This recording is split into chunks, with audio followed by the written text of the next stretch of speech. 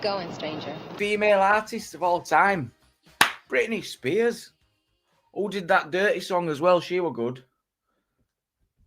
Big up X says, Daft Lad, welcome. DJ Jamie, let's rock and roll. Ubers wants a link. Let's go. Oh, thank you so much for the super chat as well. Massive Ubers with the 50 super chats. It's Happy St. Patrick's Day next Tuesday. Big reminder there. Get your Guinness out. Probably be a lucky day. Lucky on Tuesday. Average Idiot, thank you so much. Gifted 5 memberships. Appreciate it, man. Thank you. And Ubers as well. Gifted 10 Society X memberships too. So that's 15 new members. Absolutely brilliant.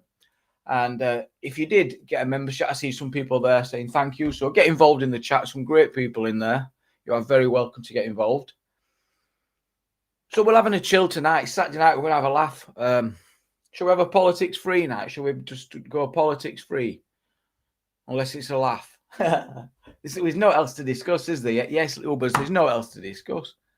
Everyone's just fighting. I seen that super chat sent them funny in chat, Ubers. It has that effect.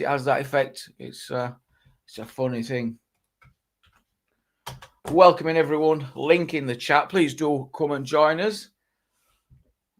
Karaoke, not for me tonight. No, I got a bit of a bad throat, you know. Oof.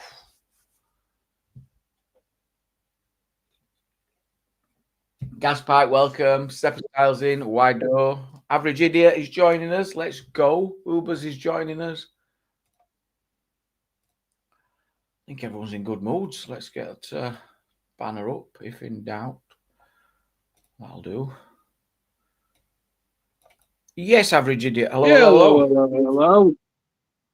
Hello. We've got another guest joining us as well, buddy. Ubers. Hello. Hello. How are you doing? I'm doing really good. I'm all right. I think Ubers has come on to do some like clarifying. Yes. I'm not going to stay long if that's okay. But I do want to, to tell people about next Tuesday. Yes. It would be a shame that I know you talked about that Ulster, Farmer Floyd doesn't believe he's Irish, and all of that last night. I know you said that. Yeah. But I think it would be a shame not to say that next Tuesday is St. Patrick's Day, and that the Irish are here. We're very proud to be Irish. I'm very proud to be Irish. You know what I mean? I live in. Well, I haven't even finished. I know, I live in a place that is occupied by British soldiers. I wish they would go to Iran. Yeah, do you know what I mean? You know what I mean? But they don't. They want to tell me. But I would love if they would go to Iran. And I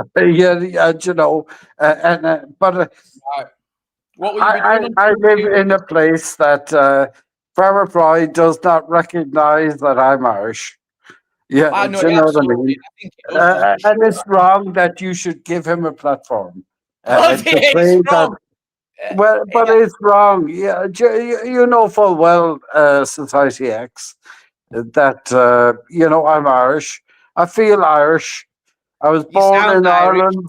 You sound Irish. I sound Irish. Yeah, do you know what I mean? Like, yeah. And so does Farmer Floyd. If you can I just say that if Farmer Floyd and I went to, to Leeds, like what would you say? You wouldn't say that Ubers is Irish and you are British, Farmer Floyd. You would say, get off, you damn Irish people. You're the worst people ever. And if I went to, let's be honest, do you know what I mean? If Wolfie, let's be honest. You know what? You make a great Wolfie point, would say, you're both Irish. That's what he would say. That's what he would say. It's a great point that we need to make a campaign here, right? Because people are judging people. Exactly. No, exactly. Hang on, let me finish. they're judging people from Northern Ireland and on their accent, and that's not fair because they're British. So what we need to do... Well, but I'm not British. No, that's what I mean. I don't feel British. I don't want to be British. We need to raise the awareness that you can actually sound Irish, but actually be British. But I'm not British, though. Yeah, do you know what I mean? Floyd is. But like, how is he? Like, how is he British and I'm Irish? Oh, I get it because you're from the city. So, all right, yeah, because you. Well, no. We're both like full well. Come on. If we turned up in your house and I said, "How's it going, Society X?" and Farmer Floyd said, "How's it going?" You would say, "Get out of my house, you Irish people." Oh, that's You would. Come on. No, never. Yeah, no, but like you wouldn't see the difference, though, would you? That's why I think we need to raise the awareness that you can. Yeah, but there is no awareness. Like Farmer Floyd is deluded. No, but like people like yourself do not see me as different. They see me as Irish, and they see him as Irish. He's deluded. Well, no, I think that's why we need to raise awareness, because if you're from Northern Ireland, then people. But do you honestly see me as different? I don't see anyone as different.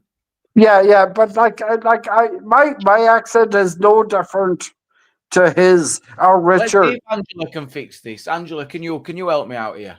No. No, Reese, can you help me out? I explained about places in Northern Ireland. I'm telling you now, there is no difference. You do not see Reese, and tell me now, do not say this to suit this to Society X. Do not say that you see me as different to Farmer Floyd or Richard. And don't say it to suit. No. Yeah, but they're going to say it to suit you. Well, I can't say anything while you're talking over me, Ubers. So what I was going to say was that most people would see me as being British, right? Yep. That's the label I get given. I don't identify as being British. I'm a Yorkshireman. Oh, interesting. Yeah. Before I'm anything else. Reece, can I talk to Reese? Well, hang on a minute, because I've got something really important going on in chat as well. Uber's Temmie is a new member. He won one of the gifted. Temmie. Well, I actually like Temmie. Temmie's in the club. He's in the club. Well, he's not in the club because he likes you. He's in the club because I gifted him a membership. Thank you, Ubers. Let's get a new guest. Yeah. So let's be clear about this. Let's be clear. Temmie is not here because he likes you. He's here because I gifted him a membership. Thank you, Ubers. And be grateful. Building bridges every day. I think I am. Yes. Vega, is that you? It's me, Jamie. I'm here to clear something up. There seems to be a lot of confusion on panel. My computer's breaking here. So, Ubers, could you just confirm to us what's written on the front of your passport? I don't need to confirm anything. That is confirmation, folks, that he has a British passport. He has a British passport which is issued by the United Kingdom, not Ireland. And therefore, Ubers, if you're so pissed as you can't even see the can of cheap beer in front of you, I need to clarify with you, you are British. You are British. At all. You're as British as Farmer Floyd. Oh, am I British? Because you just confirmed to us. Tell me how I'm British. You've just confirmed to us you have a British passport, I was born in the island of Ireland. Tell me how I'm British. Tell me how I'm British. You're an immigrant as well, Ubers. Tell me how I'm British. You're an immigrant as well. Where's your passport from? Tell me how I'm British. Yeah, but where's your passport from? Well, He's just confirmed it, a Reese. British passport. There's nothing wrong with that. I don't see anything wrong with that. If you're a holder of a British passport, by definition, you are a British subject. By definition, you're a British subject. I was born in the island of Ireland. And you have no heritage link to the Irish. All of your ancestors are German, Ubers. If that helps as well. Yes. Your great grandfather was an electrician as well, wasn't he, Ubers? He had two bolts of lightning on his uniform when he went to work, didn't he? About my grandfather. What's my grandfather got to do with it? He was an electrician. Man was a train driver. Oh? Yeah, what's your grandfather do? My grandfather was an engineer. Yeah, well, your engineering runs in my family for some reason. I'm the first in about 3-4 generations not to go into engineering. I didn't want to get my hands dirty, you see. Same. I'll be a pen pusher. So what is somebody that has died years ago got to do with you? Are you a ghoul like Di? We should cherish our past, Let's talk about Diane or ghoulish. If we want to make a difference in the future, we must learn from our past. I don't know. But you're talking about my family. We were talking about heritage, I think, weren't it? Working out where you from. Heritage, culture. All I was saying was, if you have a British passport, as Reese made this point, everybody you're a British in Northern Ireland Ubers. has a British and Irish passport. What's wrong with that? You don't have an Irish passport, Ubers. You don't have one. Know? How do you know? Because you have no Irish heritage to be able to qualify you to apply for one.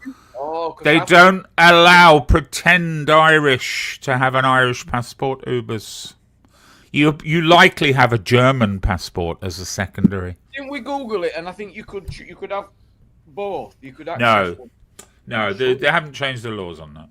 Chris John Matt's got an Irish one, hasn't he? Because of his family. I think CP's got an Irish one. Oh, so CP's got one in Ubers. Exactly. Yeah. This is disgraceful. So you're telling me that CP has an Irish passport? So he's just confirmed to us that he doesn't have an Irish passport, folks. Oh my God. The parents are Irish Ubers and they moved over to the UK. Yeah. CP's more Irish than you are, Ubers. Listen, Princess Angela, did you hear your man talking about you? My what, sorry? What? Where's this going? Let's change the subject. Where's this what Ubers going? is going to do. No, but we're talking about, somebody else.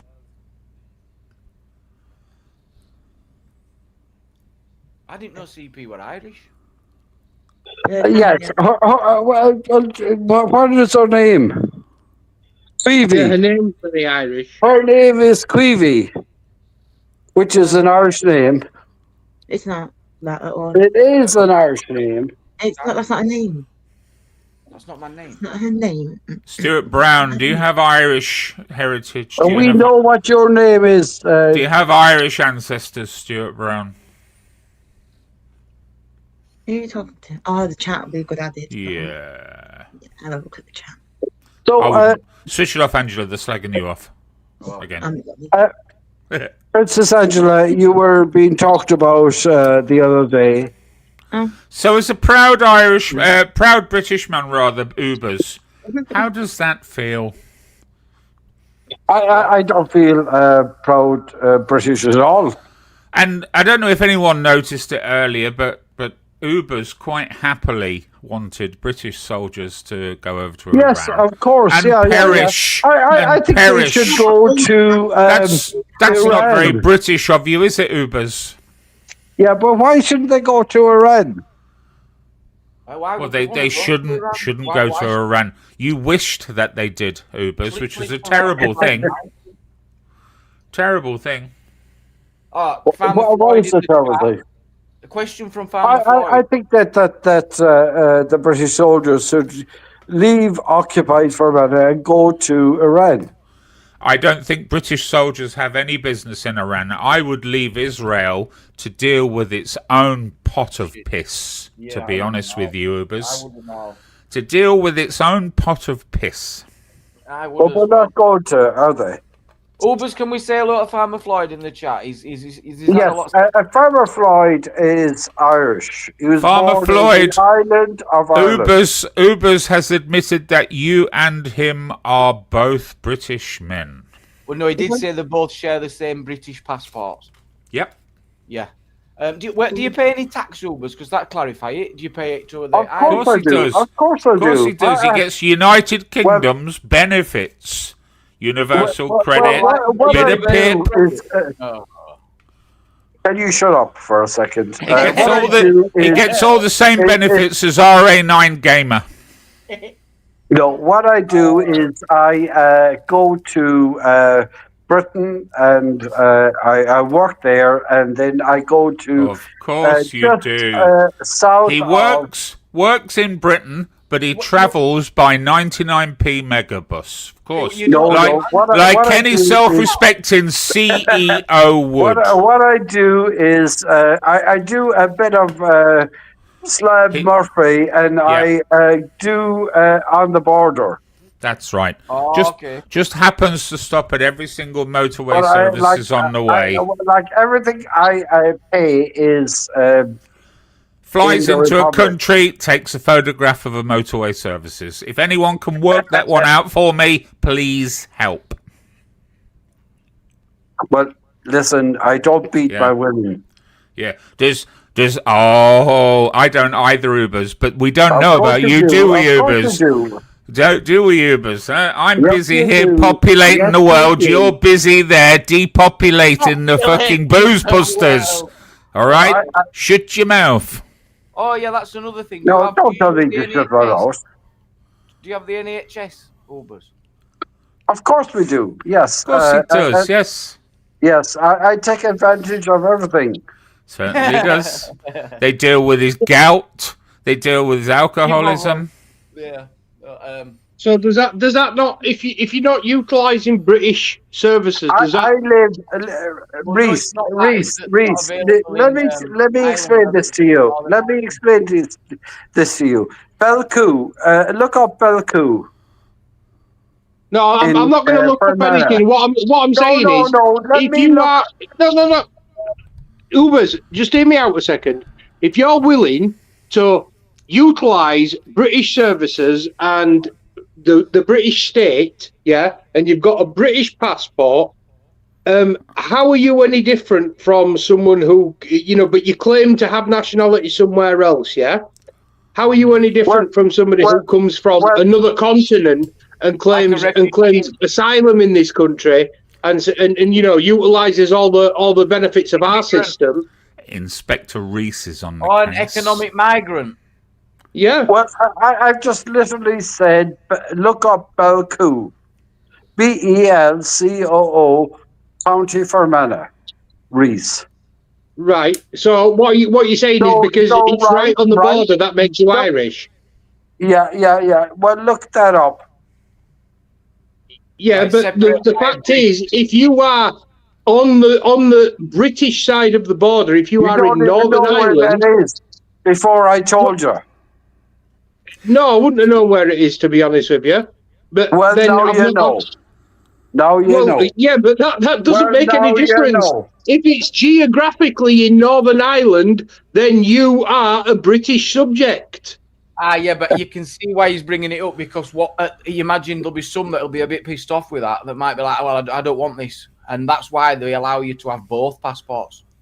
Because we've established Ubers is not allowed to have both. I have both passports. I think you do not, Ubers. You've confirmed this before, and you've confirmed this evening. Well, no, he just said then he's not both. Let's not play pretend, Ubers. Which one did you have first?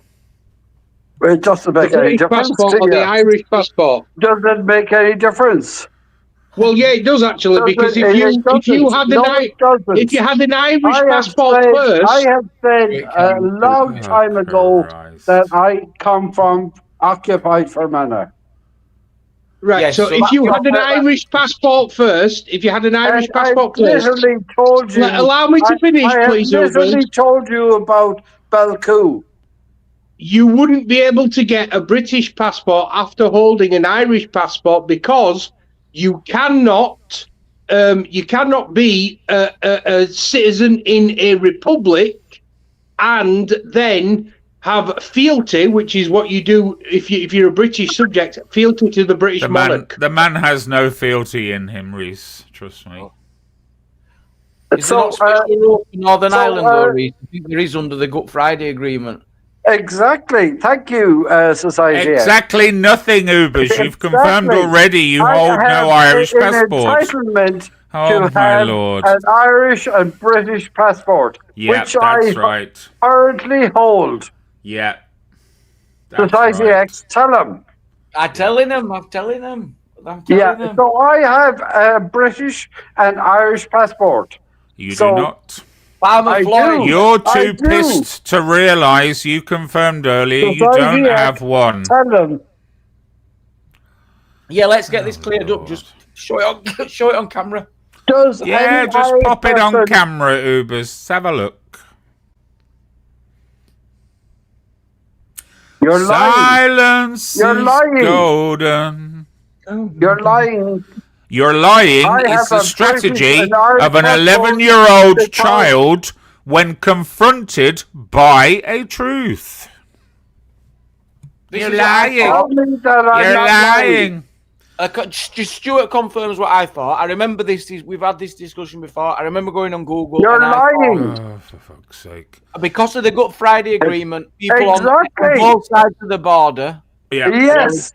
For both. Now Yeah, we're talking. That's right. Yeah. Because everyone's got ginger hair, they're entitled to an Irish you're passport. lying. Fuck off. Ah, but it's not. No, Jesus this is a totally Because Let's you're have a a look at it, liar. Ubers. Let's Right, have a look at you're it, a liar. Ibers. Hang on. Let me jump Come in. on. You're- Why would that even be discussed as part of a Good Friday Agreement if it wasn't such a contentious issue? Exactly. What are you Exactly. lying for? People obviously felt Irish, otherwise they wouldn't have been carrying on and fighting. That's right. For it. Yes. That's right. So I think that's he's justified to say he feels Irish. Surely he is. Of but course he is. Helmut out there has every right to call himself Irish. The fact that he's left the panel is no reflection on the fact that he feels a bit of a twat at trying to fool us. Well, he says he feels it's occupied. Yes, of Right. course. That's quite the controversial statement he's making Yes. there. He's it is. telling you a lot politically about himself and you.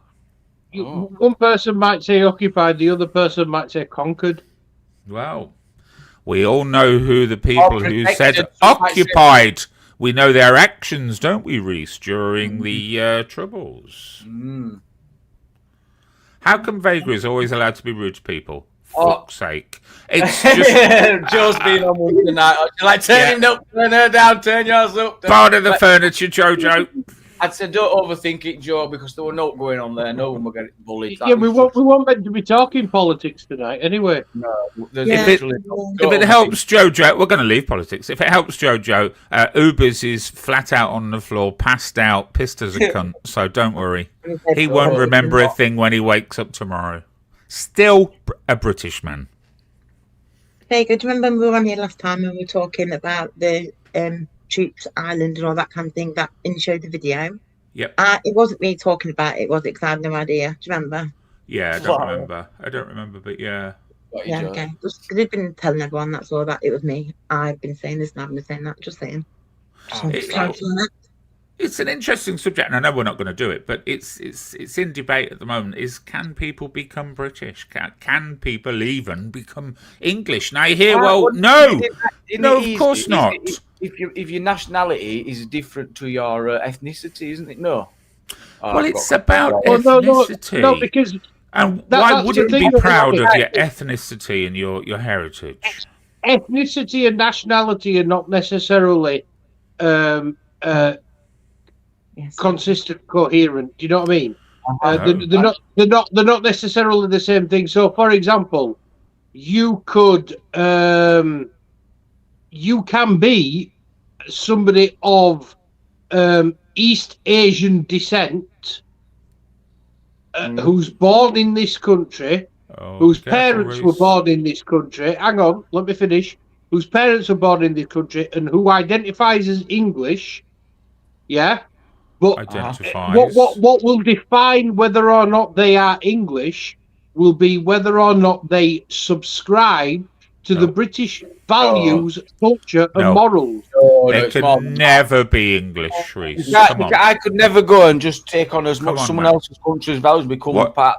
I mean, yeah, you could become part of the country. Yeah, he's right because it's not. No, I'm not having this. When an historian is trying to find out the heritage of a set of bones, they can do that through DNA. That's not what he said, though. He said it is exactly what he said. When they test DNA, they're able to sort of identify the region where they come from. The word English, if we want to go back etymologically, is a denoted region. Reese will tell you this. A what region? A denoted region. Same as Slav, same as African, same as everything. But that's the thing, though, Vincent. If you go back from an archaeological perspective, yeah, and you look at somebody's bones from the 16th century or from the 14th century or even like the 10th century, yeah. You looked at the DNA of those bodies. They would be very, very little difference between mainland Europe on the North Sea coast, whether that's from Reese. It's next Tuesday is Ubers, I'm sorry, mate. I really don't mean to interrupt you while you're interrupting me, but I hadn't finished saying what I was saying. I don't know whether it's the alcohol that's making you talk over me this evening, but I'd appreciate if you have some common courtesy, if that's okay. Apparently, next Monday, the 16th, is St. Adolph's Day, Ubers. Will you be celebrating? Gosh, no, we won't, no. No, I'm talking to Reese. Right. Yeah, but Reese, I hadn't finished saying what I was saying. Yeah. So what I was saying was, if you look at the archaeological record, you would see very, very little difference in the DNA between.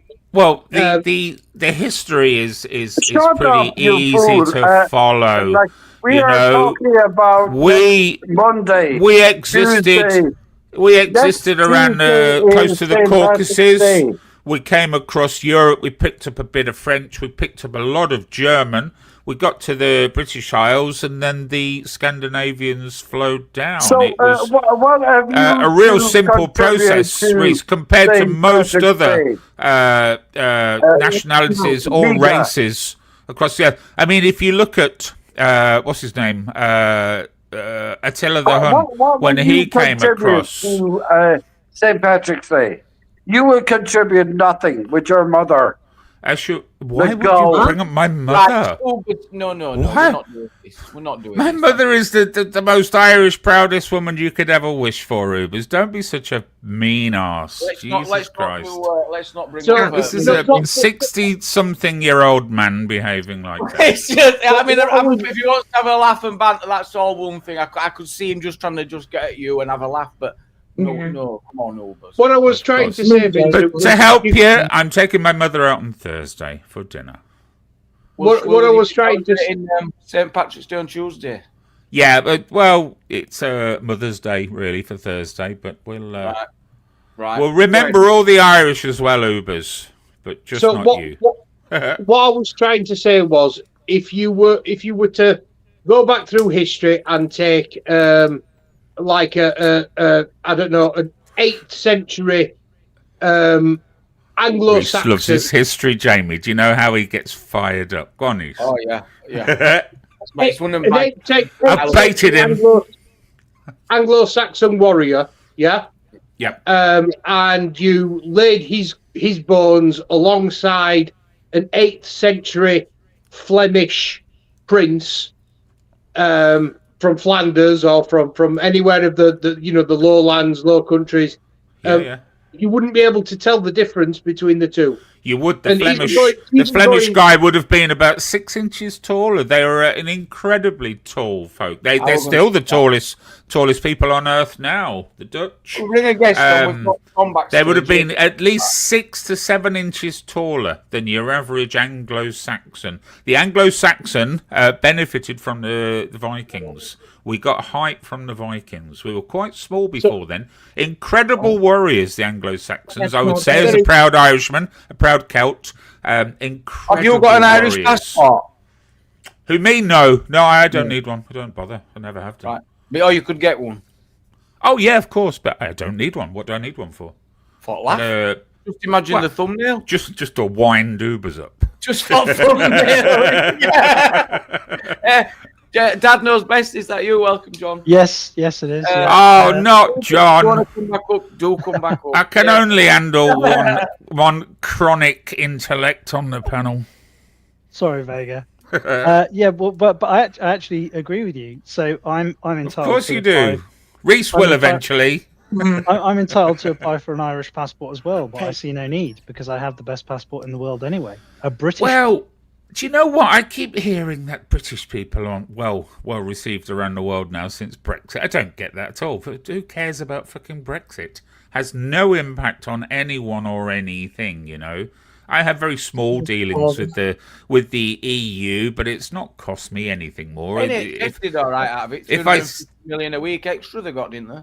Well, if I send my son something, it costs me a lot in tariffs. That's it. That's the only difference. Yeah, made. Well, do you know what? But my position on it was, the more local we can make our government, the better. Of course. So the more layers that we can peel off this onion, the happier I will be.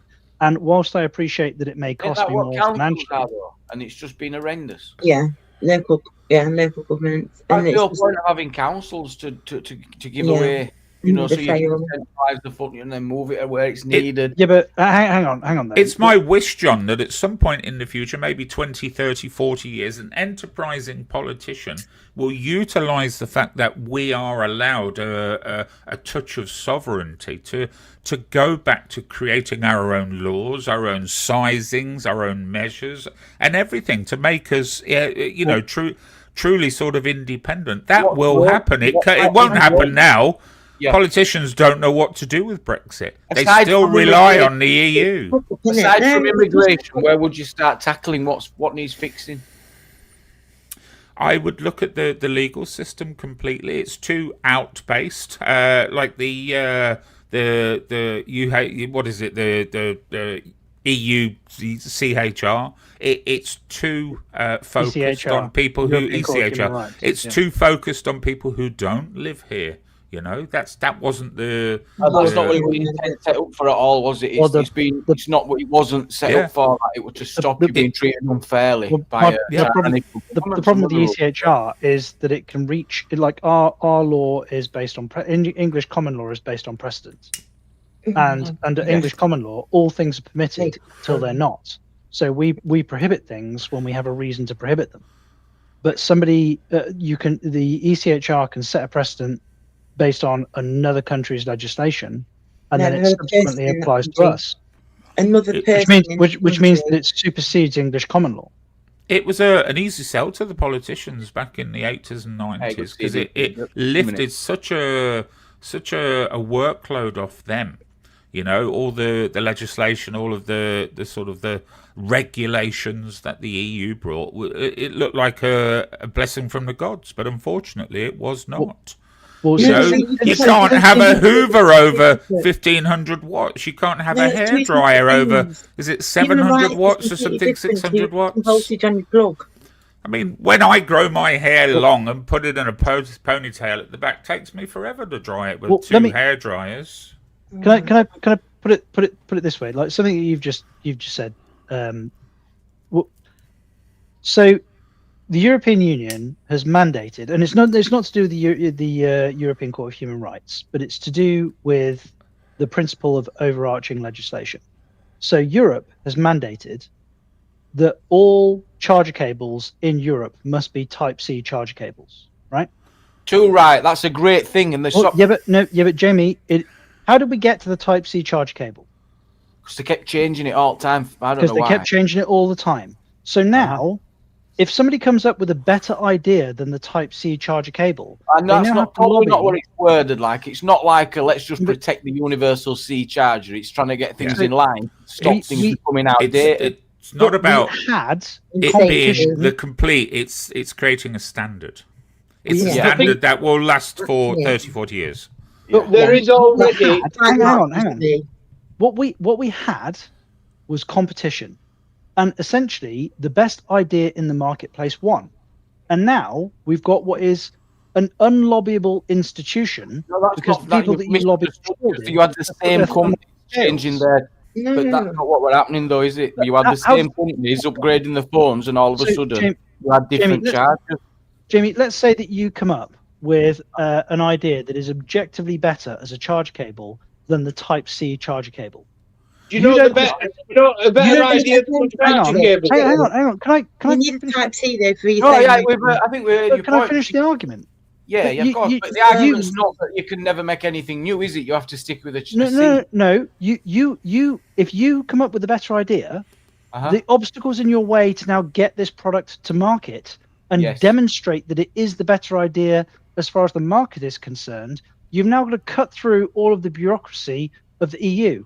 And the reason that they mandated the Type C cable has nothing to do with safety. No.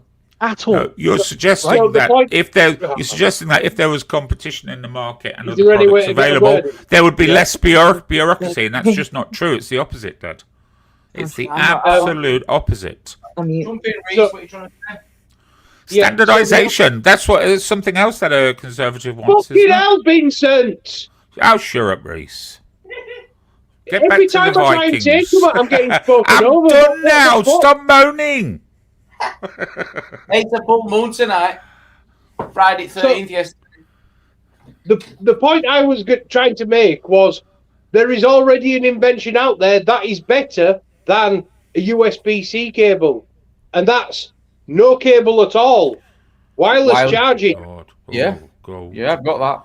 Yeah. So have you considered the infrastructure required, Reece? Have you considered the maximum voltage, the maximum types I'll tell you now that wireless charging on my phone charges faster than my USB-C. It does not. No, it does not by a country mile, Reece. You are blacking us, my sir. Reece, the IQ charging, the induction charging technology transfers at about 12 watts. A standard iPhone charger transfers at 60 watts. Thank you, John. Well, 40. 40 is pretty standard. I don't have an iPhone. He's on an Android. It's different. Nope. Well, I have Android, but I assume most people have. I have cables rated for 240 watt. They still do 40, Reece. Yes. And we can pretend we've got the best cables. They're still doing it as fast as those 199 ones you get from the corner shop. Also, the last time I checked, the induction chargers don't convey data as well. So it's a parallel system with the Type C. It conveys current and data. The induction chargers don't convey data; they just convey current. But the fact is as well, when it comes to data transfer, there's most wireless data transfer systems. Yeah, okay. So how portable is your wireless system, Reece? When you take your phone off the wireless charger, how many millimeters before it's no longer charging? How many millimeters is it? About 6. I haven't measured it. About 6 millimeters, and it's out of range. But all I do is I put my phone on charge when I go to bed, and then when I get up in the morning. Can I just say that the fact is that he's come up with a new idea, chat. Let's see how this pans out. Mr. Vega's mother sounds exactly like myself. There's no difference. She sounds exactly like myself. There's a disappointment coming to you. You're not fooling anybody. There's a disappointment coming to you, Ubers. Literally, honestly, have you just spent 10 minutes thinking about any passport? Honestly, Ubers, is that... No, he spoke about he just come up and said about Vega's mum again. Well, no, he said she's no. If you listen to what his words were, he's saying that she sounds like she sounds just like him, right? So, Yeah, so she must be Irish. Is that? But she's. Are you saying that? Are you saying that your mother isn't Irish, Vincent? Well, what I'm saying is my mother's not. What you're saying is she sounds exactly like me. My mother's not sat on a 35-year-old sofa drinking cheap lager Ubers. Let's leave it there. Like me. Yeah, let's. I'm really uncomfortable. Why would you want to bring up? We've got a new rule. It's the Tyron Rule. No family. And what's the other one? No family. It's a good rule. You might want to rethink. Fucking hell. The Tyron Rule. Good rule. The Tyron Rule is no family. I know the other one, Jamie. Jamie, I remember the two rules. No family, no talking about family, and no pretending to be Irish. No, it's another rule. He said, no, it's not. Ubers knows what I'm on about. No, I'd rename that. Can I ask Princess Angela? PD was talking about you the other night. PD.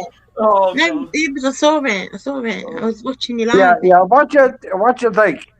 Right, I'm bringing Sasha up. Sasha might be able to sort this out. I've not spoken to Sasha on the panel, but she did. Yeah, big up, Sasha. Judas' behaviour. Sasha, welcome up, love. Evening, everyone. Yes, hey, evening. Sasha. Vega, my mum's We love you. British. We love you. My dad's Indian. Uh-huh. What does that make me? Sorry, what did you say your mum was? White British. My dad's Indian. What does that make me?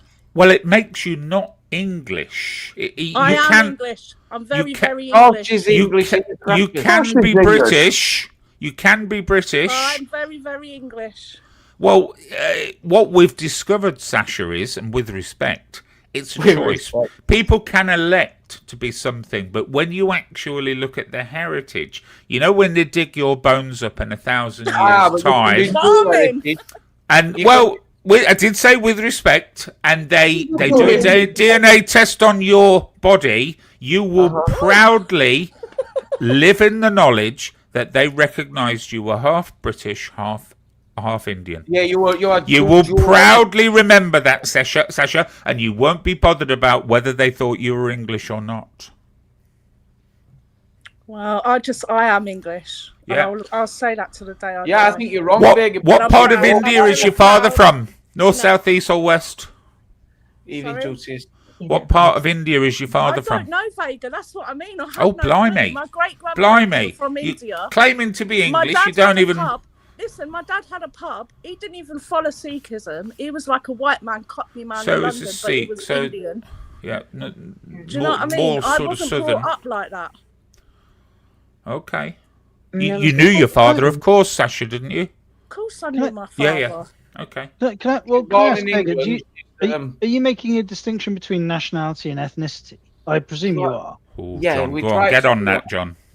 Well, no. So would you say that Rudyard Kipling? What was his nationality? Well, he was born in India, wasn't he? In Bombay, yeah. He was. Same place as Cliff Richard. But so was he English or was he Indian? Well, this is where the conversation goes once you start to talk about it. So, again, I'll ask you the question, John. In 1,000 years' time, when they dig up Rudyard Kipling's bones and they DNA test him, what are they going to find? Yeah. So this is why I was asking the question. So I think we're talking past each other in a lot of circumstances. Obviously, I completely understand what you're talking about with regards to ethnicity. Therefore, confirming and conceding my point. But when we're talking about the values that people have, the culture that people have, we're not going to introduce feelings into this conversation. Well, no, but where culture is concerned, I can get involved there.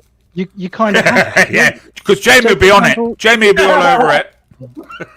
But what I mean is, if Rudyard Kipling, he was born in India, in Bombay, but he was born essentially in an English compound, English parents, and whilst the Indian culture was going on around him, he wasn't necessarily part of it.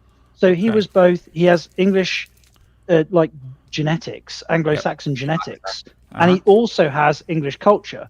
So I have no problem saying that Rudyard Kipling was English. I get your But, point. So however, let me ask you a If question, Rudyard John. Kipling was born 'cause I in know- India and was bathed in the culture, and he was adopted by Indian parents, Well, then whilst I define can- bathed whilst I in the have no- culture, John. I'm trying to fight it though. I'm trying to absorb a Define little- bathed in the culture. Is that sort of prone to changing somebody's nationality?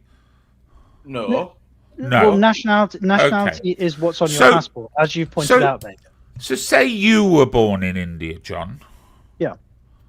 And But of Sasha English wasn't born in parents. India. So no, Sasha wasn't No, born in India. okay, but we're making a point here. Well, Yeah, Yeah, but we're the making a thing point was, here. Sasha- Hold on. Sasha English. We're And making I a don't point want here. us to dilute that. If I think you should take a little bit of this in what people are saying, because if someone's dual heritage, then being dual heritage doesn't mean one heritage is less and less of an English. It means you No. are English. You'll Well, notice that's earlier, what Jamie, I you're didn't doing. discount either. I said I mean, she would be proudly and Yeah. described her as anyone would. How So she you're- defines herself is a whole different matter again. I can think I'm any nationality if I wish. No, but she's not. She's not thinking it. She knows it because of being born here, and her mum's English. And My that, mum's English. there you My go. dad was born in England. My dad was born in London. My mum was born in London. Uh-huh. But my Okay. grandparents Sorry, on my mum's side English. and on my dad's side fought in the war. I mean, Yeah. what more Sorry, can so- we give you? Exactly. Sasha, Well- can I What ask do you what want? what nationality? You're missing What- the major point, though, Sasha. No, you're missing the point can I that just you can ask- be dual heritage, and one doesn't take away from the other. It doesn't. Let Oh, so well then you can just change nationality. No, you can't. It depends on obviously Oh, choosing it okay. two people, Two parents. nationalities. Two parents. You get the point. Well, look- You can't just dismiss it because you're like, oh well. if Can't you've got an can't Indian dad- Sasha be Brindian? Well, I don't know if that. Is, I'll is tell that you something. maybe in a couple of I'll decades. tell I you don't know. something that'll make you laugh, Vega. I shouldn't Go on, say it, Sash. but I'm going to when you said that. I've got 3 lads, yeah, and their dad's Irish, so I brought 3 Pakistanis into the Good world. God. Pakistani. Is there any English people? Is there any English people in your house, Sasha? At all? That's amazing. Jamie, you said you wanted a laugh. Yeah, it's So- well said, DP. He's got you back there.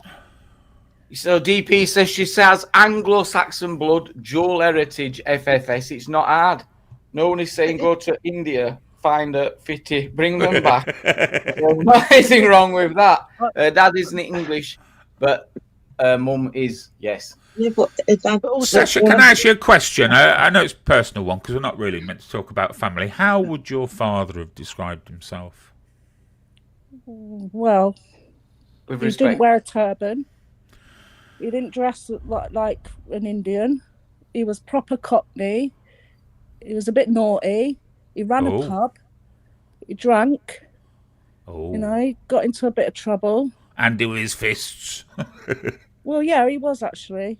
I didn't mean that on anyone other And than he's not with us Gobby now. men but in he pubs. he was a decent bloke. Do you know what I mean? And everyone around his area knows him, knew of him, Yeah. and he's a well-respected man.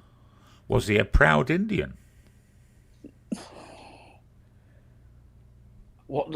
I don't get where you're going though. Well, I'm a proud Irishman, Jamie. Are you a proud Englishman? I would. What Vega is referring to here is if you can affirm your identity, he's getting to the point that if Sasha's claiming that she is English and both British, but her father is also sorry, was he Sikh, Hindu, or No, his background was Sikh. He Sikh. wasn't Sikh. He never followed that. He actually, my dad. I'm a Christian, but my dad was Catholic.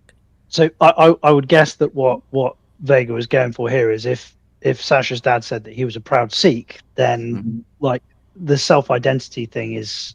Well, no. I was hoping she would say he was a proud Irishman. That he identified as a proud Indian. Sorry, there's too many fucking nationalities here. I'm not trying any cheap tricks there, Sasha. I think it's perfectly. Well, you got to think, Vega. Back then, yeah, in the 80s, like my dad got with my mum, and they got a lot of stick. You know, they got a lot of shit for being together. So he wouldn't have been proud of it at all because he had to grow up in tough environments in London. He had to make a name of himself because of racial abuse. Back then, the Indians weren't very welcome here, but they've settled in and they've changed, haven't they? Yeah, a lot. And I'm not saying that just to make my dad look hard or anything, but he had to be what he had to be to survive in London. In fairness, everyone did back in those days. What I mean? London would have been a rough environment. And then when he met my all. mum, it was just 20 times worse because he was with a white woman. Yeah. And I still got that when I was with a white man. It still can be like that today. It's shit. Well, Angela, no, it's not shit. It's what happens. It's humans aren't perfect specimens, Angela. Humans have their own thoughts, feelings, views, opinions. Why have they got any right to judge another person or to judge another people? She didn't specify anyone was judgy. She just said life was difficult. Life's difficult for everyone. White people, life is difficult for, Angela. Don't start switching on me. There you go. I'm just saying. Been there, done that. Let's not go down that path. Ubers, welcome up, and Ubers would agree. No hate should be tolerated. And exactly. Can I just say that first of all, I was born in Northern Ireland. He's got a new plan, chat. Let's see how this one works out. Go on, Ubers. But like I'm Irish. But hang on, you were born in Northern Ireland. Right, yeah, he was born in Northern Ireland. Oh, yes, has a British passport, Dad. Hang on. Utilises the NHS. My grandfather lives off universal credit. My grandfather emigrated to England when he was 12 years old as an Irish orphan from Cork. Sounds British to me. As an Irish orphan from Cork. Yeah. It was a joke, Dad. Carry on, please. So, I'm more Irish than you because you're British, Ubers. Yeah, but I don't. I'm here in a place interesting view. I'm here in a place that is occupied, and don't tell me that people don't say that. I'm not the only one that says that Fermanagh is occupied. Well, Farmer Floyd says that's a hateful statement. Yeah, it is. It's not true. It is. We all know that for 30, 40 years, the paramilitary in Ireland described that as occupied, Ubers. And you as an ascribed Jewish German should know better than to support any paramilitary activity.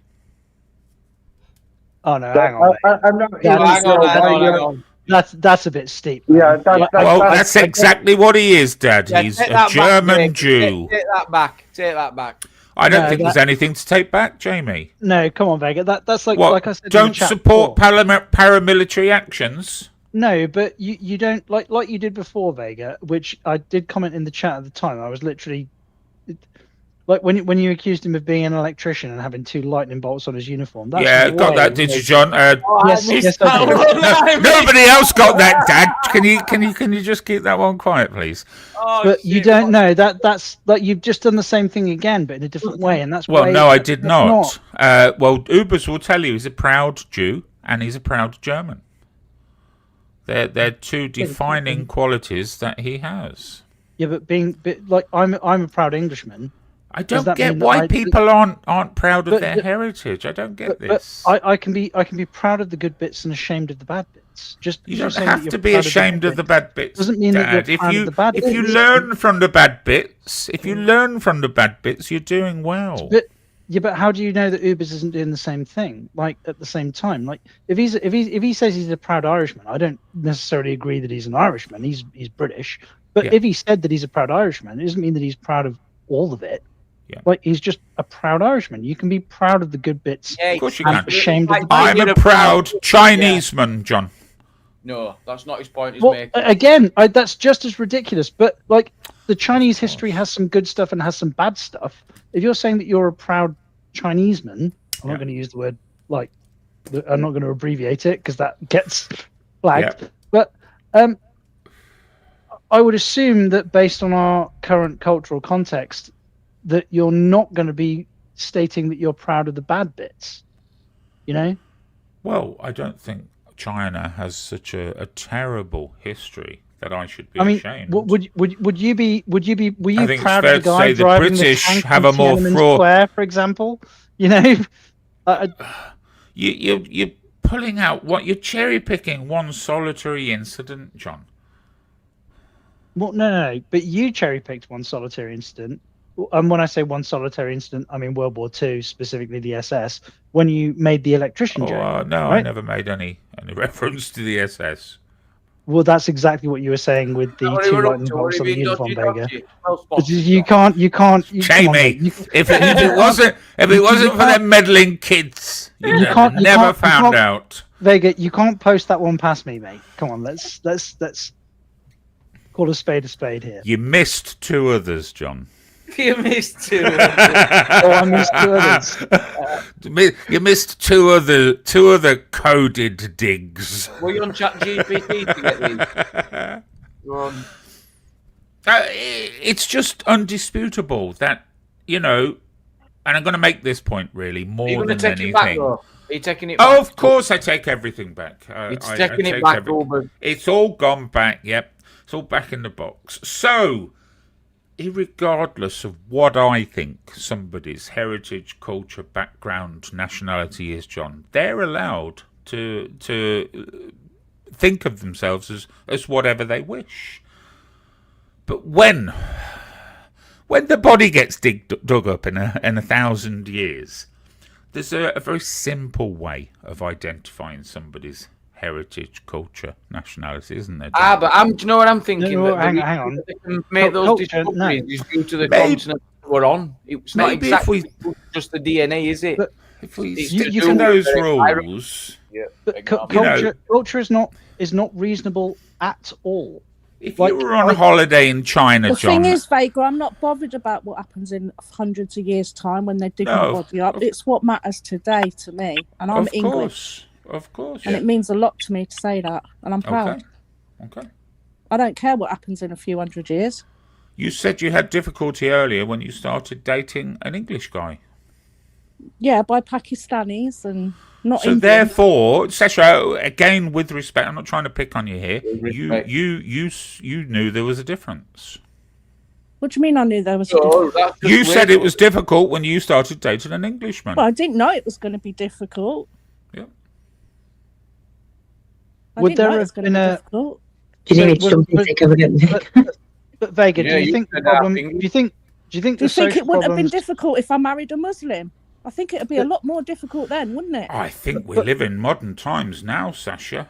Also, more importantly, I don't think those difficulties exist or have existed for about 20, 30 years. But Vega, do you think the problems that Sasha, the interpersonal problems, the social problems that Sasha experienced in her dating life, were driven by the ethnicity or the culture?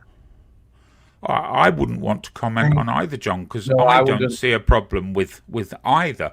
But I know there are people out there that do have problems with cultures mixing or colours mixing. We don't do it. Yeah. Well, but I don't doesn't make with either. But I'm asking you what you think they were driven by. Do you think it was a gene thing? No, you're asking me to comment on this, and I don't see a difference. Yeah, we're not comfortable. Right. Okay, let's cut to the chase, John. My son is half Moravian. Dual heritage. So he's half Irish, half Moravian. Okay, so Moravia, you know where Moravia is, don't you? It's an area of Eastern Europe. So in the summer, he goes as brown as anything. Brown as he looks like I've stole him from a kid's home, honestly. He goes as brown as anything. I'm as pasty as a milk bottle, and it makes no odds to me whatsoever. Yes. He's still me. He's still me through and through, John. And why? Because of the colour he is? No. Because of how he behaves? No, because of his heritage. Yeah. What's the difference between heritage? And in 1,000 years' time, when they dig me and my son up, they'll identify that we were father and son. It's really simple. Yes, but Your environment plays more of a role though than anything. If he's not, you've got to be around people to have that influence. But also, that's he's my chai-walla, JPM. My chai-walla. John's going to tell you. He's going to grass me up for that now. Go on, grass me up for chai-walla. Go on. I'm not going to accuse you. The English Empire strikes again. I'm not going to accuse you of calling him your tea boy. So calm down. What Vegas? What Uber's is the Vegas tea boy? No. It doesn't matter. It doesn't matter. The chai-walla was the guy who sat out on the porch with a big leaf, just waving it up and down on the Englishman inside the hut. Yeah, basically, What do you mean used to be? Just servant, essentially. Yeah. But no, my son is not Romany or Roma. Romany is probably a bit closer to his blood, but Roma not. Roma is a very dark-skinned group of people in that area. He's not Roma. So, how you doing, John? Can I ask a question? Is it about my mother, Ubers? No. I'm going to ask John a question. That's the one, JPM. Yeah, go on. So, can I ask, Irish travellers, now, I'm not saying that, Vincent is an Irish traveller, but if you had met an Irish traveller, what would you say to him?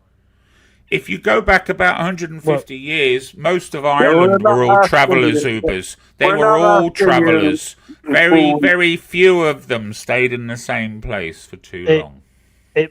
It very much depends on their attitude as to how I would greet them. There are those within the Irish traveller community that I have a degree of sympathy for. Well, not sympathy in terms of like look down on, but like I appreciate their way of life. Can I cut across you there? Martin, I can't think of his name now. The fella that killed the Irish traveller in the UK. Yeah, familiar. What's his name? Just continue, Ubers. His name is I'm familiar with the case. I can't remember his name, but I'm familiar with the case that you're talking about. I think his name was something Martin. What a farmer. Tony Martin. Carry on, Ubers. Tony Martin. Yeah. Do you think that he was right to kill? The people that turned up in his. Listen, do I think Tony Martin was justified in cranking off two shotgun in Bleak House across his own? Right hang on, Ubers. Do I think Tony Martin in the back? Hang on, no. Do I think Tony Martin was justified in cranking off two shotgun rounds across his own fucking front room after they broke into his house and terrorized him for months with the police doing nothing, and he coincidentally happened to shoot some poor fucking idiot kid in the back whilst his father was running out the door? Is the question I think you're asking. I'm just asking you, was he? Do you think he was justified? Was it a tragedy that some idiot 14-year-old, 15-year-old kid was shot in the back by a shotgun? Yes. Did he have it coming when he broke into the guy's house? Did he breach UK law? Is Ubers Irish? No. Listen. Can we just say that it's a couple of days to St. Patrick's Day, Vince Viga. Can you say anything nice about the Irish and about myself? Yes. St.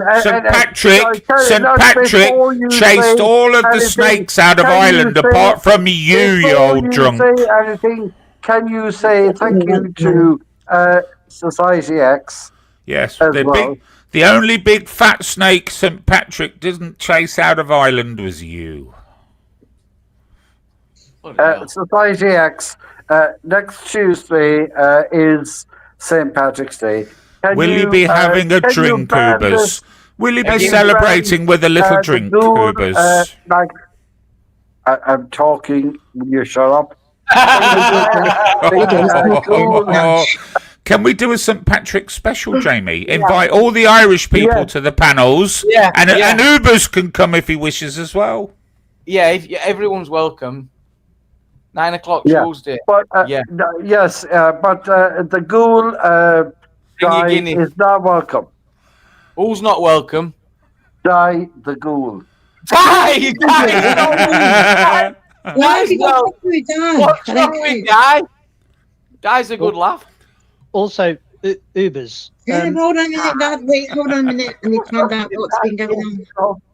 Oh, I just want to chuck this in. My last name, my last name, when you from the Gaelic into the English, my last name means pirate, marauder, or plunderer. What was the original name, Okay, John? listen, I'm going to have to go. Next Tuesday is St. Patrick's Day. Will we have a big Society X, St. Patrick's Day? Without that, would you be able to? Would you be able to get a quiz ready or something, Ubers? Or I promise you, I do something. Yes, I'll do a quiz. Is Ubers Irish? No. Yes. Pennsylvania, I'm as Irish as the day is long. That's right. Uber's Booze Busters closes in 4 minutes. If you're going to get there, you need to go now. Okay, I've got to put aside all my hatred for Vega, and we will Vincent Vega, Ubers, and whoever else. Yeah. John, being a good, strong Irishman, Ubers, you'll know what folk my hole means, won't you? Good night. John, do we have any Irish heritage? Night, Ubers. I told you. My grandfather came to England from Cork. There you go. We're going to have John, Vincent Vega, Ubers. We're going to have Barry C. We're going to have all the Irish folk, and you, Ubers. Yeah. So next Tuesday, is that okay, Society X? Yep. Oh, isn't it that, I think? Princess Angela, I know you have no Irish heritage, but... I beg your pardon, you do not know that at all. How very rude. Are you going to do anything for St. Patrick's Day? Yeah, I'm going to get drunk. Oh, goodness. I'm not, I'm going to be here. Yeah, I'll be here, I think. And then not drinking. Well, let's say that again. Yeah, of course. I support you every year on St. Patrick's Day. Every year, and you know I do. So, Princess Angela, you need to put a post up next Tuesday. Yeah, 9 o'clock. Are you doing it now? The McDonald's Wi-Fi is playing up, isn't it, Ubers? Well, I'll put a post up then, yeah.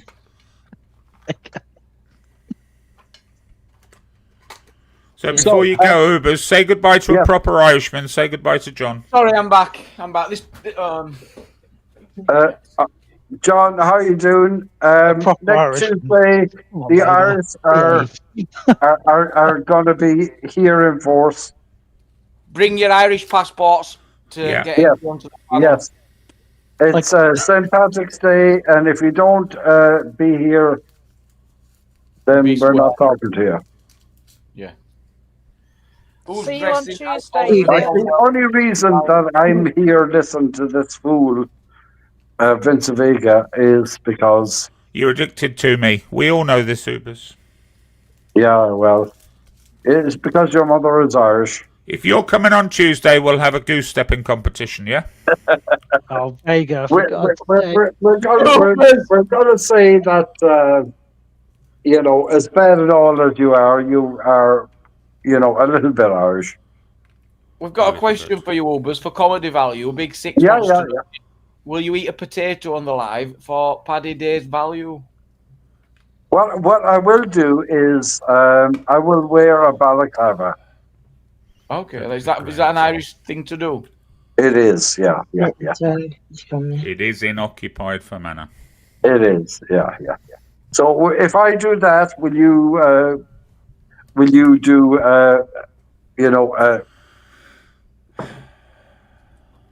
that's a dramatic sigh, Vince Aviga. I just get tired of Ubers, sorry. Don't make me laugh. No. He can't take it no more. He wants you to go. All right, okay. Well, look at are we gonna be Irish on Tuesday? At least we know that being Irish on Tuesday. You are going to be an honorary Irishman, Ubers, just for Tuesday. Okay. I'm going to give you that. I'm going to leave now. Shamrock. Sorry? Yeah. Shamrock. What?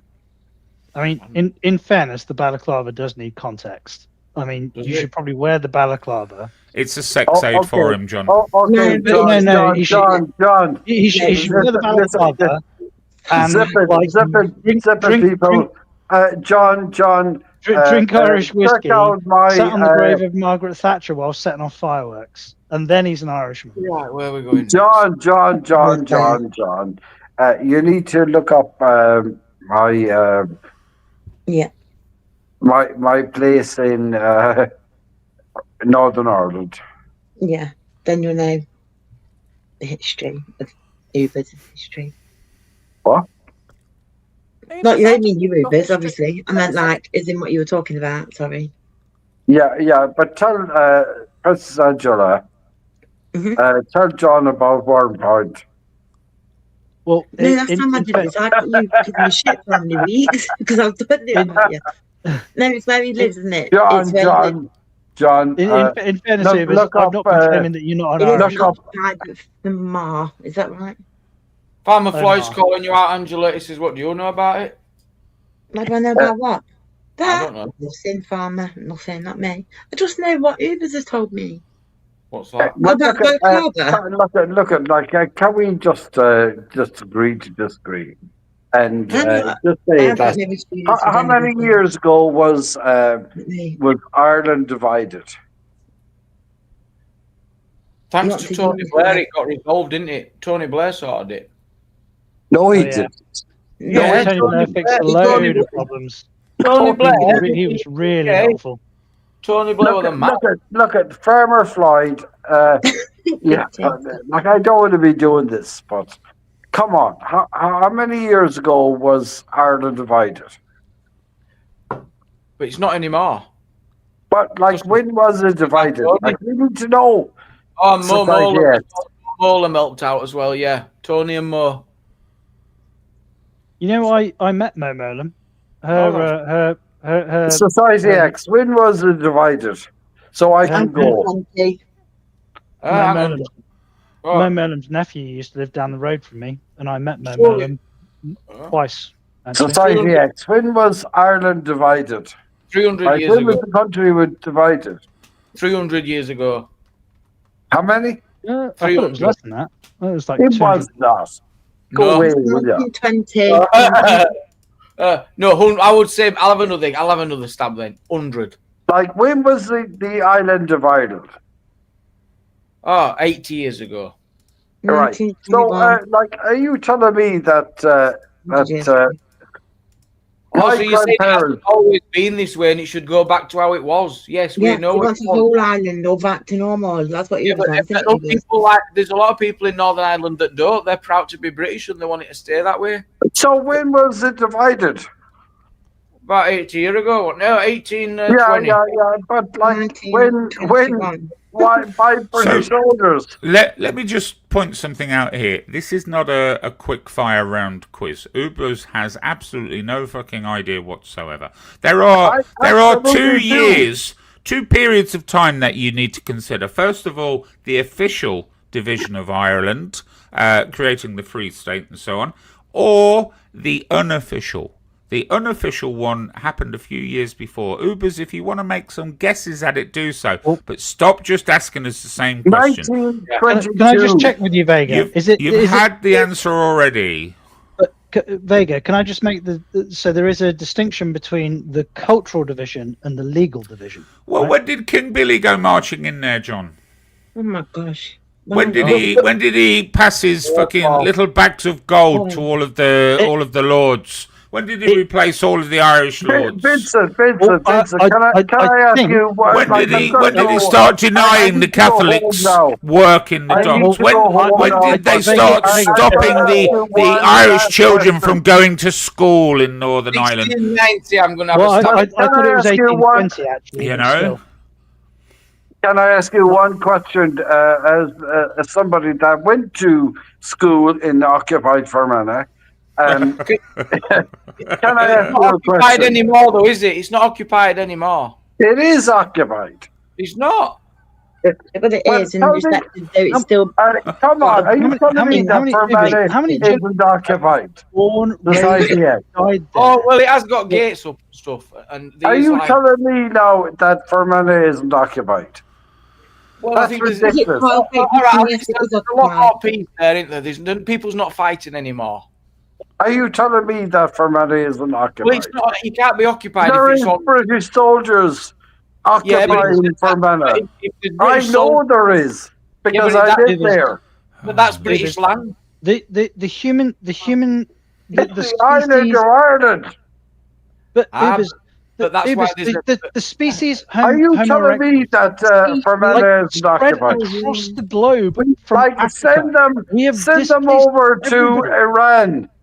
Send the Ubers. British soldiers from occupied Ubers. Fermanagh to Iran. Ubers, That's what I say. Ron, with your political system. This is ridiculous. You Yeah, but know if it's occupied. Good Friday You know Agreement. full well it's occupied. Jesus. Society X. Why Yes, wouldn't- but Ubers, that's where it's been for a long time due to the fact that But it's send them over to Iran then. For that's not the the position where Go on home.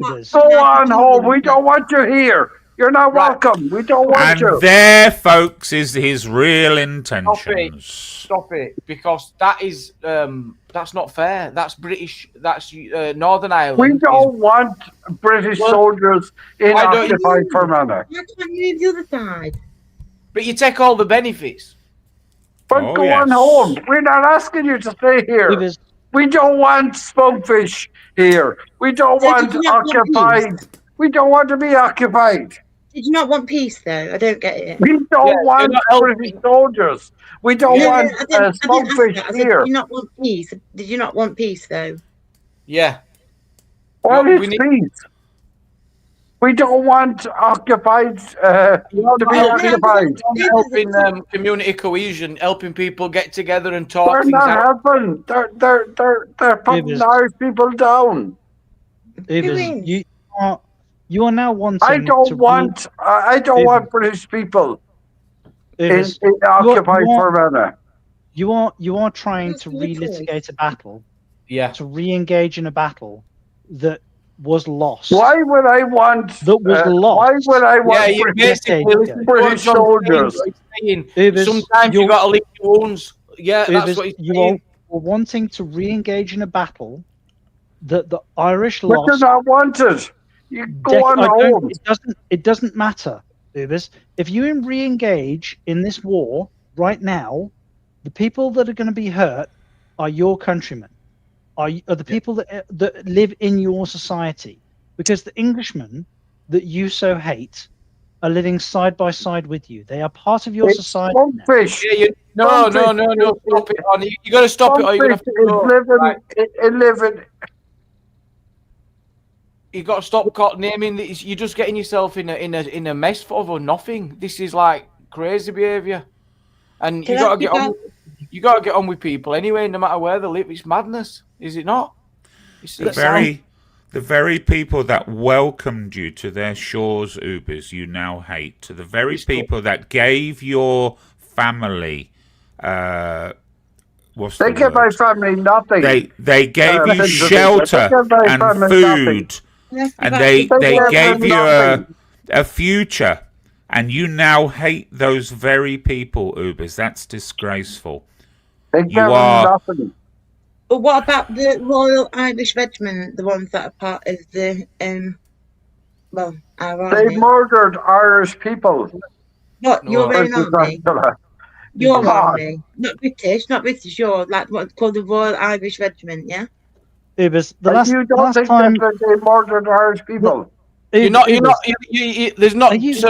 not just one view, and that's yours, though, is there? In Northern Ireland, in Fermanagh. Otherwise, they wouldn't have needed a Good Friday Agreement. The only person that I know is Arlene Foster, and she is hated. Ubers, the last time a British soldier pointed a rifle at an Irishman in earnest was in the 90s. It's a generation ago. Nearly four decades. There is nobody that exists. There's nobody serving in the armed services. No, he's saying that there is no Irish people that were murdered by British soldiers, by the Black and Tan. But that's bullshit. And even Vincent Vega knows that. You were not even in the country when that was happening, Ubers. Your family were 40, 50 years away from hitting those shores of shelter. Tyron, you want to take my spot? You're conducting a historical exercise here, Ubers. Like the Jesus Christ. We have become, like, whilst there are differences between Irish and English and Scottish culture, we have become one nation. And I understand that for some reason you don't like it. Well, steady on, John. Let's not go too far with that. So, are we not one nation? Well, Ireland is not one nation, is it? No, Ireland isn't one nation. No. But I can definitely are we not democracies that are all like pulling on the oars in the same direction? I'm being reasonable, Ubers. It's like it's not Farmer Floyd's fault. Like Farmer Floyd's fault either way, is it? It's not Spunkfish's fault that all this politics and all this has gone on. It's not their fault. So why would you attack people based on their views? That's what's not right. I'm going to swap myself for Wolfie. I'll be back in 5. Let me just Oh, he's gone. Ubers, why don't you just come out and tell us that you hate the British? Got you, Wolfie. Wolfie, give us 2 fingers, please, backstage. Yeah. Thank you. Well, I don't know what the fuck he's going to do with me then. He's going to hate my left leg and hate my right arm, and he might have a problem with one of my kidneys. I mean, what the fuck does he do with me? You know, Wolfie, welcome up, pal. No, I think he's probably just gets a bit carried away. But I think it's not fair to treat other people differently. I mean, always carrying on at Floyd and what's Floyd done? No, it's not his fault, is it? Wolfie, how do you feel about this? Have you been listening? Just, I guess, what you think. I've been listening for the last 10 or so, 15 minutes. Oh, I'll be honest, I was ghosting earlier. I drifted off like I normally do, my headphones on. But recently, it's a very, very kind of extremist response Ubers was giving. Yeah. You know, people like, what if I were to say... The way that he was talking about the English being there, it'd be like me saying, every migrant should get out of our country. No, you can't be saying that. Well, you're saying that about the military. Yeah. They're saying that about the military that's in there. But occupied, you know, what about those people that are living there who are happy to be part of that system? You know, because it's extremist kind of responses you're getting from him. Yeah, it's dangerous talk. And it's not fair on the people. That's why I jumped in on. It's about the people, because when you're doing that, it's not considering how they're feeling at all. It's I mean, you can't live the past. You know, you got to look at the past as history, and you learn from history, so you don't make them same mistakes. Ubers claims that you hate Irish people. I hate nobody. Yeah, well, I'll see how this. It's probably not going to go well, Ubers, though, because unless you can chill out. You're probably a bit... Can I just say, I remember a time in 1990 something when someone shot, the IRA shot someone outside the place in Derby. So it went both ways, you know. Just saying, I don't mean I hate or... Exactly. Well, Ubers, you're back on. Yes, I just want to say to Wolfie, you know, you're a complete disgrace. Thank you, Ubers. I'll wear that as a badge of pride. I bet you will. You know, I'm not going to argue with you. Like you said that, Di was not very nice. Right. Big up, Di. I kind of think, well, if you're going to talk about that or a person, they should at least be in the chat or be on the panel. You know, this is tittle tattle. It's wrong. Ubers, are your tracksuit buttons around your waist or around your ankles tonight? Just asking for a friend. Can I just cut to the bottom of this right now? So, Ubers, did you see what let me said? just ask a direct question, Ubers. Do you condone or condemn the Omar bombing? Condone or condemn? There you go.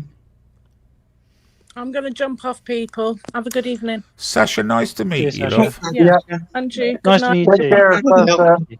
Every time I call, Sasha runs off. And I want to speak to you, love. Watch pictures of him. Sasha, thank you for joining, love. Good night. Good night. Okay, Flower. Of course, I condemn hatred. Right, and obviously you would condone all extreme acts, surely, Ubers. Of course I would, as society acts. I'm a nice person. You took your time. I mean, you did take your time to do so. I was getting a bit nervous, thinking, well, come on, get with it. Because you're aware of, I mean, you're under British law, yeah, aren't you, being in Northern Ireland? So you should be careful on some of the stuff you say. Of course, I haven't said anything wrong. You know what I mean? You might have said some quite extremist views. You'll have offended people. Whilst you might think you're morally correct, under British law, which you're part of in Northern Ireland, be careful. Treason. Yeah, it's very strict over there. I've seen videos. Very strict. I actually live and here. It has to be really as well because look at the atrocities that's happened. So and speech can be very influential. So no, it's true. No, it's true. So we, at a minimum, we can sort of start working backwards from blowing up innocent people. So Ubers, do you think that the people who had nothing to do, that live in Northern Ireland right now, who have nothing to do with the occupation of the island in the first place, but have no control over where they were born by virtue of, being fucking born there, are they occupiers and have a moral guilt associated with them? Or are they innocent and they just happen to be born where they were born? I will say that over 300,000 people that have British heritage live in Northern Ireland. And I don't have any problem with that. But you called them occupiers. I said I live in occupied Fermanagh. Yeah, I think you wrong with saying that. I think, well... You said they should get out of Ireland, Ubers. Yeah. You wanted them to fuck off. So, Ubers, I'm not sure what argument you're... Like, you seem to be making not just a practical claim, but a moral claim. And I don't think you've thought through what you're arguing for at all. There are men and women living in Ireland right now who were born there that you consider to be occupiers, which would seem to me at least to have some kind of moral implication, but you're saying that you don't have a problem with them.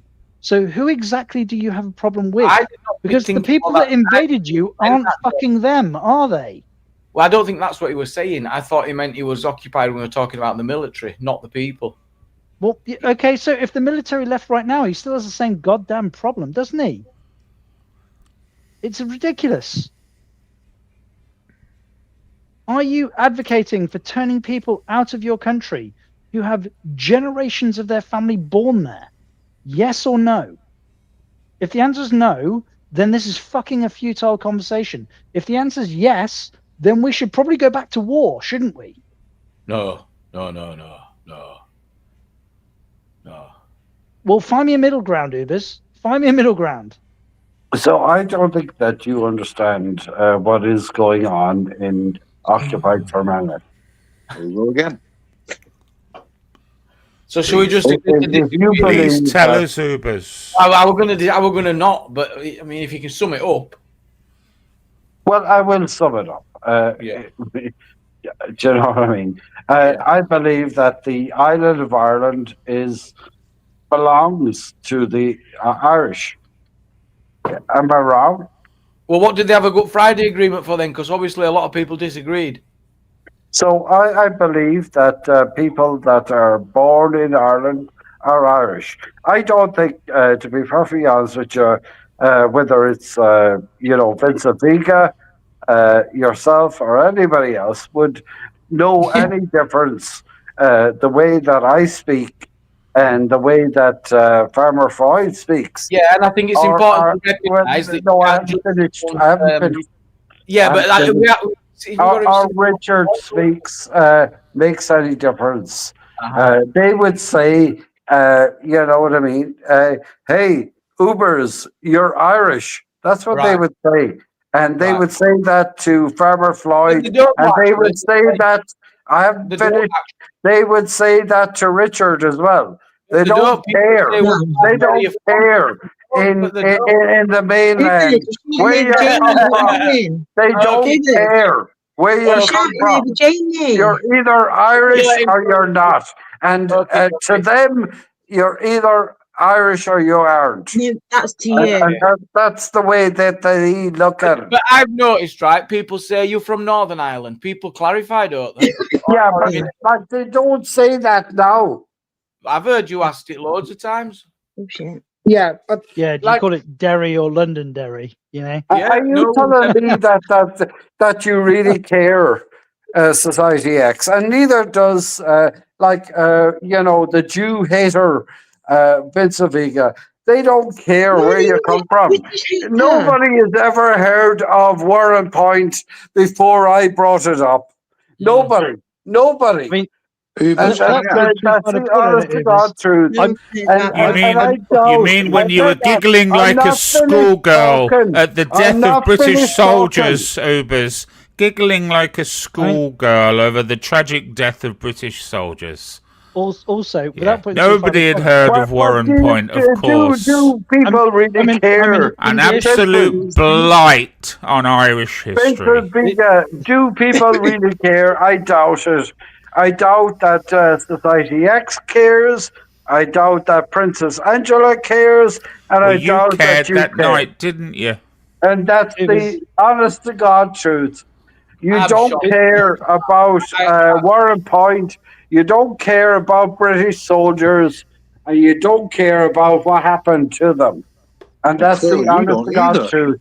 Society X didn't even know. Didn't even know about Warrenpoint, and neither did Princess Angela, and that's the honest to God truth. And neither did John. Strike us down. I'll just call you an extremist. Did you know, Society X? Did you know about Warrenpoint? Not a clue. Of course you didn't. You hadn't a clue. So there you go, Vincent. And there you go, Princess Angela. You cared. And you knew even less. But hang on a minute. Don't tell me that you knew about, maybe Vincent knew, but these people do not care, and they do not know. They do not know. If Vega getting a free pass, you might not know. Of course, you didn't know, Society X. For Farmer Floyd to say to you about Northern Ireland, a place you know nothing about, if it wasn't for me, you know nothing about Warrenpoint. Be honest. Be honest. Princess Angela, you knew nothing about Warrenpoint. No, they're lying to you. They're lying to you. How can we thank you? Sorry, can I just check? When you say Wormpoint, are you talking about the Hole of the Serpent? But they knew nothing about Warrenpoint. No, but I'm asking you, are you talking about the whole... like, because I'm aware of it. I've just never heard it called Warrenpoint before. Warrenpoint. It's a small town on the coast. Yeah, where it's. So I've called it. I've heard it called the Hole of the Serpent before, but I've never called it Warrenpoint before. Warrenpoint. Warrenpoint. Oh right, okay, fine. Yeah, so John didn't know neither of us. John didn't know either. Yeah. I bet Wolfie doesn't know either. I'm telling you now, Vincent. Princess Angela never heard of Warrenpoint.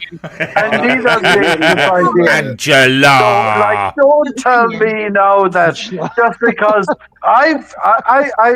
I've told you all about Warrenpoint.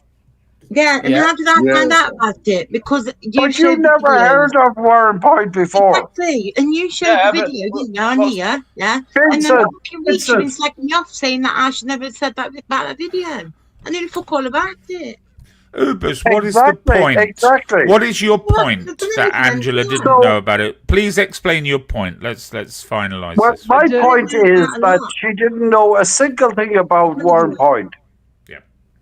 Yeah, Are you telling me that they have ever heard of Warrenpoint? I fucking told you myself I've never heard of it. Didn't you have this argument on BBA's panel where you tried to accuse someone of being there, not being there, being there? Oh, it was Welsh, weren't it? You got completely tongue-tied and you didn't know whether you didn't know your arse from your fucking elbow. That's what I've heard this Warrenpoint before. So, just shut up, you fool, Wolfie. Ubers. Yeah, but this is part of Britain. Let's do that, They've Jamie. never heard of Warrenpoint. Yeah, you've made that point, Ubers. Ubers, let's move on. Would you like to make any considerations for all of the people in the chat and the people on the panel who proudly have relatives, brothers, grandfathers who have served in the British military through 2 world wars and to this day? Do you have any kind words for them, Ubers? Yes, I would say that Vince Viga is lying to you. If you believe that Vince Viga is prepared to send his son when he doesn't even deflection. He doesn't even pay a single penny to his own son. Why are you bringing it into This is where you can't do this. You can't be doing this. You've breached the Tyron Rule. You don't even send a single penny to your own son. How will you? I wish I was. How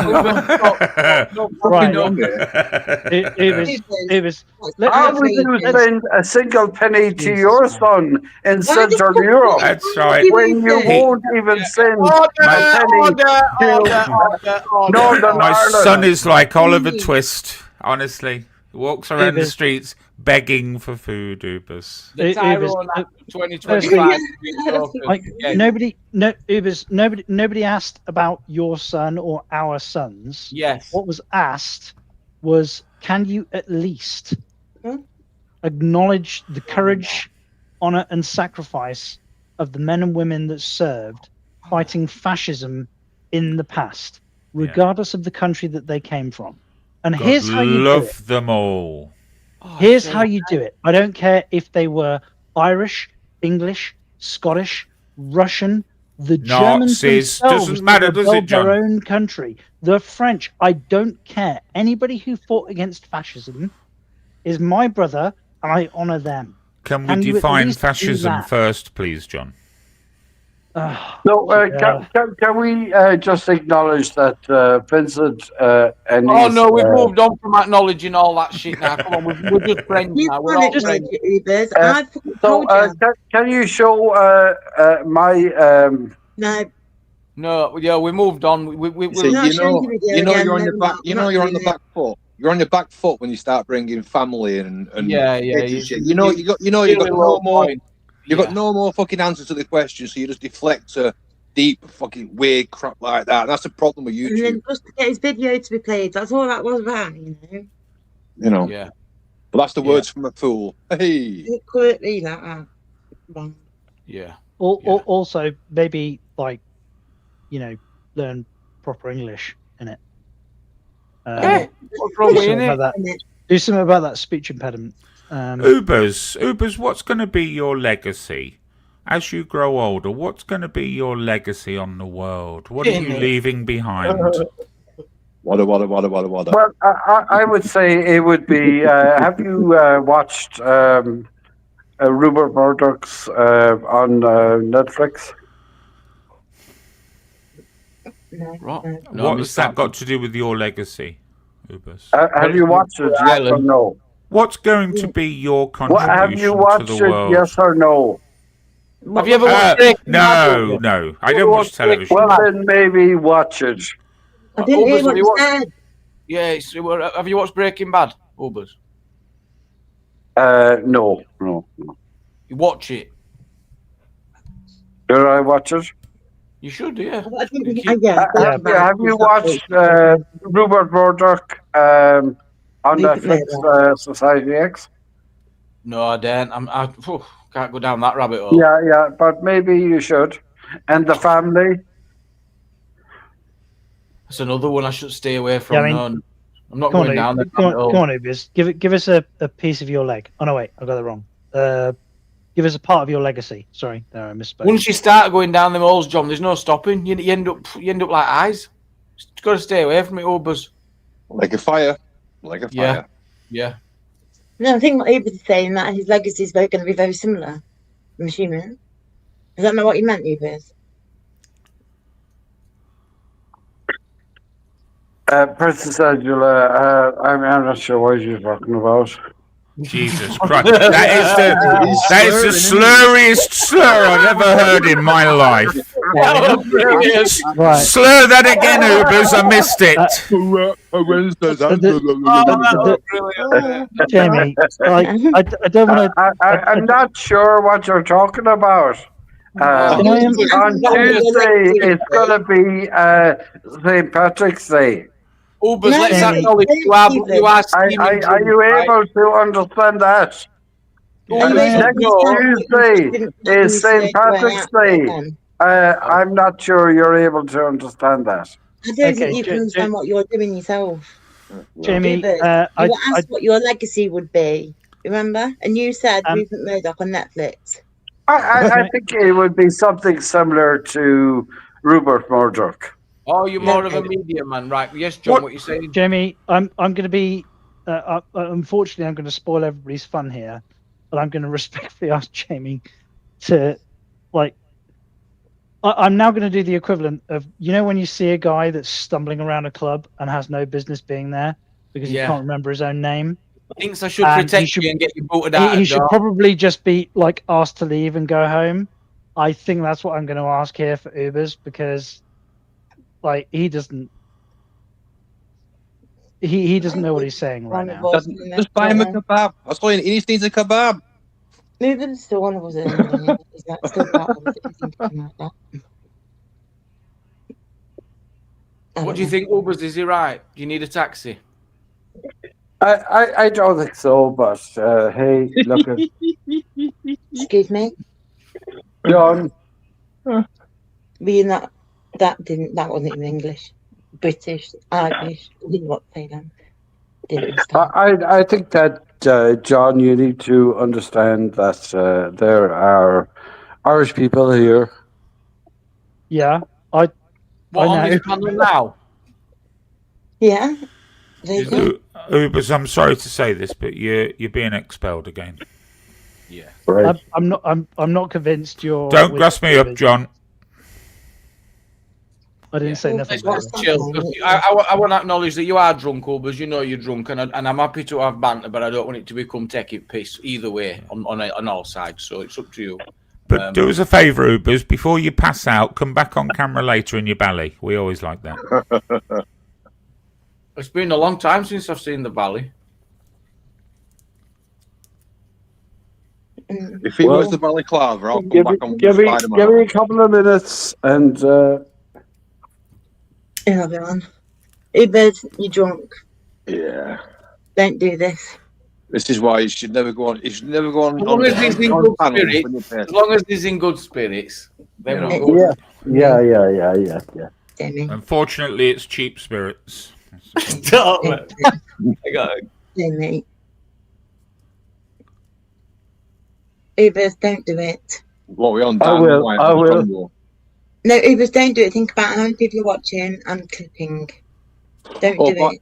By the way, my avatar isn't my wife, by the way. Don't listen to her, Ubers. Do whatever you want to do. Think about it. Don't you let that woman tell you what to do, Ubers. She didn't even know what Warrenpoint was. Vega ran straight to the StreamYard record button then. I started recording an hour and a half ago. What? I forgot you could do that on the panel. Oh dear. No, please, Jamie. Do what? Oh, he's only putting a ballet on. I'm not bothered. It's up to him. Do it. Don't do it. Whatever. Ubers, you'll think it through. I mean, Don't. You'll be sorry when you realise it's just the ballet. He better just put ballet. Yeah, at least I know. I don't know what I know. Oh God. Child. Ubers, if you have those sunglasses on again, please. At least we can see what you're doing with your cock. Thanks, Vincent. I almost choked on.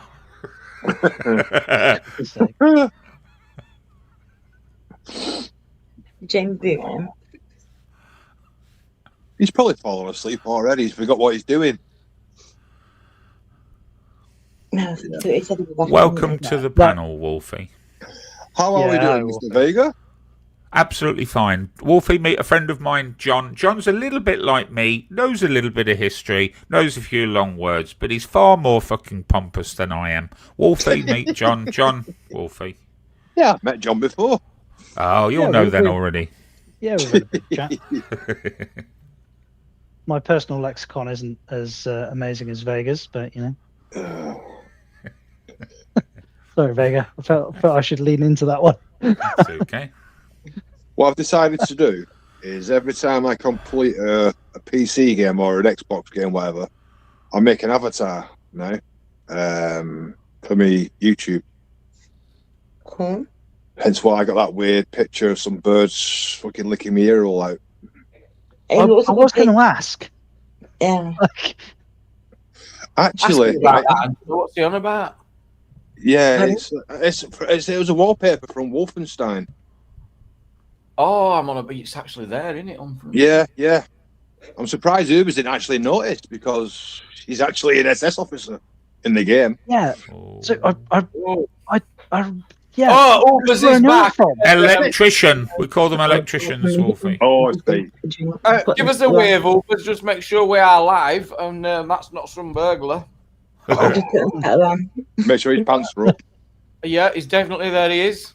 Beautiful. Look at that. Look at that. Beautiful.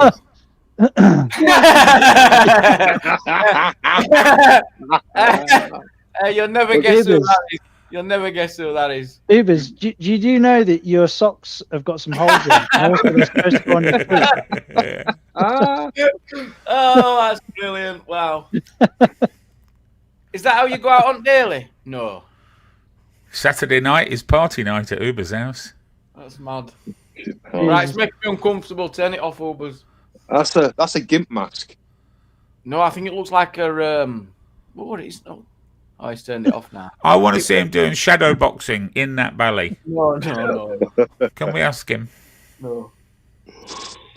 No, he's done it. Good spot there, Ubers. Hey, he delivers the milk tray. That's what it is. He's the man in black, isn't he? Do do do do do do. Me. Jesus. Yeah, you look like an auditor.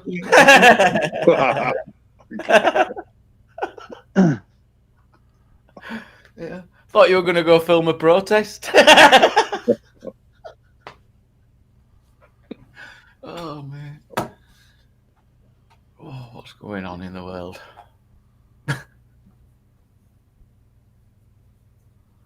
Oh, Zach, this will bring a bit of light to the stream. Let's listen to a bit of Zach, whatever his name is, Polensky guy. Oh, the guy that can make boobs big with his eyes. Yeah. I thought the suit were bang on as well. Check out the suit, really nice. Politician, and I want to say on behalf of all politicians, I'm sorry. We have all let you down. So tonight, let's be as clear as we possibly can. Trans rights are human rights.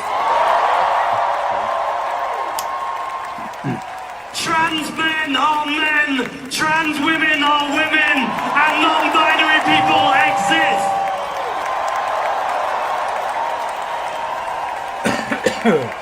As a gay man, I know when they come for one of us, they come for all of us, and we will all stand together. That's the plan. Wow. That's going to save us a packet on ordnance. You can see straight. You know when it's kind of crazy how he's there preaching that I'm a gay man and we're just who were his biggest voters in Gorton and all that kind of place. But this is exactly where I take issue with it. Like they have. I want to know if John Travolta knows he's raiding his wardrobe. Well, that's a good one.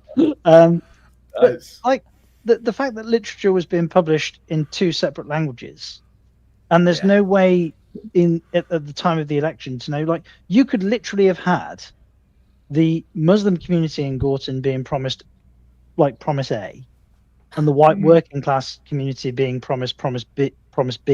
Yeah. And Promise A and Promise B could have been completely antithetical to one another, and they could have both voted for the same person.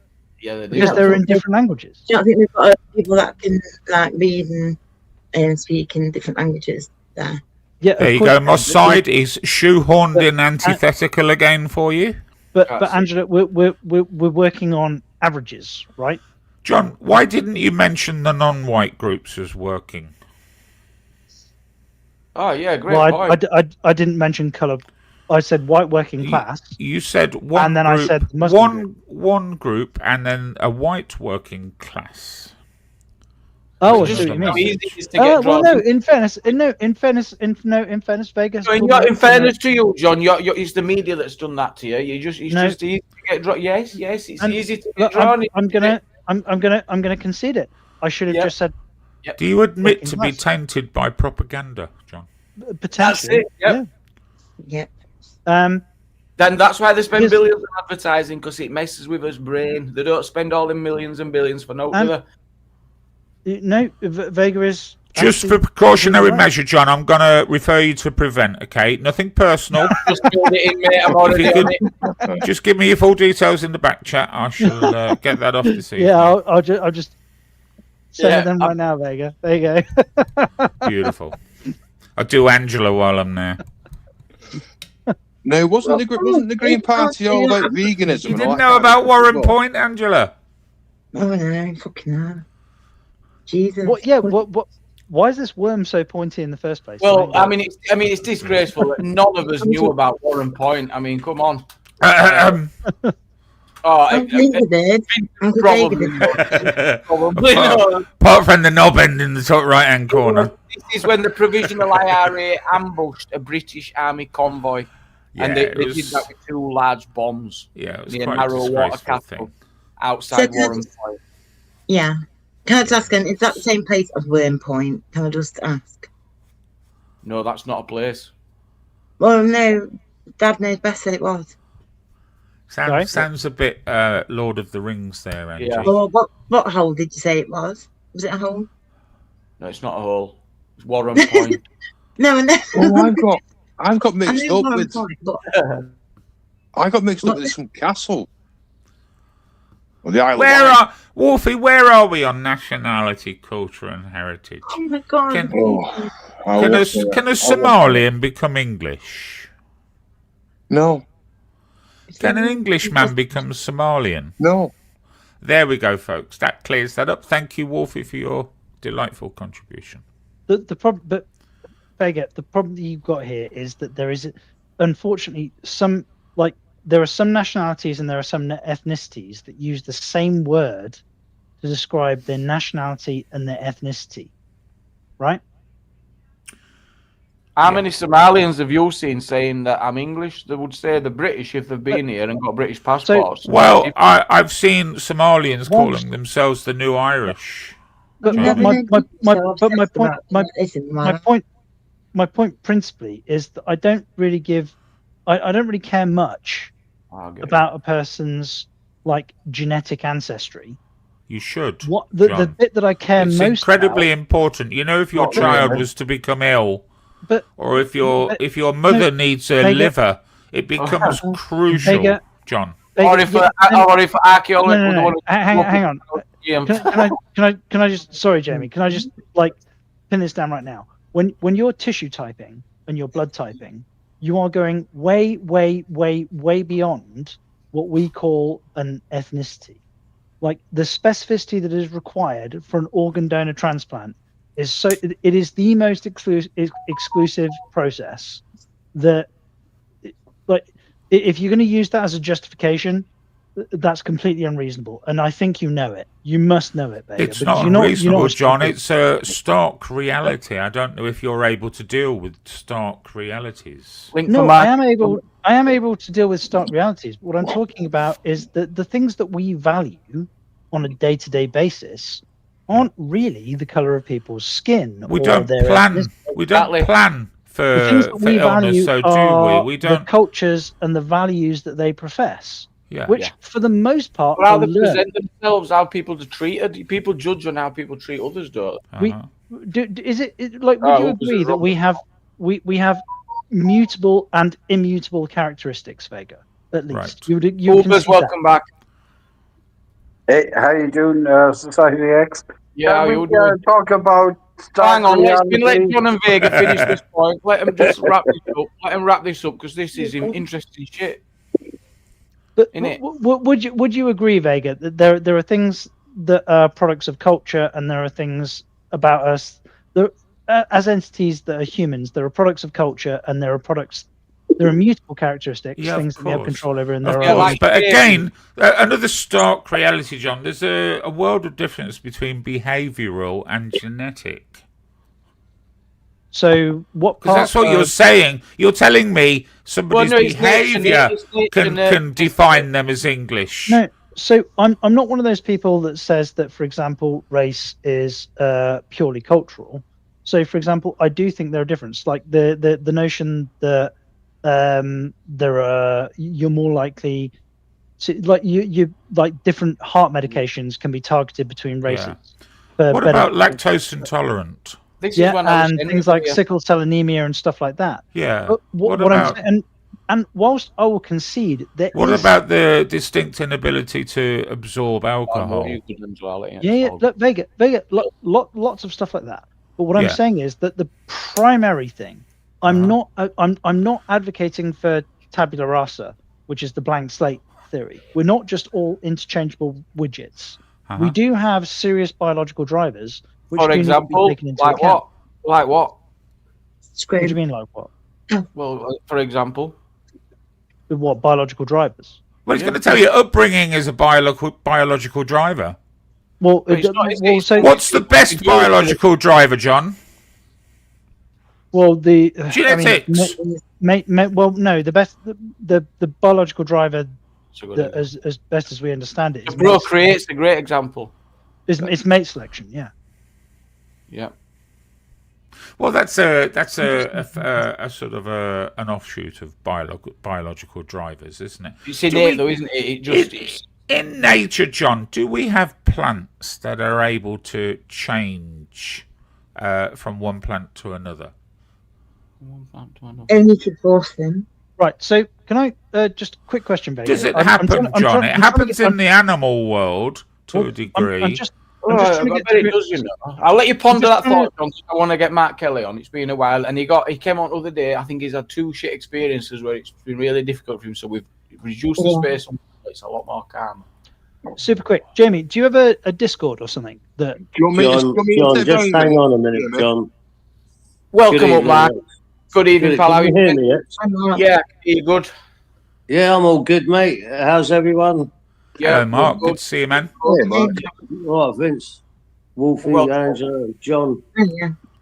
Yeah, I heard the thing about the Somalian as I switched over.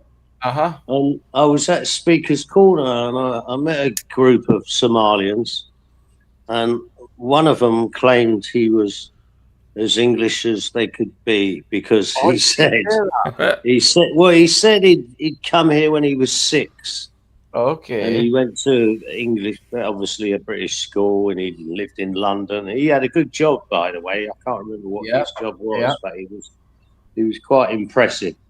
But he said he went back to Somalia with a group of his friends when he was about 18, 19. And they couldn't get out of there fucking quick enough. He said he's so happy to be. He was so happy that he came here when he was 7. He couldn't get out of there quick enough. I'm thinking that when you were saying that, I was thinking, well, imagine the scenario if I'd have got a job in America, took my lads, they were 5 and 6. Yeah. At what age do they say, well, I feel American, I've been here since I was 6? Yeah, well, put it this way, their thoughts were they want nothing to do with Somalia. And he even said to me, he said, look, he goes, I've got loads of Somalian friends that talk shit, smoking weed, giving it, Somalia. He said, well, go fucking back there and have a look and see if you can scroll on about the place. Yeah, so, he was a guy who was very, very grateful that he was here in England. So on your channel like that interaction, or do you want that just private chat? Say that again. On your channel, or was that just a private chat? That was a private chat. It was a strange one, as it goes, because it was 3 or 4 Somalians, a black Scottish guy, in his 60s with a kilt on, and a young Irish kid who converted to a Muslim. There's no difference between us. It does, though. Was he ginger, Mark? Sorry? Was he ginger? No. The black Scottish guy was like, do you remember Porridge? The prisoner? Him. It was him. And he had a kilt on. He was a massive Tommy Robinson supporter. And I said to the young Somalians that he would have experienced racism in the 80s and 90s, but you lot, I goes, you might have someone go, you this or that, but nothing to what this guy would have experienced. It died in the 80s, thankfully, Mark. Who did? Racism. No. It died in the 80s. So it did. It got lesser because there were some strict laws that came out about that time. Go and look at the top of the pops for 1980 until 1990. 60% of the lineup on the top 40, they were all black, African, Jamaican, whatever you wish. It died. But you can't tell us when you can't. I haven't been alive as well. I have experienced all these years. Jamie, it's isolated. It's been used as a cudgel to beat us with, but it died. Go spend a month in some northern towns and tell me there's no racism. I can't be responsible for you northerners. You hate each other, you do. Bigger now, because you've got, it's the same things like say on like programs and stuff where you've got different like people mixing. That's one thing, isn't it? But on a personal level, racism hasn't ended. No. Well, we're gonna beg to differ on that, Angela. Oh yeah, that's a great point, Angela. Angela's saying, well, maybe people have just learned to keep their mouth shut more. Well, that means it dies, doesn't it? Well, I disagree with that. I strongly disagree with that because I think there's been in attitudes and I think in the 90s, the police, like when we were out fucking gallivanting around, my black mates were targeted more by the Metropolitan Police. That was a fact, but it reversed that the time the 2000s come. They would end up targeting me. They tried to arrest me once because I was calling a Manchester bouncer a batty man, and he didn't arrest me for. They tried to arrest me for racial, not homophobic, which I was calling, a guy a batty man, which he's entitled to. I was a bit drunk, but they tried to arrest me. The policeman said to me, "That's a Jamaican word. if you carry on, I'm going to arrest you under the racism. I went, are you fucking joking? Mark, were you shouting Batty Man in a strong Jamaican accent and then sucking your teeth afterwards? It sounds better with a London accent. Did you see the lady based Amy? She were on Duke's panel and she went to jail for saying have a gay day. Wow. Wow. See, this is the thing. Listen, I brought a channel up to you, Jamie, a few months ago, and it was that Say Cheese Media. Right. Now, if you want to see racism, look to the racism against him and the whites in Croydon when they're told, no one likes white people. You shouldn't be here. Go away. None of us like you. Like, you've just seen that going on in the country with bound to feed into to fear and people having untrust. It will make the situation worse, and especially with wars going on. And of course, it's going to get worse. But there's an example. Do you guys remember sorry, John. 1 second. There's an example on that Say Cheese Media where there's 3 or 4 filming, and the Jamaican woman only starts on the white filmer because he's white, and that's the only reason. The rest she wanted to film so she would have evidence for a false arrest, apparently. So what do you think about Kemi's view? He says racism is a good grift. It won't go away when there's good money to be made. Well, and that's very true. Like, I mean, obviously there's individual racists who will make value judgments and be prejudicial towards people. But, like, if you make a business out of it, then you double down on it. You definitely make sure that it won't go away.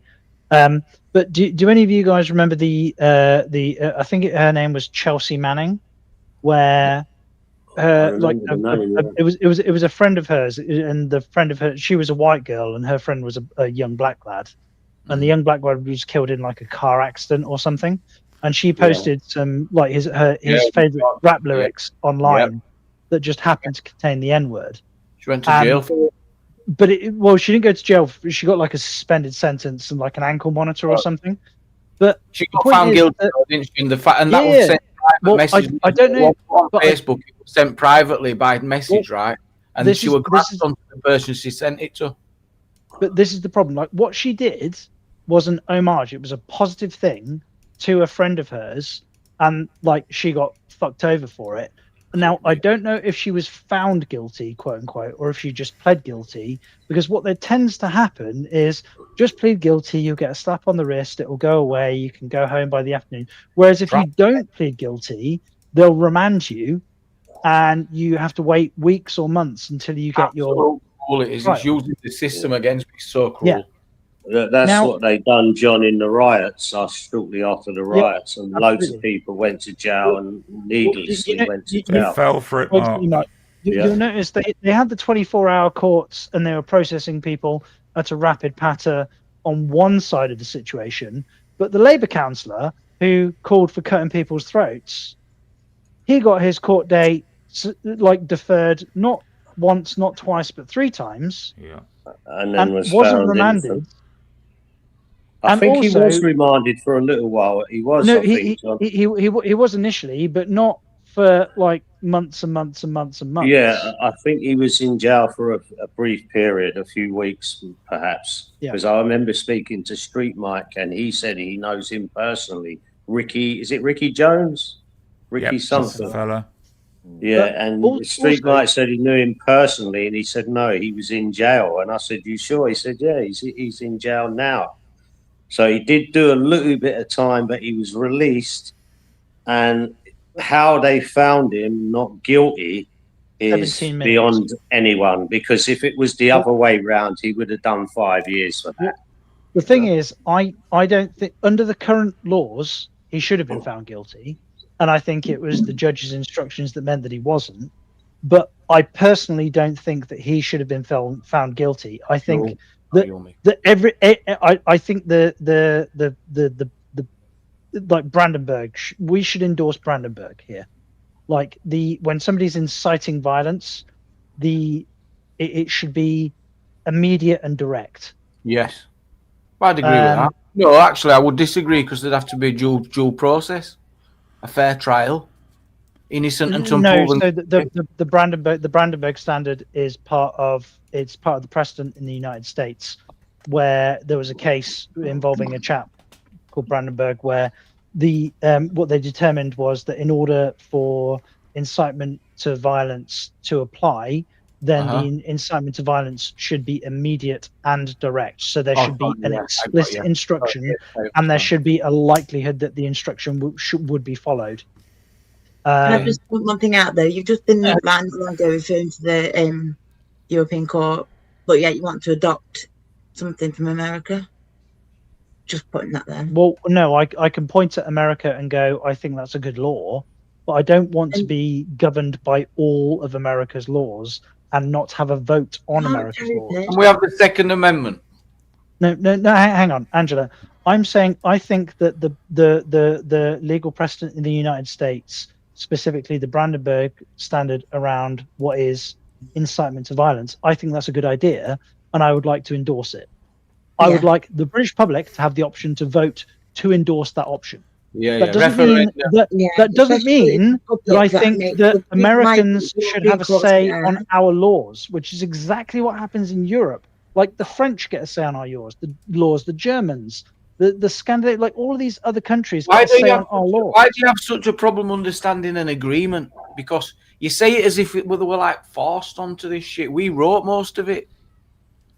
And it's for the people, not for the And when we keep saying this, it keeps constantly getting ignored. And this is like, nah, you're forced. You've no choice. This is France telling you what to do. Well, like, hang on a minute. We wrote most of this shit ourselves. What you on about? And it's for our human rights. Who wrote it though? The British government and the other countries in Europe. Yeah, Tony Blair and all that. No, before then. Yeah, before then. And whilst, yes, it's now not working for its intention, because its intention were really to protect us from the atrocities of World War II. And it's worked extremely well, hasn't it? But it's also causing difficulties with immigration. So rather than dismissing something which has worked extremely well for 100 years, kept us at peace in Europe, right? No, that's NATO, Jamie. Yeah, but it's also keeps your governments in line with your European law, with your European rights. So I understand the difference. I guarantee you. Police can't. Well, no, they work hand in hand, don't they? Are you talking about the UN Charter? What was after the Second European World War? Convention of Human Rights? So yeah, not right to family like those, and then also.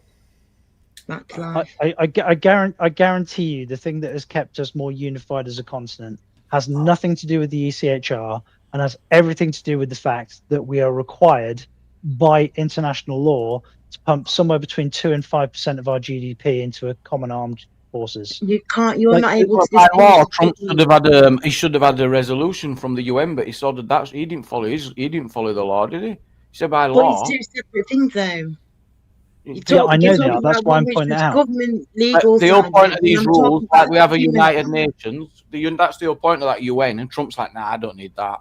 So but you can. Why it's important to have these agreements. But you can keep the UN, you can keep NATO, and you can jettison the ECHR, and you still have peace in Europe.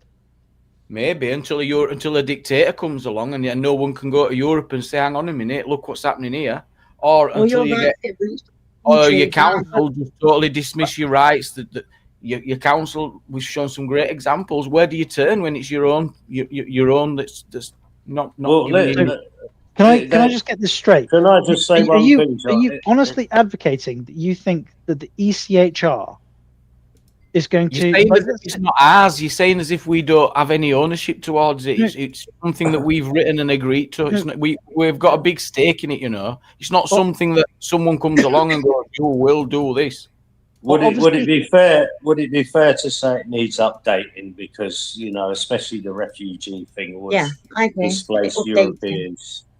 Now I think the biggest issue is where it becomes critical is the right to family life. When people are given indefinite leave to remain, they then can call in Article 8 and I've got a right to family life and I want my mum and I want my sister and all the rest of it. Yeah. And I think that's a big issue. I think that's what's happening a lot. And then it opens a case in law and delays the process.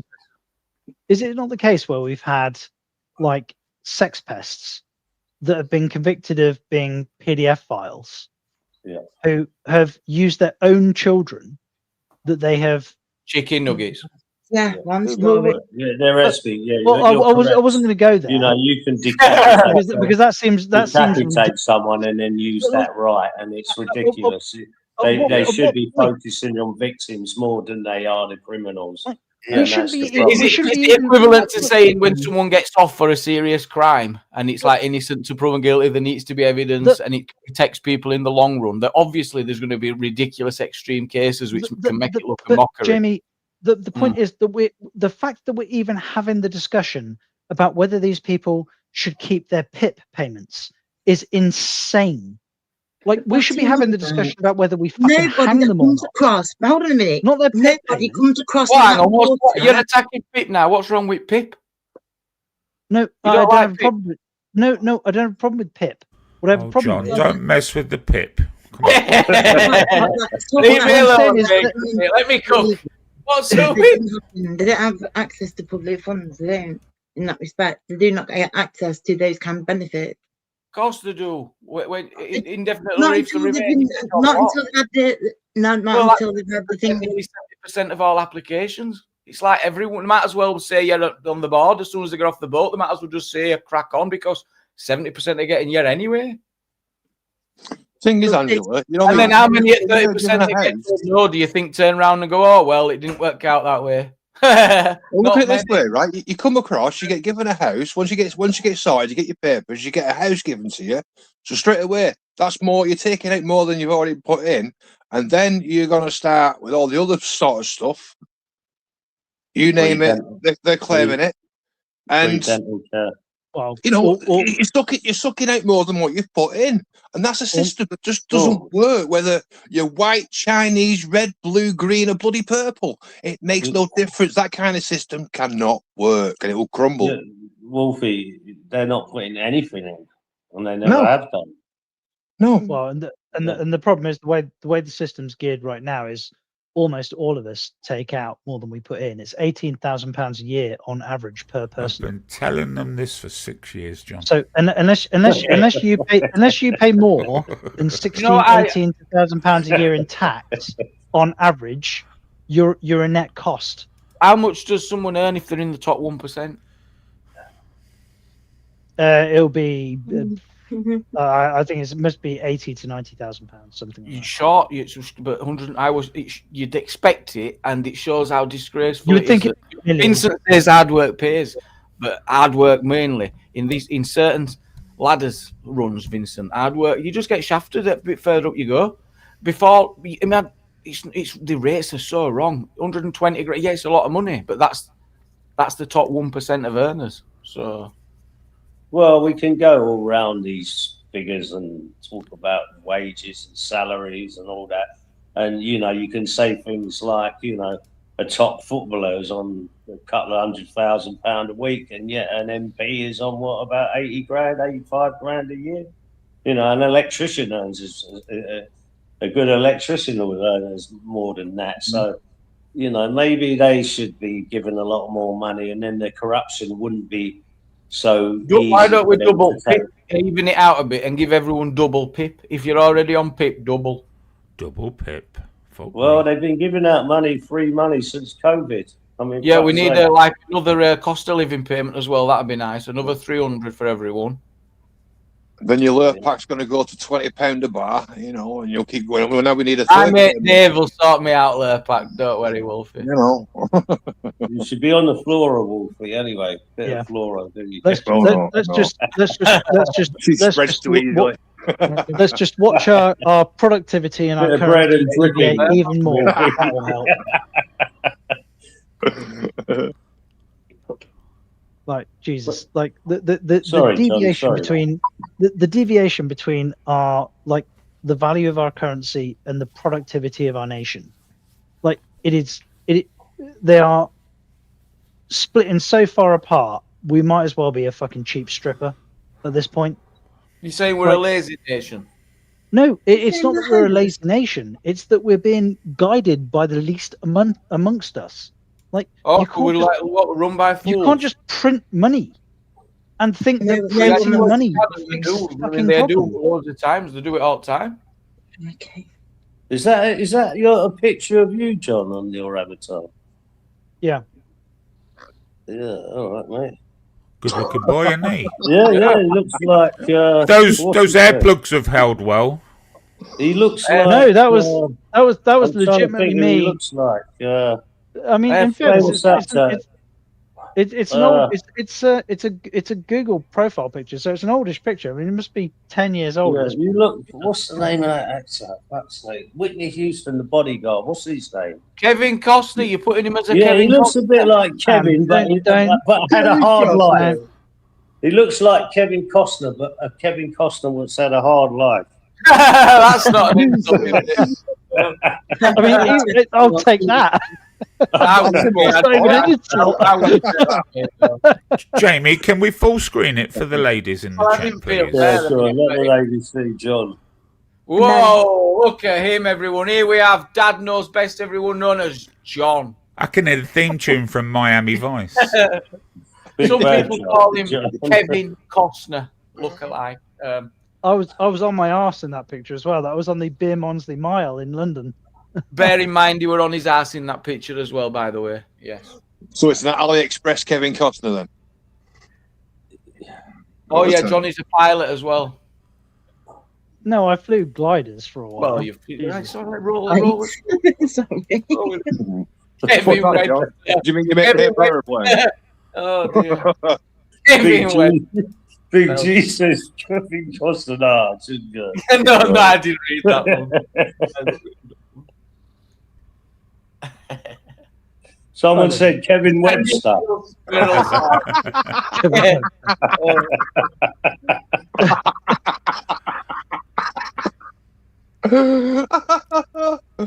Oh yeah, I can see that actually. I can see the Kevin. Somebody's just said in the chat, is it L Gestukte? Said, "Oh, I can see Jason Statham." We were at a family do a little while ago, and I have next to no hair now. I'm like much less hair.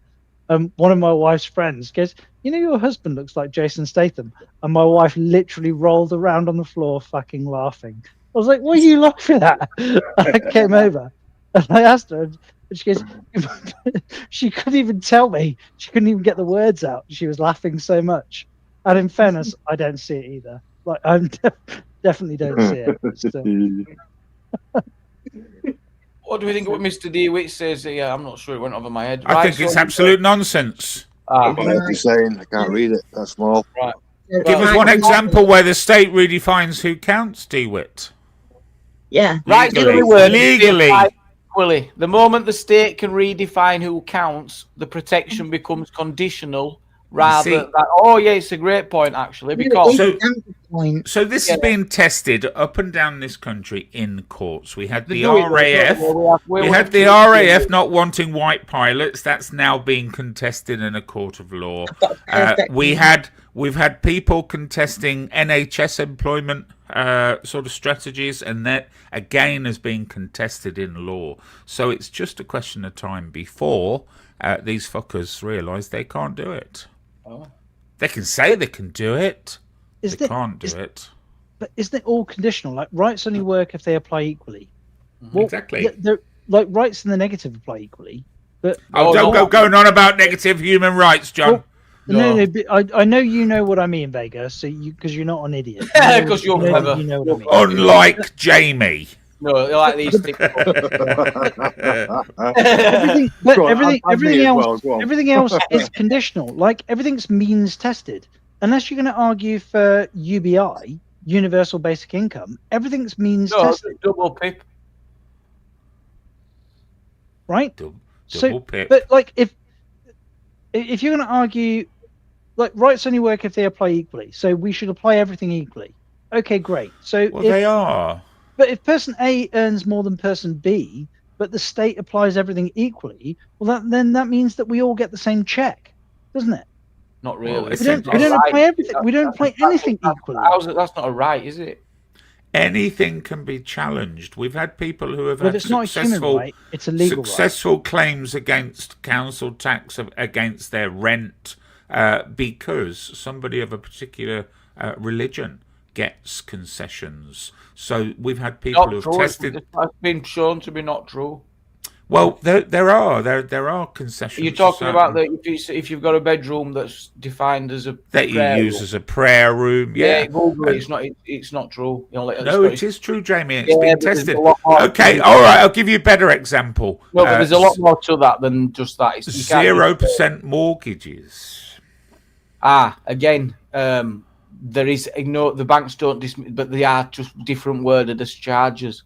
Yeah, of course there's charges, of course. Yeah, but it's not any different to what the interest. It's not cheaper. It is a lot cheaper. Well, you don't know that for sure, and if you do research, it'll say it's not. Well, I'm with you. It's how do you know? It's been tested, contested, and considered right for anyone. Yeah. So if that were the case, it'd be a thing, wouldn't it? That people would be turned up at banks going, "Oh, I need this type of it's not cheaper. It's the same. It's just worded different." Well, okay. So what have I missed about the 0% mortgage? I recommend anyone to functionally have this check it out. I have looked at it before, and it's that makes sense for the bank. They're not just going to start going, "Well, you have that won't be happen." That. X, listen, I'm going to go, mate. Vince. Yes. No worries. Wolfie, See you, Mark. take it easy. Chat easy up. Take care, Mark. Nice one. Take it easy, good evening, mate. Yeah, good night, Mark. What are you saying, Angela? What you say? No, there's a video from Parliament last week actually talking about the changing of the courts bill, and one of them turned around, one of the MPs, well, is something Cox, Dr. Something Cox, whatever. He basically was wanting to ensure that people of the house, any man of the house, whatever, would be entitled to, say if they got caught shoplifting, they'll be entitled to have a jury trial over just the magistrates like everyone else. So different rules for thee and not for you. Yeah. So if that's not what David's talking about, there you go. That's shocking, isn't it? That. Well, rights are quite a wide spectrum subject, really. You can see why that would be an issue, though, because there could be a conflict of interest, couldn't there? So that's why they would be saying it's worse for the person at the MP to be put against a jury than to probably have a judge. In fairness, Jamie, most of them wouldn't get near the courtroom anyway. Sorry, in magistrates. No, but they should be. They should be held accountable, shouldn't they? Of course, yes, but they're not. No, exactly. They're not. And then they won't be more so. And think about like how if here we take them to court as people, us citizens. That's what the ECHR is about. Okay, so if you rob your granny, Angela, it's a criminal offence. Take a fiver out of her purse to buy yourself a McDonald's Happy Meal. Your family wouldn't prosecute you, would they? No, they wouldn't. It's the same thing. It's the same thing. Well, the police don't have to be involved. Because it's a criminal offence, isn't it? And it is, of course, yes. Of course. Yeah. So all I'm saying is, if you've got mates in Parliament, you get away with almost anything. They always have, and they always will. Never change. It's the way the world works, Angela. I'm sorry to. It's the way the world is dodgy. Dodgy, innit? You pat my back, I'll pat yours. You know, you do that for me, I'll do that for you. If imagine then you've taken away our final step, we've been able to challenge these people that are only wanting to cover their own arses. Why? Are you going to take a burning stick or a pitchfork when you go? Yeah, Angela? You're pretending though, Angela, that everything's fair and everything's as it says it is. The courts are fair. There's fair trials. Illusion. An illusion. That's why That's why we have the European Court of Human Rights. Us. Oh no, but that's the same shit, just different. No, Jamie, that's like if they treat you so badly or treat women so badly, that they're say if they've been like domestic violence, one thing, and then been put as like high risk, and then something happens, and then they should have, or they're low risk and they should be put as high risk. Therefore, their life's been put in danger. They can still take that. They can take. Didn't they put their own lives in danger, Angela? No, don't be so silly. No, they don't. Because so were they forced into that relationship? No, let me just continue. Baby. Don't be a cock. Right. So, well, no, I'm making valid points that you're happy to avoid. In a violent relationship, and that's not how it works. Why have I never been in a violent relationship, Angela? And why asking me for it? I don't know. It's really simple to work out. Sorry, Wolfie. You know, these Greens that they're coming in and saying, "Oh, it's trans this, trans that," and all that kind of shit. So they're going to go against women's rights, right? So where's that going to stick with your human rights and European rights? No, they're with the rights. They're not against them. No, but they'd be against women's rights because, you know, I can have a guy that can now go and sit in a bra room and put women's bras on. You're obsessed by bras. No. I'm just or knickers, or you know, or dresses. You went on knickers. Or frilly knickers. You know what I mean. It would only be a woman's job, shall we just say? Can I rationalise this a bit more for you, Wolfie, if that's okay? So, John, tell him. I have a wife. She is a biological female, and if she were to get arrested tomorrow, for almost any reason, and they suspected that she had something on her that required an intimate search, and a biologically male police officer identified as a female, that officer could search her intimately against her will. So where's the European rights and for human rights? As far as I'm concerned, that is state-sponsored sexual assault. Yep, totally agree. Well, how about because my wife doesn't whilst they're not allowed to discriminate, as a woman, you're not allowed to discriminate. Isn't it rules for all? That's what you're begging for. That's what you asked for. There's a place for everything. And that's not right. Bang out a fucking order. So I guess my question here is, how does the ECHR fucking help us here? It doesn't, like, at all. More than our own government does. What if your wife had murdered three people in the supermarket? They can't do that. Would you still allow her to request a female officer? I didn't hear you then, Tommy. Sorry, Vega, yeah. I said, if your wife had murdered three people in the supermarket, would you still want her to request a female officer? As long as they're treated with respect and dignity, I don't see the difference. She needs putting down on the floor and cuffing, Jamie. No, hang on, Vega. So the difference here... Yeah, of course you want to be cuffed, obviously, but if they're going to do any kind of search... Well, yeah, that's different, but you won't be saying, no, it's a female, we need to get a female into a arrestor. That would be ridiculous. No. Like, if a woman is cranking off rounds into a supermarket, she doesn't or anything, though, John. No, anything. If she needs to be arrested, anyone, any male, female, whoever's first on scene, surely. Yeah, I completely agree. Like the initial response, it doesn't matter, male, female, whoever is there. What I'm talking about here specifically is intimate search. Oh, that's right, intimate search. No man should ever do it. Hang on, Angela. I thought we were equal.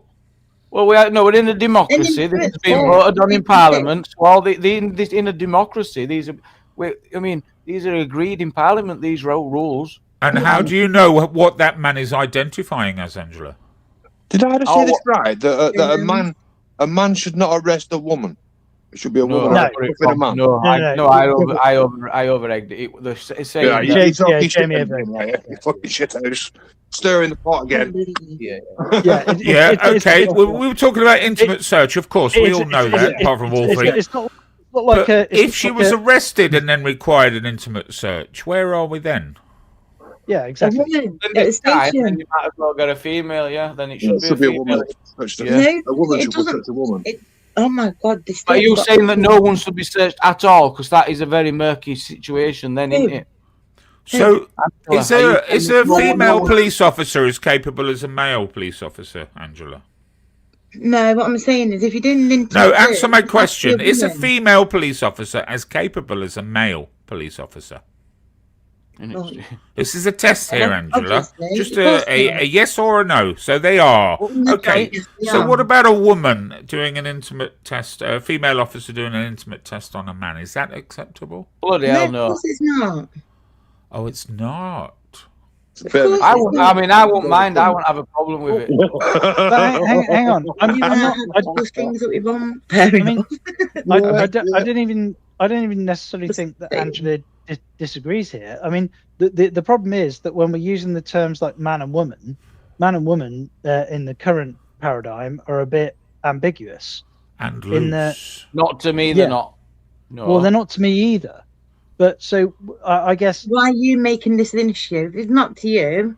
It's not to Jamie. It's not to me. You're demanding a certain course of action. What about the trans officer that stopped and interviewed AB when he was in that back entrance of the police station? I don't know if he was arrested or not. I think he was. In fact, I think he was cuffed and searched. And super quick, Vega. The reason I raised it, Angela, is because this is an area where the Supreme Court disagrees with the ECHR. That's why I raised it. So that's why we're on this topic. Yeah, but who took it to the Supreme Court then? What do you mean who took it to the Supreme Court? Why was it in the Supreme Court? No. It wasn't a criminal offence, was it? So why was it in the Supreme Court? It doesn't have to be an offence at all. It can just be read in the Supreme Court. Why is it in the Supreme Court? Angela, it doesn't matter if it's criminal No, or it definitely does matter. Why was it in the Supreme Court? That is the most paramount thing of this. Why was it there? Because sometimes clarification is required in law. No, it was because someone had been discriminated. Same for the NHS. No, when they stopped pregnancy testing men who went there for fucking arse cancer. Yeah, let's get the answer then. What were they in the Supreme Court for, Angela? It's because they've been discriminated against, and therefore that's what they felt. But the whole purpose of the Supreme Court is to find if they were tribunals. It's already gone lower tribunal. No, but it's like you're bringing too much emotion into it. The purpose of the Supreme Court. All right, then. So why do we have a Supreme Court? Yeah, so you're saying the reason why they went there? Yes, but what's the purpose of the Supreme Court? To clarify the position to adjudicate, of the law. Yeah. Literally adjudicate, to judge. Yeah, exactly. Is that the highest court we've got in this land? Yeah. Yeah. So imagine then we're fucked, aren't we? Really, they could change any law in this country, anything. Well, they advise law. They don't. For any country, that's same for anyone. You, this panel, anywhere. No, it's not, because from the Supreme Court, we can then take it to the European Court of Human Rights. But they can change it as well. Oh, not you could do that from the High Court, Angela. Before the Supreme Court existed, the Supreme Are you Court justifying the existence of the ECHR, Angela? Is this what you're doing here? But that court on a whim as well. Pointless. It's exactly the same. They could just do what they want. Uber's not sure about that. She's definitely not that. So no. €5 chat. The Supreme Court has existed. The ECHR has existed for 15 or 16 years longer than the Supreme Court in the UK has. We had the High Court, and then Tony Blair fabricated out of thin air the UK Supreme Court. Yeah, and got rid of a few laws. For what reason, I cannot deign, other than that he wanted some kind of authoritarian control over our legislation. Like, I would just rip it all out and go back to the High Court. I would gut it, root and stem, just fucking High Court. Yeah, it was good. It was fine. With it since these people have been coming across in boats, so I didn't see having an issue with it when it was giving like fathers paternal rights and stuff like that. When it comes to that, like babies born, when you have maternity leave, now you get paternity leave. You do understand that I can disagree with individual decisions that the High Court made, and also have a disagreement with the sovereignty question over the Supreme Court. European shit though, don't you, Angela? You don't. No, it just fucking frustrates me how people want to leave just because of a few people coming over here, and we're going to sacrifice all our rights to be able to go back to a fucking country that's still got them. Our rights. Name one right you've sacrificed, Angela. Everyone that'll ever become a right in the future, because it's a living system. Well, name one that you've sacrificed. Let's not look at the future yet. Gamer says big up Angela in the chat. It's fucking. It's one right. Just one right that you've lost since the EU. Or gained. Left. It's all the same, isn't it? EU. Yeah. What one right that you've lost? You've said all the rights that you've lost. No, I haven't. I'm saying. Oh, you haven't. Okay. No, I'm saying if we leave the ECHR, we will lose everything that's there, and the highest court we'll go to. Thank God for Well, that. no, she's saying, why would you want to give up rights that protect you when your only issue is quite specific? I think she's saying. Angela, Yeah, almost and then every these people that you're all talking about are going to go back to a country where they're still afforded them rights. It's Angela, almost every right that you had when we joined the ECHR, when we joined the EU originally, but the right to life, superseded what existed in the EU at the time. The right to a family life. The Right, yeah, paternity. You said paternity pay. Well, all of it. There's so many things that's one of the few actually. But also, it's practically made no difference. Also, the plastic. There's also the plastic bottles being stuck to the, when you coke, because it don't come off anymore. That's from EU as well. That for recycling. Yeah, but you just snap it off anyway, don't you? You just undo the cap, you twist it, it snaps off. You should do, mate. What's the point? And they're both different plastics now, so it makes it difficult for recycling plants to actually make it first. Yeah. It's two different courts or two different places. Yeah. So yeah. You have the European standard, don't you? And then you have the European Convention of Human Rights. It's completely different. Fucking dirtbag. Oh, hang on. Ubers is going to agree with Vega here by the looks of it. Fucking hell. What it's going to snow tonight. It's going to snow tonight. Fucking hell. All right, Vega, bend over, prepare yourself. Brace yourself. You wearing them tracksuit pants, Vega? Let me just loosen the tie. In my head, Vega's wearing poppers so that he can just riff them off. Is that a good thing or a bad thing? We lost the right to send kids up chimneys, and we lost the right to have kids dragging coal out all day. Imagine. Now Kids are ideal for your average-sized chimney, though. Yeah. And coal mine, in them little nooks and crannies, the kids could get right in there. These days, we have to send Futoy up. Imagine using kids for that. Imagine. It does them good. What are you on about? Do them good. What, down pit? Does them good. Better work ethic. And they're earning money, Wolfie. I am not earning. Imagine the purpose they felt. Hey, you got tax the rich, now you can tax the young. I bet they really felt like they were propping this country up, didn't they? I bet they were. You only had to watch Mary Poppins to see how happy they were to do it. They loved it, didn't they? Loved it. Anyway, I can just say I won't mention that again, because if they try to make good leave, it's breaching my human rights. Just saying. So you don't actually know what rights are being breached. We get you. You couldn't bring back kids cleaning chimneys now. Because it classes racism, wouldn't it? When they come out the top of the chimney, all full of salt. Oh yeah, you get crying racism. I'm genuinely confused. And as soon as they start singing and dancing, it's the Black and White Minstrel Show, isn't it? So, Angela, what human rights would we lose? If we all of them, every single one, every article would be just gone. If you could snap your fingers right now, what human rights that are guaranteed by the ECHR are not guaranteed by the High Court. Oh, that's British. I would suggest the ones that will serve the establishment the best, not the ones that's the risk that Angela's wary of. They're only going to pick and choose the ones that are going to serve them best. That's obvious. The ones that have been getting right up their nose for decades. The one that stopped all these governments really shafting us. Because do you think they do as well, John? Why is that? Decades. They've not been looking out for us. No, but they've not been looking out for us. So if now we're going to give them permission to rip up these fundamental protections and go, but they'll do it in a good way that protects us. Seems damn. Why don't you create your own protection? No, but I'm just saying that why would we need to when we've already got them?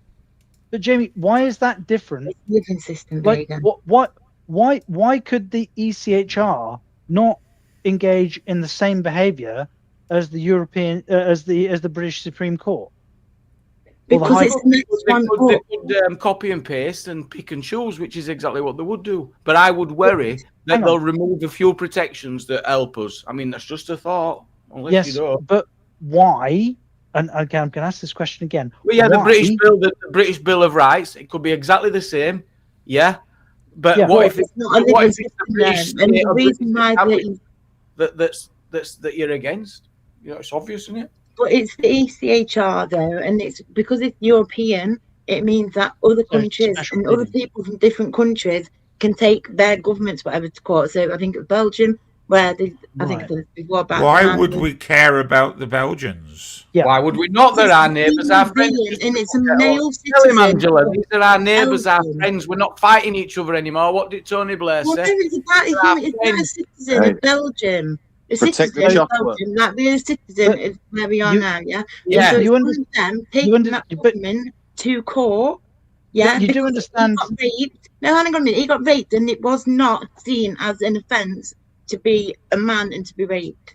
And so have you got BDS, Angela? Brexit derangement syndrome. It's for court to do with Brexit, Vega. And if you think it is, it's you that's got that, not me. I didn't even mention Brexit, but you seem injured, Angela, about the EU. For God's sake. And you know what, right? So if it wasn't for that, then we wouldn't be able to help men that are raped over here, because now that's already there. And so that's why it's. What's that got to do with anything that we're talking about? The only place it'll end is with British people. Again, you went very dark there, Angela. I don't get that. Could we not? Is there anything in principle that would have stopped us from resolving that problem by a simple bill in law in the UK Parliament and having it ratified by the House of Lords? Are you talking about the rape of men? Yeah. That protection existed already, John. Yeah, no, I know it did. Yeah. I know it did. But my query to Angela was, we didn't need ECHR to make that happen. Absolutely we could have done that ourselves. And we did, in fact, do that ourselves. The bill in law exists in English law. Yeah.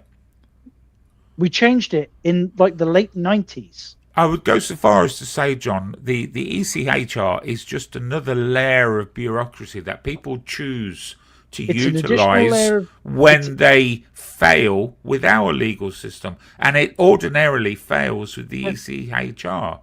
So it is literally just a waste of time. I think Mr. DeWitt might have seen this clip already, and I think many of us have, but it's good to watch back. Go ahead, John. I'll let you finish up before I play it. Well, I was just going to say, the ECHR is an additional layer of bureaucracy that is an additional step further from the voting public. It moves further away from our basic sort of, what's the word? Democracy. John. Well, yeah, I mean, how we view the world. How we view the world. That would be no, it enhances protections. It would comment based not on a British populace. DeWitt says he'd rather be fighting side by side with Europe than against it. Let's listen back to this clip. This is at no point did I say I wanted to fight against Europe, DeWitt. No, but we're saying.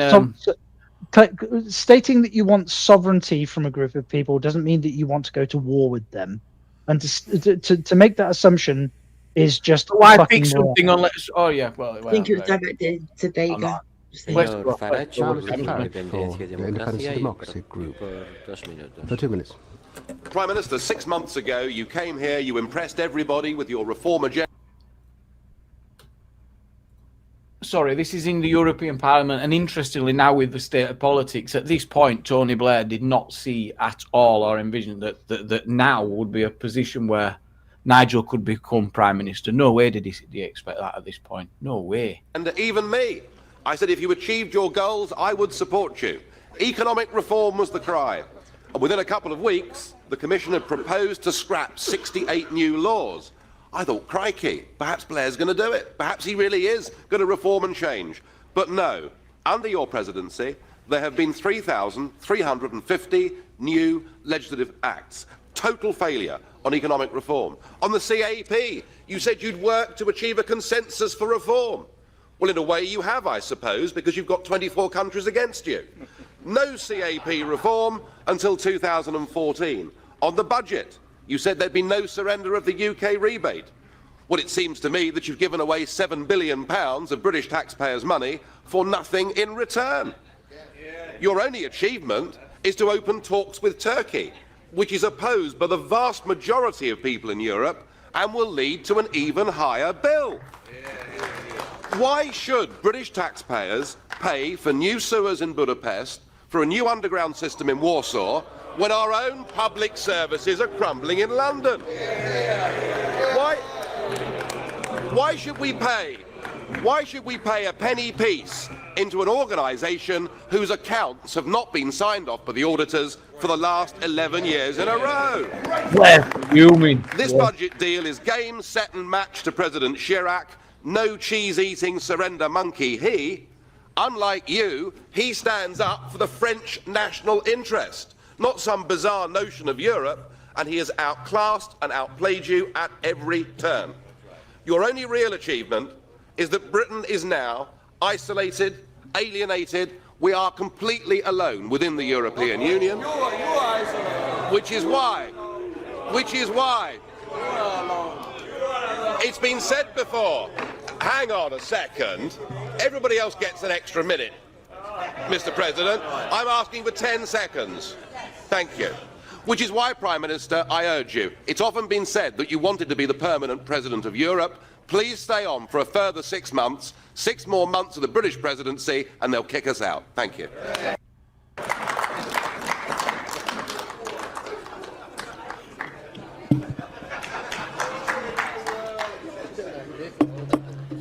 Yeah, well, thank you very much, all of you. Right.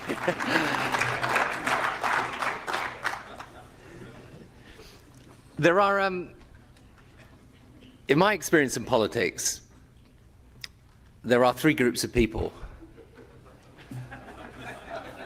There's, first of all, the reactionaries. And let me just tell you, sir, and your colleagues, you sit with our country's flag, you do not represent our country's interests. I can do now.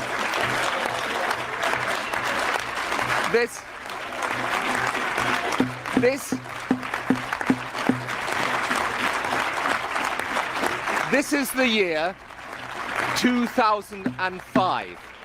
This is the year 2005, not 1945.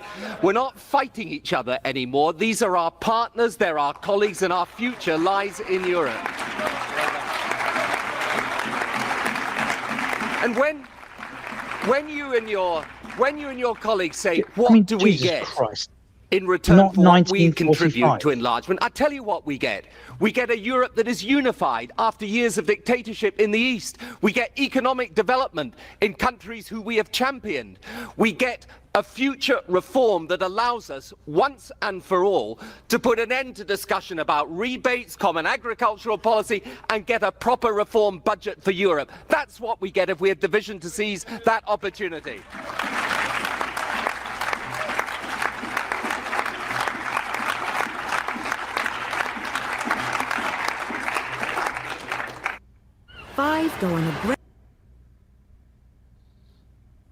Great interaction. I thought that was brilliant from not 1945. We're not at war with Europe.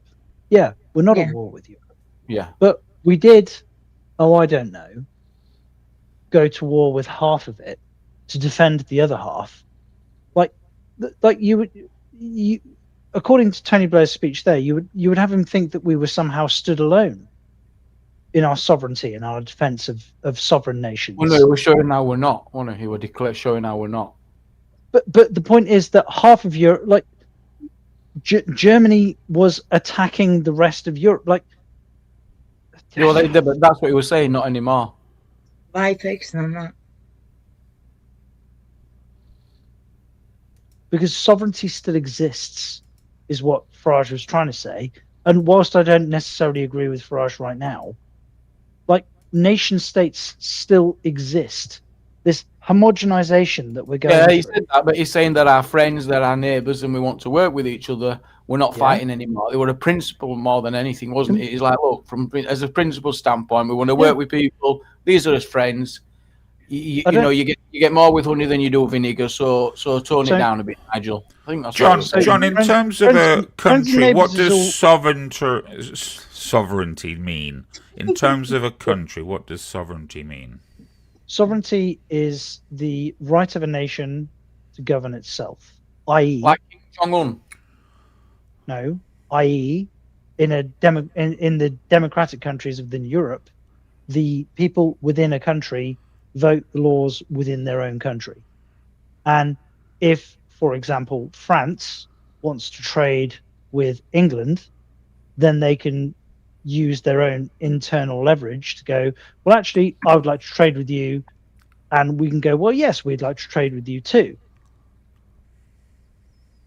Great, fine. Personal relationships. But France doesn't get to vote on the laws in our country. We don't get to vote on the laws in France's country. You're missing the point again. You're totally missing the point again. It's a collective. All them countries agree to it for a common good. That just keeps you keep missing that point. It's yeah. Aside from the fact, but why do you miss that? Constantly miss that. It's like an agreement. No, it's like we come together. Right. Now so find me, Jamie, find me the plebiscite or the manifesto. The what? Find me the plebiscite or the manifesto that stated that we were going to join the ECHR, and then claim democracy from that point on forward. Hang on a minute. Let's start with who wrote it. Didn't this all start as a trading partnership? Yeah. From this, it's grown into a exactly a new right. Oh, hang on. You're going. This is. I've got a trump here because everyone loves Winston Churchill. Right. I'm going to trump you here. This is a belter. Key contributions from, yes, you heard it right, Winston Churchill. So you'll be turning in his grave with some stuff he's heard today about ripping up this document. Yeah. Winston Churchill were a key contributor. The ECHR, yeah. So not only is he getting kicked off the fivers, you're ripping up some of his most best work. This is shocking. It's not very fair on Winston. This is no. Well, also, I suspect this is going to be bastardizing. In fairness, though, Jamie, the ECHR was a different beast in Winston Churchill's day. It really wasn't. Angela, stop just quoting bullshit, Angela. You didn't know one fucking right that we've lost via the ECHR, but you're willing to stand firm on their behalf. In Winston Churchill's day, it was called the European Economic Area. It wasn't a union of any kind. No, because half of the Europe didn't want to fucking know us.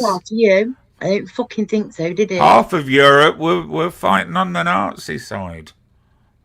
The fucking area. Like, that's got sort of shit on. Fucking hell. You think that Winston Churchill would have... I didn't think anything. Well, no, it's more than that. He was only a key contributor. There were more. The main writer was Sir David Maxwell Fyfe, who was a British Conservative MP and lawyer. So that's two British people who wrote it.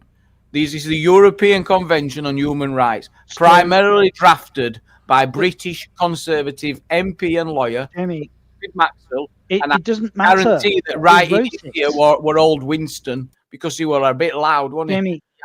Was it consented to by the majority of the British people? The answer is fucking no. We were never fucking out. Wanted to go through that? It doesn't matter who wrote it. You have been by a goddamn alien. John, you've been very naive to what the British people must have gone through during that war. You think they wanted to go through that again? I'm sorry. So the choices but you put yourself in 1945 and you're telling me they're like, you better not protect us from fucking torture and war. And after all they've just been through, are you mad? Jamie, the choices are starving, they've just been rationed, they've just had families bombed to death. But the cost they want protections. This is for 100 years kept the whole of Europe safe, and you want to rip it up. Jamie, man, you don't need to apologize. You're too. You cannot possibly be claiming that the dichotomy is between a starving person coming out the arse end of the Second World War and the ECHR. Being protected from that ever happening again. The ECHR. in its current your confusion with the ECHR's intent is the ECHR's primarily is in there to prevent atrocities of war. That's the whole point of it. That's, oh my God. That is why that Conservative MP, that lawyer, and his mate Winston wrote it because they were the victors. So they wrote it and enforced it, kind of, because they wanted to make sure that they nearly didn't go bankrupt again, having to protect us from death. Yeah, it's true. That's the purpose of it. That's what it's there for. If you think I know, I've read it. I've just read it now. I also know because we've debated it many times before. Written by Sir David Maxwell Fyfe. Key contribution from Winston Churchill to prevent post-war atrocities. That's the whole point of it. Yes. I'm going to. If you think that's the actual political fact, oh my God, it is the fact that it's 100% true, and it's worked extremely well. We've not had no more since then. Right. So I'm gonna say this again, real slow. Don't be consent of the population. Well, I think there would have been the most massive consensus ever to that at the time. They've all just been bombed to death. Right. And then you've got these protections coming out. You're going to get looked out for. You're going to have protections to make sure that these dictators like Hitler can't no longer do that to you again, because you, for the first time, are going to have European rights. We're going to all agree to them right now. We're going to put them on paper, make sure that no one has to suffer again. What makes you think that's going to stop any of that, Jamie? Because I look back and it's been 100 years. It's been 100 years since we've been. So I just look at the time spent, and you're like, well, that's a bit of a success. Isn't what about Kosovo? Is that a good answer though? Time spent 100 years. What about Yugoslavia? What about them? They had a very brutal war which led to the breakup of Yugoslavia. And problems still exist today. They're still. But they weren't part of it, were they? They're isolated incidents, though, out there. There's not been a world war, but they also weren't part of that. Okay. Well, what about if Yugoslavia happens in Leeds? But that wasn't part of it, was it? They weren't part of the original. Well, you're saying that the EU provides certain protections that haven't existed before. Those protections existed in the First World War, in the Second World War. No. It's why did Winston waste his time then writing that document? What did Winston waste his time for then? He would have just said. People are just allowed to circumnavigate what are essentially just rules. But no, but he didn't waste his time coming up with that important document. Clever guys, Winston.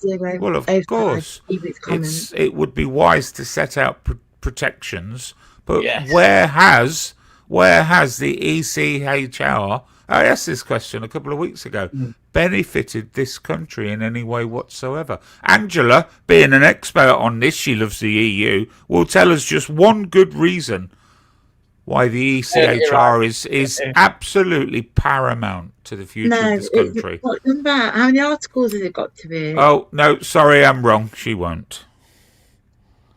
What do you mean we've got the right to life? We've got the right not to be tortured. My God, you got that already, Angela. It's nothing to do with the ECHR. You're living your life now.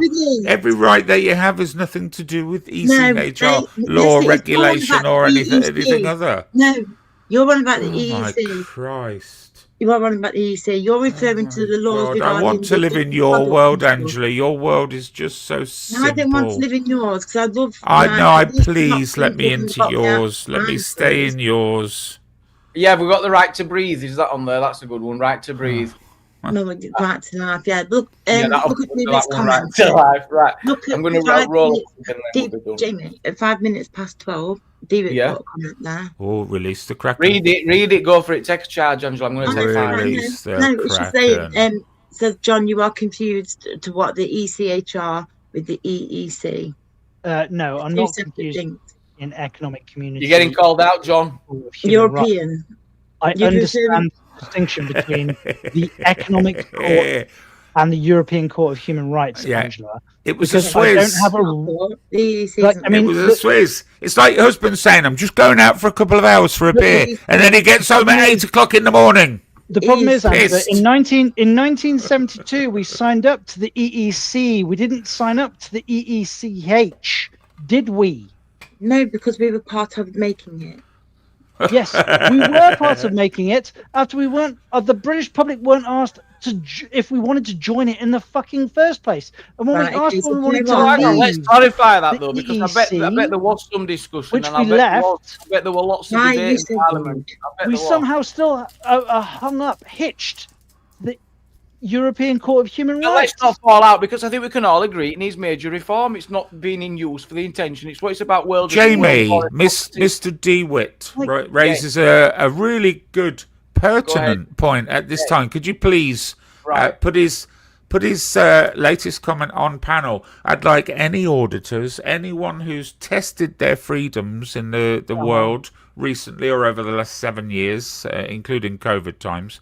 Could anyone comment on what Mr. DeWitt says, please? I'm trying to find it. What time? Oh, the one you've got to go back. You've got to go back, way back. 1208. The ECHR enables people in the UK to protect their and so on.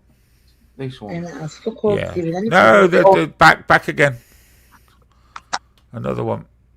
Back again. Oh, here we go. 1208. There we go. From the UK to protect their privacy. Yes, you see them coming after media companies. Yeah. So DP to panel, please. DP to panel. Or AY. Both of those will be more than qualified to challenge Mr. DeWitt's comments. Have they not got the right to go and do them? You have no right to do any of those in this country, Angela. Of course you do. You have no right to privacy. We all know what's going on at the moment with social media. Oh, yeah, they're able to look at your medical records without any permission whatsoever, even though they ask you right now. Article 8, can't they, without having to throw out other shit away? You know, so all of those ECHR rights are moot. But you can choose not to use social media. You don't have a right to life, in fact. You definitely don't have freedom of assembly. That was legislated recently. And you do not have, well, you do have freedom of expression, but be careful how you use it. It'll be taken away. Don't be dickhead about it, isn't it? That's what they say. Yeah. And then you have right to life. No, you've got to see it for what it is. They're taking the piss in some sort. If you don't suit the narrative, you're in trouble. Compared to the countries around the world. The First Amendment should be mandatory of all countries. It's your own thoughts and mouth. You can be wrong, and people can laugh at you, ridicule you, etc. So we've had there was a guy, I think it was Germany, somebody might correct me. He called one of his politicians, local politician, Pinocchio in social media on a number of occasions. He has gone to prison for 2.5 years. Wow, that's a light sentence, isn't it, for such a crime as well? Fucking hell. Only 2.5 years. Germany have really, really ramped it up in terms of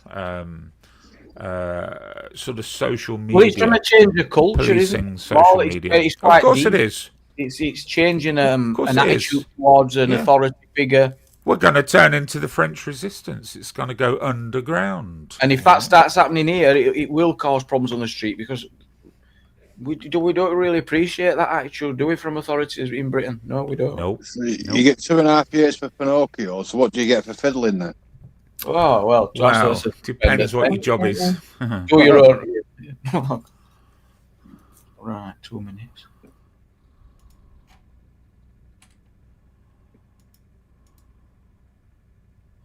And there's a video clip, Jamie, I don't know if you're still listening, of 3 politicians who are being interviewed by 3 German politicians being interviewed by a German news reader or whatever.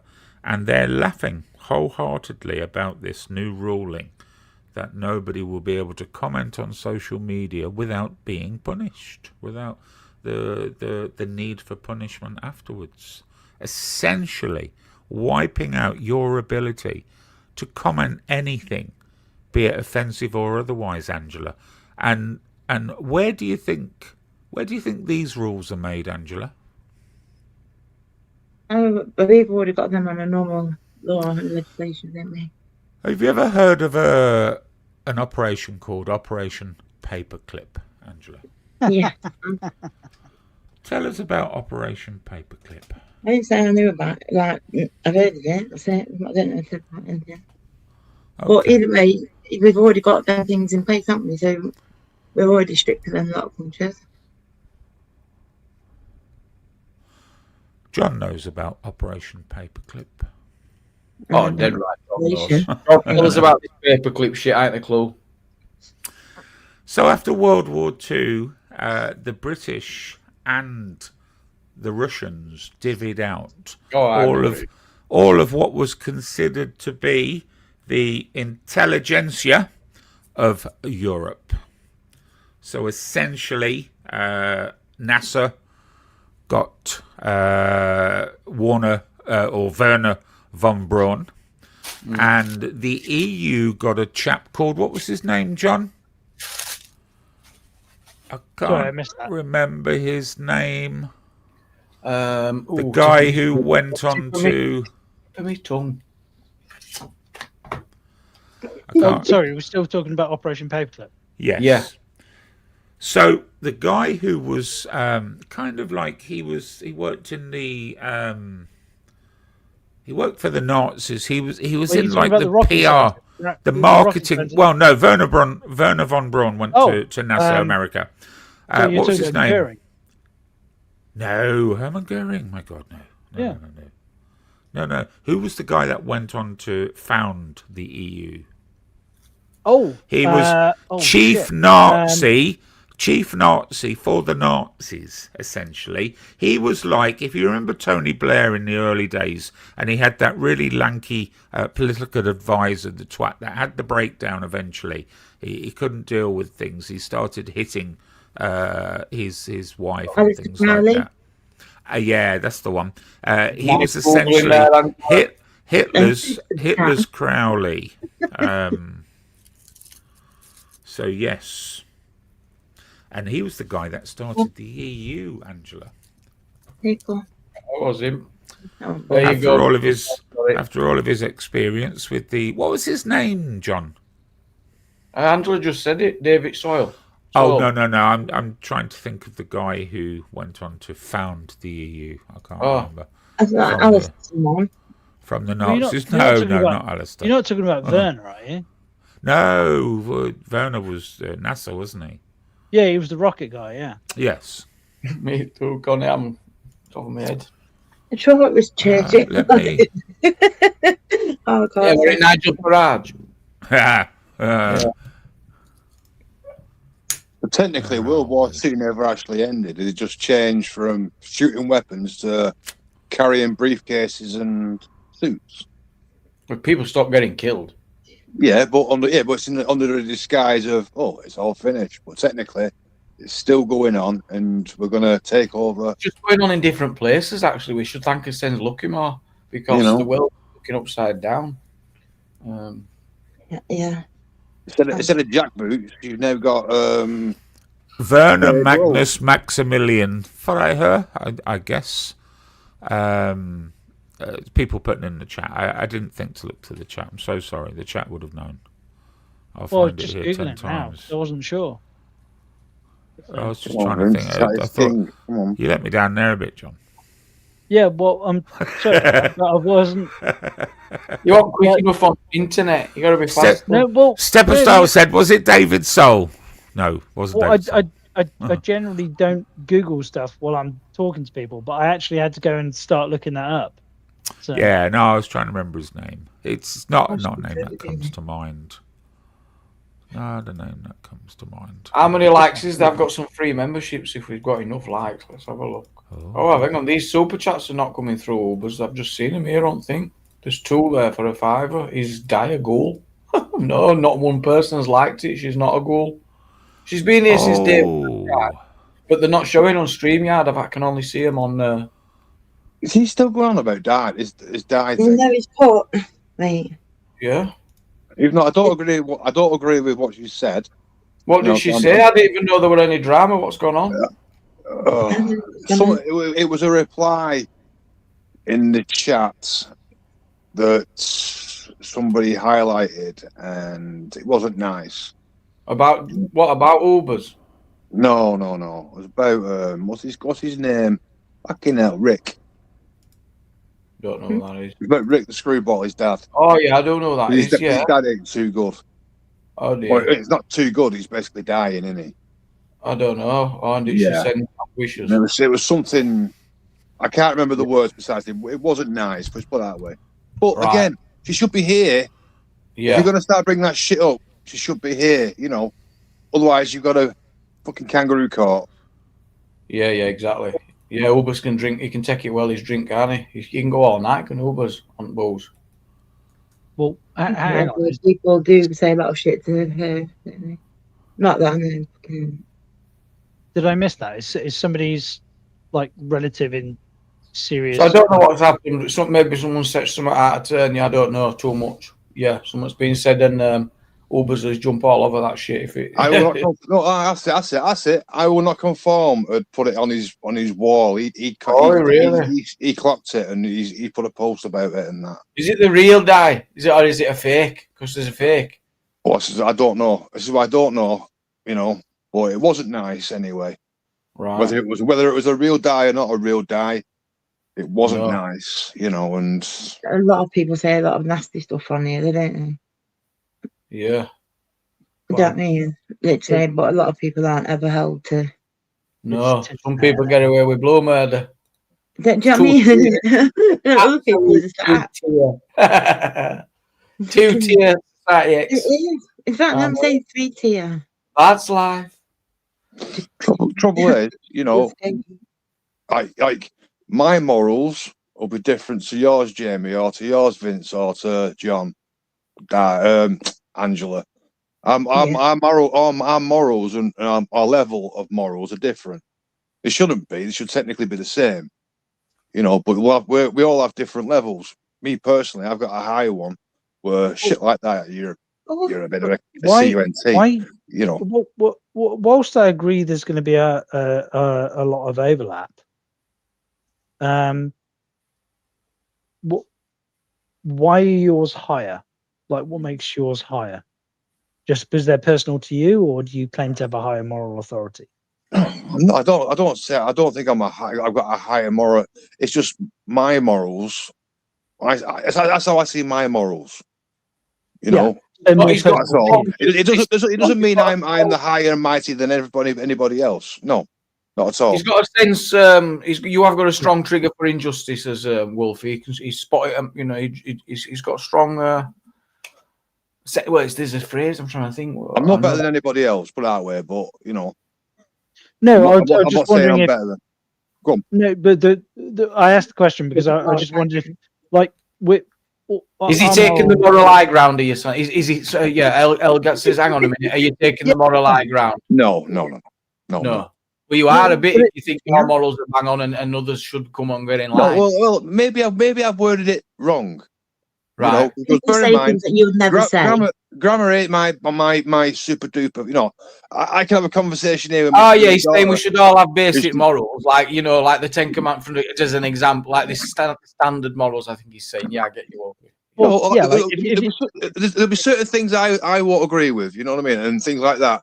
Well, then somebody else will think, that's all right. You know, so the way I look at that, my morals would be of a higher standing than yours, because you think it's all right to call a woman a bitch and a slag and whatever else, but I don't. You know, so in my eyes, my morals are higher than that person's. If you know where I'm coming from. I'm not trying to say I'm better than everybody else. You're all pond live. I'm not. No fucking way. We're all the same on here. I think I get where you're coming from. Okay.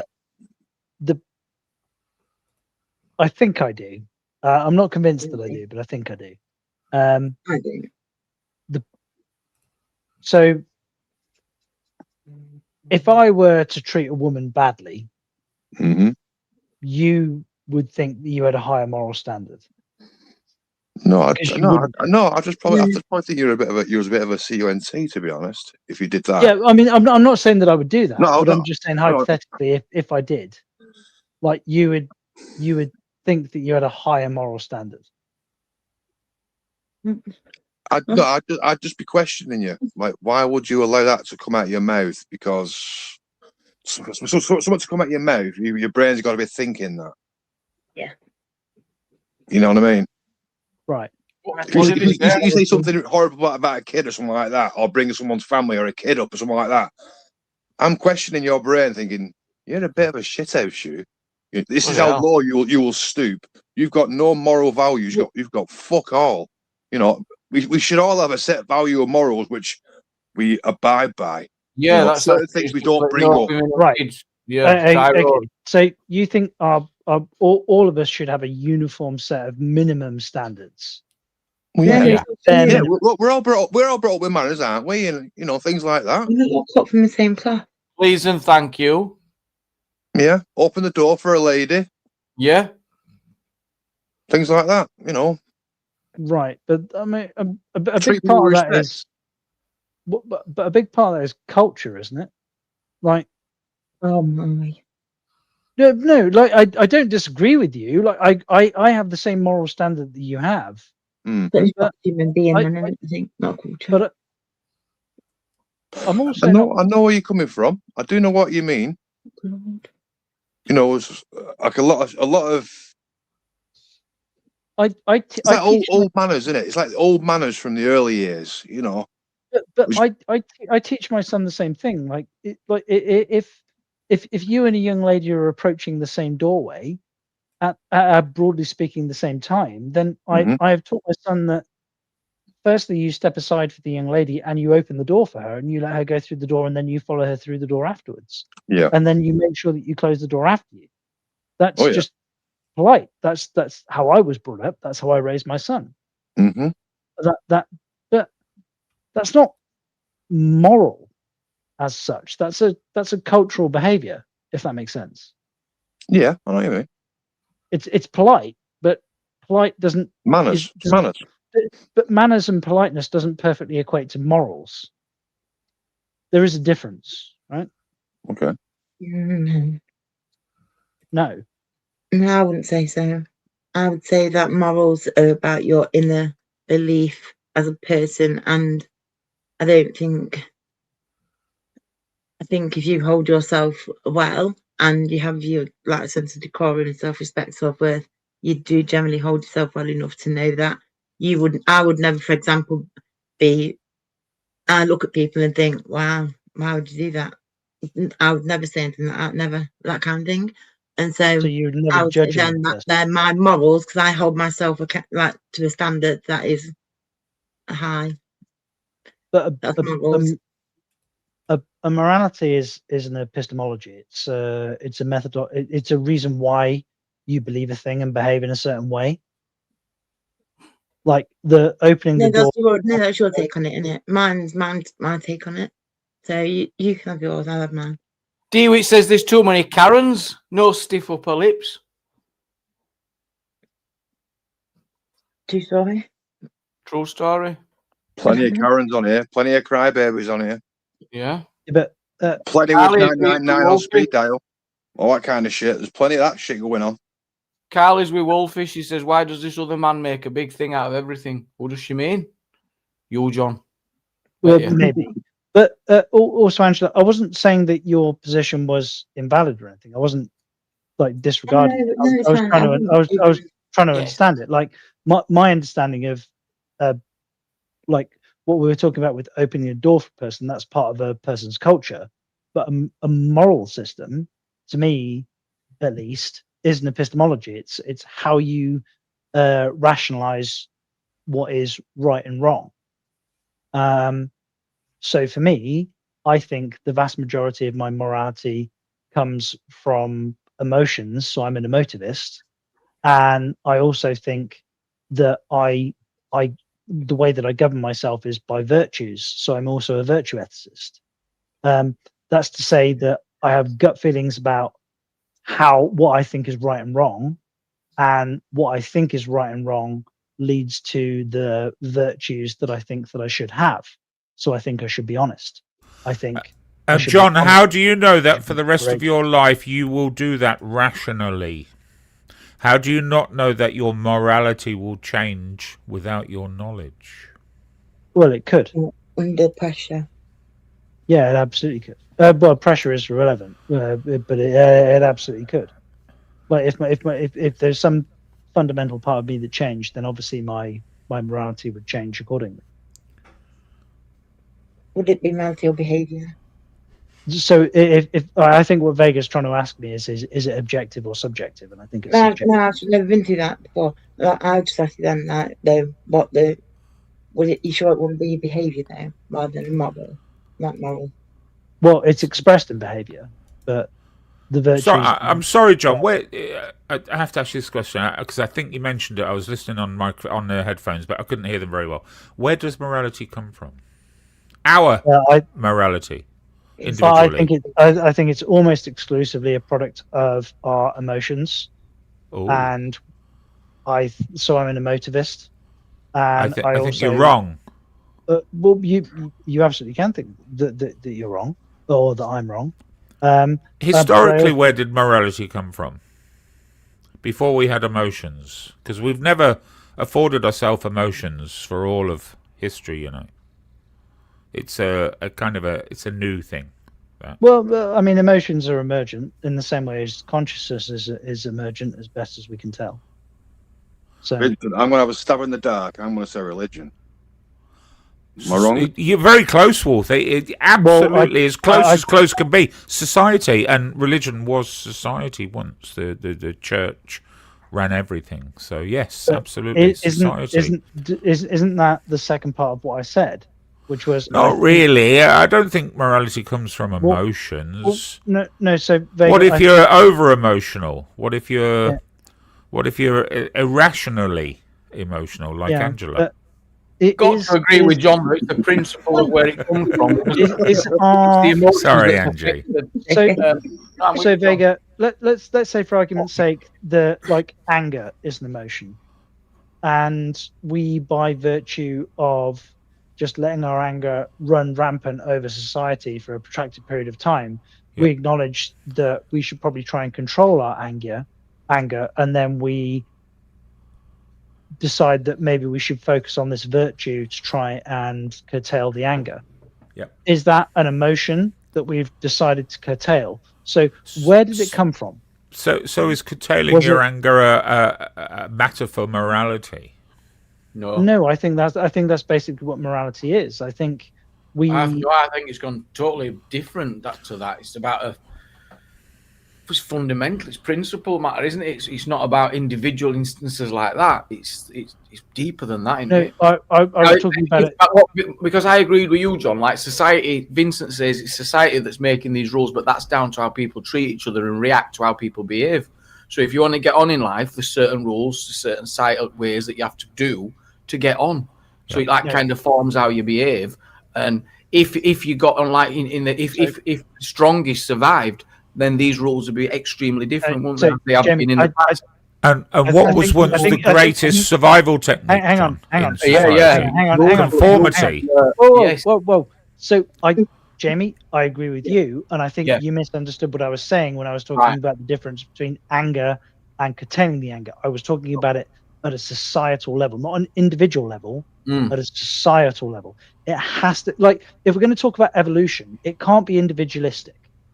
That's insanity, right? Yeah. Evolution is an allele frequency within the genome, within a species, which is a change over time. To talk about it on evolution, society-wise, which is pluralistic. How does it start to become into fruition then? How does evolution start? It only happens in DNA terms. Well, how does it start? What's the basis of it? It's choosing partners, isn't it? Yes, we're talking about changes within individuals, but as part of a culture. Yeah, but that's based on by which which partners people are selecting, which changes throughout history. Yes, but you can't. Jesus, how can I? You can't look at it from an individualistic point of view. That's not how this works. But what do you mean? I don't get why was anyone doing that? So because when I said that I think that we're controlled by our emotions, yes, we're controlled by our emotions. And how long have we had the ability to have emotions, John? No, but I think he's right. That's what I wanted to back him up and say yes, and it affects and the way that's presented is through how society treats each other based on their collective emotion, how that personal emotion because we're all sharing that same emotion. So I think that does play a massive part in it. I think you're both right. When you say how long have we had emotions, Vega, are you talking about like humans, Homo sapiens, or are you talking about how long have we had the ability to afford emotions, John? Is it different? Well, yeah, how could you even focus on them when you've got everything else going on around you? Is what Vega's saying. If we're talking about do you think Vikings were struck by emotion when they severed somebody's head from their shoulders using a very large axe? If you look at some writings, I bet in history there'll be some horrendous stories about regret and guilt. Yeah, you're saying people have never had guilt, Vega. Come on, Vega. I have no compunction whatsoever about shooting a cute little fuzzy bunny rabbit. We know. And now we're at the crux of the matter. But there are people in this we chat, got there. But there are people in this chat who would go, "Oh no, that's a horrible thing to do." So why? It is. But it's an emotional response or a lack of an emotional response. In the same way as a Viking fighting an enemy, like 250 years ago, 300, 400, however many hundreds of years ago, we're talking about a gradation of an emotional response. So when you say how long ago did we have the ability to have emotions? Yeah. Well, simple question, John. It's not a simple question. It's definitely not a simple question. If you ask me how long ago did But he changed it as well, John. He went out and he went, pay attention. Millions of years. If we're talking about how we assess emotions, well, my emotions are different to yours. They are. So what comes first then? The thought, the emotion, or I thought I've forgotten. Yeah, the memory. Yeah, like say the thing, is it memory, thought, emotion, or feeling? Well, an emotion is a feeling. No, a feeling, because you have an emotional feeling, yeah? Or you get the emotion, you get to know what the emotion is, and then you have the thought, which is it first? Do you get a thought, then you have the feeling and the emotion, or what? Which process does go first? And how do you define consciousness? Well, hang on. So, bloody hell, that's deep. No, it is deep, and that's a deeper question than I think even you probably appreciate. You'll be surprised. But these things are intersubjective. So a feeling can preempt an emotion can preempt a feeling. They are intersubjective. They cannot exist without each other. No, what about a thought there? You got a thought there, yeah? You got to have a thought. Yeah, but they're thoughts as well. They are intersubjective. They cannot exist without each other. But which goes first then? They're codependent. Why? Because there is a process, you know. I think there's a lot of Googling going on here. No, I'm just taking a break. I'm up to the back door. No, I've already like Googled it. Don't worry, Wolfie. My question is: Has John got a Lucky Rabbit's foot on his keyring, and has he got a Rabbit's Davy Crockett hat? No, it's got squirrels. His dad. It was squirrels he shot last time. I don't have a squirrel. Anything. I feed him to the dogs. I don't keep him. I'm not that sentimental about it. Wow. Were you against that Tony Martin then a minute ago about him shooting that boy or boys? Hey? Am I against people shooting people? Yes. Okay, just asking. But why? Because he didn't have a gun, did he? And he was running away. That was all. No, there are very, very, very few circumstances where I would be okay with people shooting people. I'd never be okay with it. I'm just saying. I find it interesting. Angela, right? I bet you'd watch Mr. Brock to your farm and and would have put your daughter at risk or something like that. Exactly. I was just going to say that. Middle at night, right? And you're coming downstairs. Imagine you don't know what's in front of you. You don't know what you're facing. Oh, there's a lot more to it. Oh, you come in. The problem in that case was screaming. He did more multiple shots, didn't he? He incapacitated him and then went further. I think there were more to it. To help you here, John, there's not a person in the chat or on the panel that wouldn't wring the neck of a squirrel for food. given the right circumstances. Yeah, exactly. If you're hungry, technically, I can't brought back 2 baby squirrels, and I was sat there with my builder's gloves on, went, "Oh, little bugger, cute." She took them to the vets. I don't think Flora would. There you go. Flora they put them down. Now the tastes like chicken, Flora. She shouldn't do chicken neither. Hang on, can I just like address this Tony Martin thing? Like, Angela, Tony Martin, yeah. But you're making out like this farmer, like Yeah, it did. I didn't make out anything. Look, you're making out like he stood over the kid and executed him. Well, I think he did. Let's look at the facts. That's what point I was trying to make. There was more to it. That's not. You're trying to make out. He just innocently shot some burglar, and there were no special about it at all. No. That's not what happened at all. That's not borne out by the court case. That's not borne out by any of the evidence whatsoever.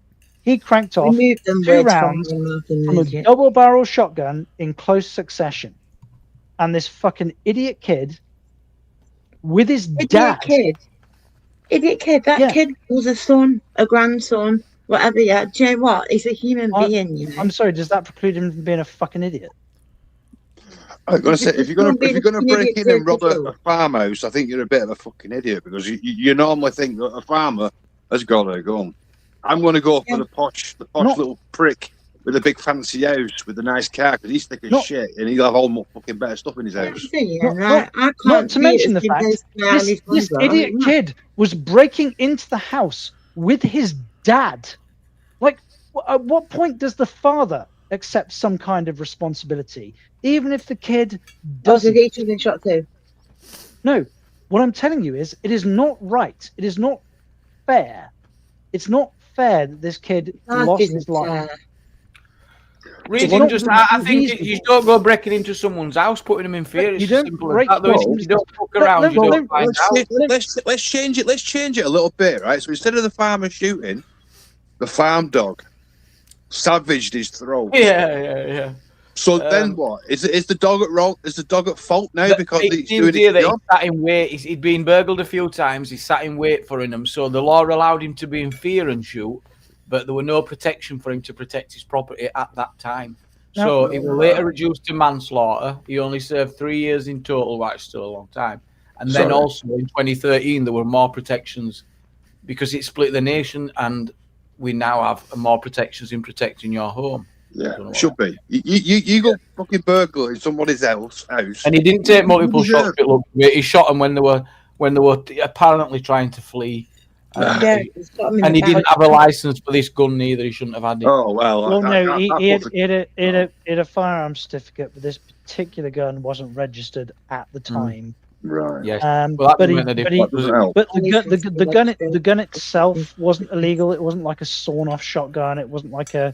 It wasn't killing machine where he did its job, didn't it? Illegal to own. It was no different to any other gun in his cabinet. This one just wasn't on his ticket at the time. So he could have picked up any other gun in his gun cabinet. The fact that this gun was illegal didn't impact the outcome at all. It was just, what the anti-gun lobby decided to rut over. But they broke into this guy's house repeatedly. The police did nothing. Oh yeah, they had that's why that was part of the problem of his prosecution, because they said he knew they were coming back and he was just waiting for him. Yeah. He didn't do it in fear. He did it in anger. So they were shitbags, basically. You know what? Even if it was premeditated, at this point, I couldn't really give a fuck. I think I'm with you. Don't come into someone's house, and that's as simple as that. You stay out. Have a bit more respect. It's disgusting. This house is my kingdom. Would it have been better if the dad had been the one that was killed? Yes. Hello, I was 16-year-old. Hey, welcome back, Mark. As opposed to the kid. Are we live, Mark? Yes, we're live. We're live, pal. We're live. I don't know what the time I got DP audits backstage. Anyone want to take a 5 minute? I'm jumping. You're out. Can we ask Angela before she goes how she would react if she was to find an intruder in her house late at night? Aye. I don't want to. And you had a shotgun under your bed. Would you hand him a pamphlet on non-violent conflict resolution, Angela, or would you shoot him? Non-violent conflict resolution. What a great idea. She'd ring Jeremy Kyle and get him to sort this shit out. Jeremy Kyle? I'll put on the phone for you a minute. Hang on a minute. Yeah, mate. He wants to speak to you. I don't speak to Jeremy Kyle. Thank you very much. It's Jeremy Vine. I thought it was Jerry Springer. He's not with us anymore, ain't Springer? Oh, Point being, in that situation, you don't really do anything. You just freeze. But yeah, just saying. Well, have you had it happen to you? What have you had an intruder before? That we'll leave that alone. No. It wasn't an intruder, was it? But like, yeah. I'm going to go. It's cool though. I'm going. All right, take care, Angela. I'm going to listen. Yeah, take care. Bye. Bye. I get DP on. No. See you, Angela. DP, welcome. Is that you? Yeah, thought about coming to appease the top fans, you know. Too right. You've got the #1 DP fan in. I love to see it. How's it going, DP? You good? I'm good, Matt. Nice to hear you, mate. Yeah, you've got a #1 fan and follows you about as well. That's good. Hey, Jamie, I've had a lot recently, man. Making moves out here. You're making moves. I've got a video to watch where you're at the start of it, but I've not watched it yet. There's someone else filming and there's just you in it, so I've seen it. It's popped up on my TikTok, so I've love out of it. Yeah. Shall we check it out together? Yeah. Sometimes I go on rants and people like to film me. You notice that? I don't know what it is. That's what I'm hoping it is. I'm hoping it's a good laugh, mate. But no, it'll be edited, calling me whatever. No, there's you in it. There's Bear in it. There's a few in it. No, it's not just you. I did do a speech the other day. That would be somewhere. Oh, did you? Let's have a look at that. Well, I dare play that on here. Fucking hell. Speech. One of your speeches. Whew. Oh, yeah, this one. What is it? Right. This is the guys that came and sat their gardens with the soul in. Oh, there's someone talking over it. This is the Rillian. This is the Rillian. Ronnie Pickering. Remember him from the other week? Well, that's the guy with the kids on. Yeah. That guy with the that arm. Yeah, that twat. Yeah. Yeah. Right. What is easier? I want to be famous. Make me famous. All right then. You asked for it. You can see that. Yeah, you can see that. He was the guy who tried to grape the taxi driver. It wasn't actually him, apparently. Oh, apparently that one got put out there. It wasn't our fault. We didn't know nothing about it, mate. It went wrong guy, Mark. Would you believe? He got he wanted to be famous. You know what I mean? It's so false. I couldn't do nothing about that. So if I ever saw him, I'd think I'm getting away from him. He tries to grape wrong guy. Yeah, but I bet he's humbled. I bet he's not as mouthy next time because he were on every social media that week. And he needs to be careful now, Jamie, because all the content creators, as soon as they see him, they're going to be thinking content now. Well, it's going to be content for him. Is straight away. Yeah, but he's going to have to stay away probably. Right, let's have a laugh, see what's going on. Intention of recording and antagonising anti-fascist demonstrators. I'm sure I've actually seen at least a couple of these guys come up on my For You page, possibly even alongside my ex-partner doing exactly what he does. Oh, this is... They call themselves auditors and try and give themselves this air of neutrality, like they're some sort of investigative journalist, but they always end up on... Pause it a second. When the fuck have I ever said I'm neutral now? I'm getting sick of this fucking thing. I mean, they're just trying to get on social media on back of it all, aren't they? That's what's going on. Yeah. I'd like I say to him, man, if you're really that bothered, hashtag DP audits, hashtag Bear Britain audits over on Meta, you'll probably help you quite a lot. We've got quite decent followings over there. There you go. So you're suggesting that they tag you in future videos for they might help their own videos a little bit, yeah. Yeah. I'm going to shoot, mate. I've got Mafia to finish off. In a bit, mate. Fair, right? It's in a bit. Take care, everybody. I think that's fair, isn't it? You know, give a bit of helping hand while I'm at it. Yeah. You know? Why not share the love? Share the love. Yeah. Share the wealth. Oh yeah, if you noticed there when I was talking to the copper, he was massive. So I was there going, look at the size difference on the camera. He's a massive copper there, isn't he? Look at the size of him. Yeah, that's what I was doing. I stood next to him going, look at this. Fucking hell. The side of the far right in these rallies. And as you can see here, pause it again. Let me say something here as well, yeah? Right, so when we got there, I'll tell you how it is a creator for me, yeah? Obviously, I do this full time. So part of it's about making a living off it, right? We got to this place, this Sackville Gardens. Emmy Mead is rang me going, all the lefties are down here, Antifa and that. We got there. I said to Bear, what do? We'll go in there. My plan in my head was there's going to be a few lefties in there going to be chanting, right? All I need to do is get them going, lefties chanting. 30 seconds, minutes clips. Sometimes when I post them clips on my Meta, they go fucking mental and they'll earn me a little $50, $100, whatever, yeah? Like, that was all my plan was. I walk around. By the time I come back here, this John and her are starting on these. They weren't saying anything, so it's their own fault. What she's going to make out here is we started on them. No, that was all our plan was. Go in, get a bit of B-roll, and then they jumped on us. So okay. So is very that friendly with them, laughing, right, joking. They obviously know who they are and what their intentions are. So instead of the police moving them along, fully aware of what their intentions are here to antagonise people, they allow them to stand there and continue. She won't say none of this other week when she was just trying to talk to you and be nice. She was trying to be nice week before. Oh, she's been trying to be wonderful, yeah.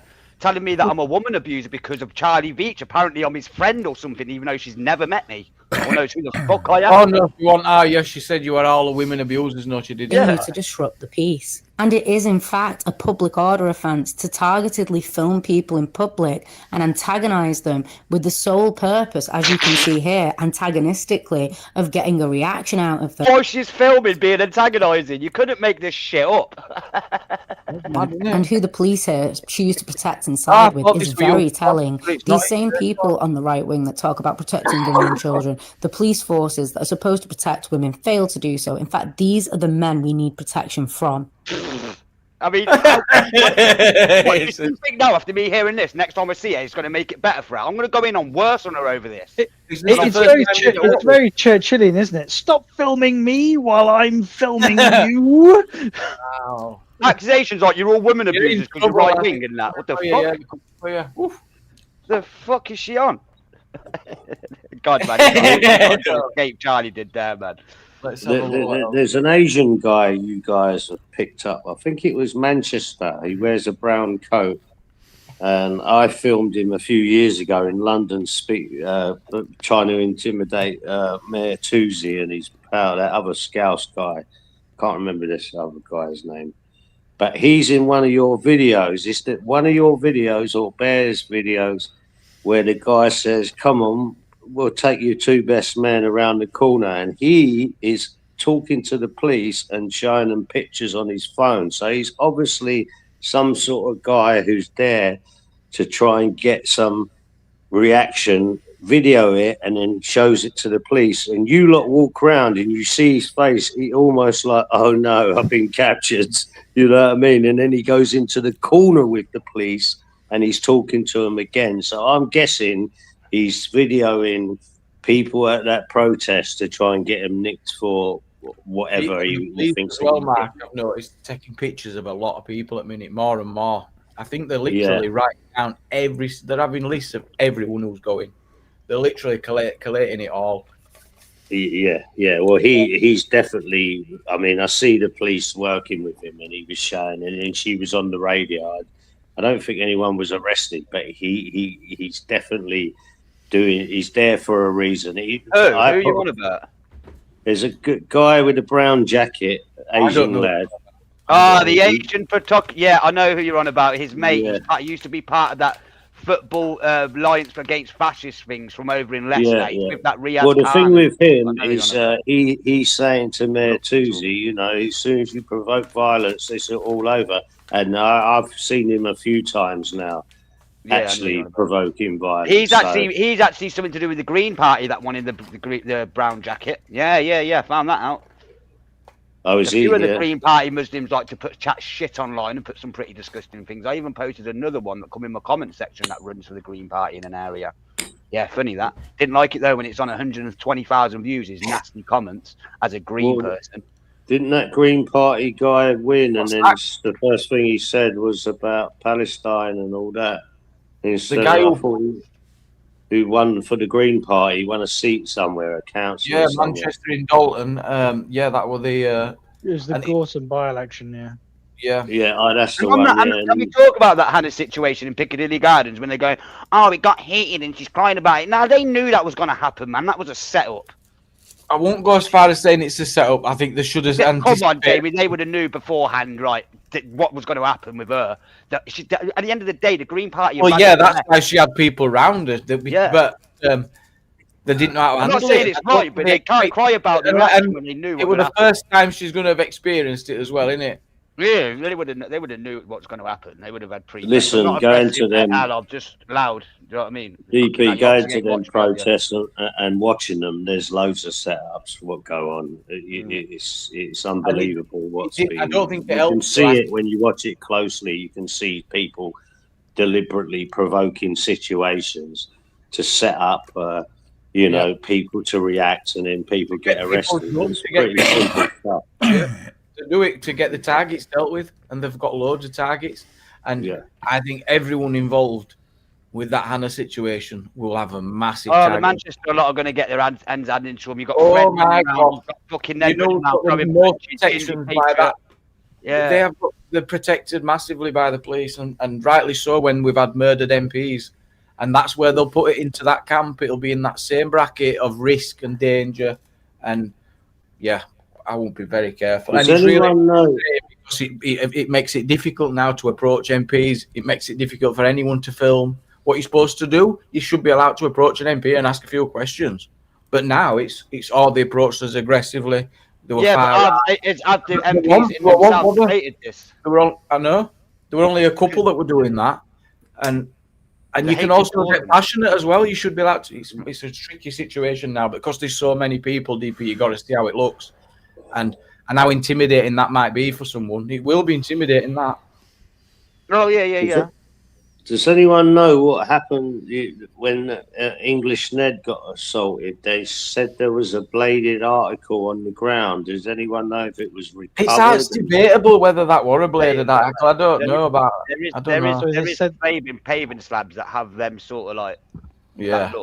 Do you know what I mean? It looked like a bit of slate to me more than a nat. It didn't look like much.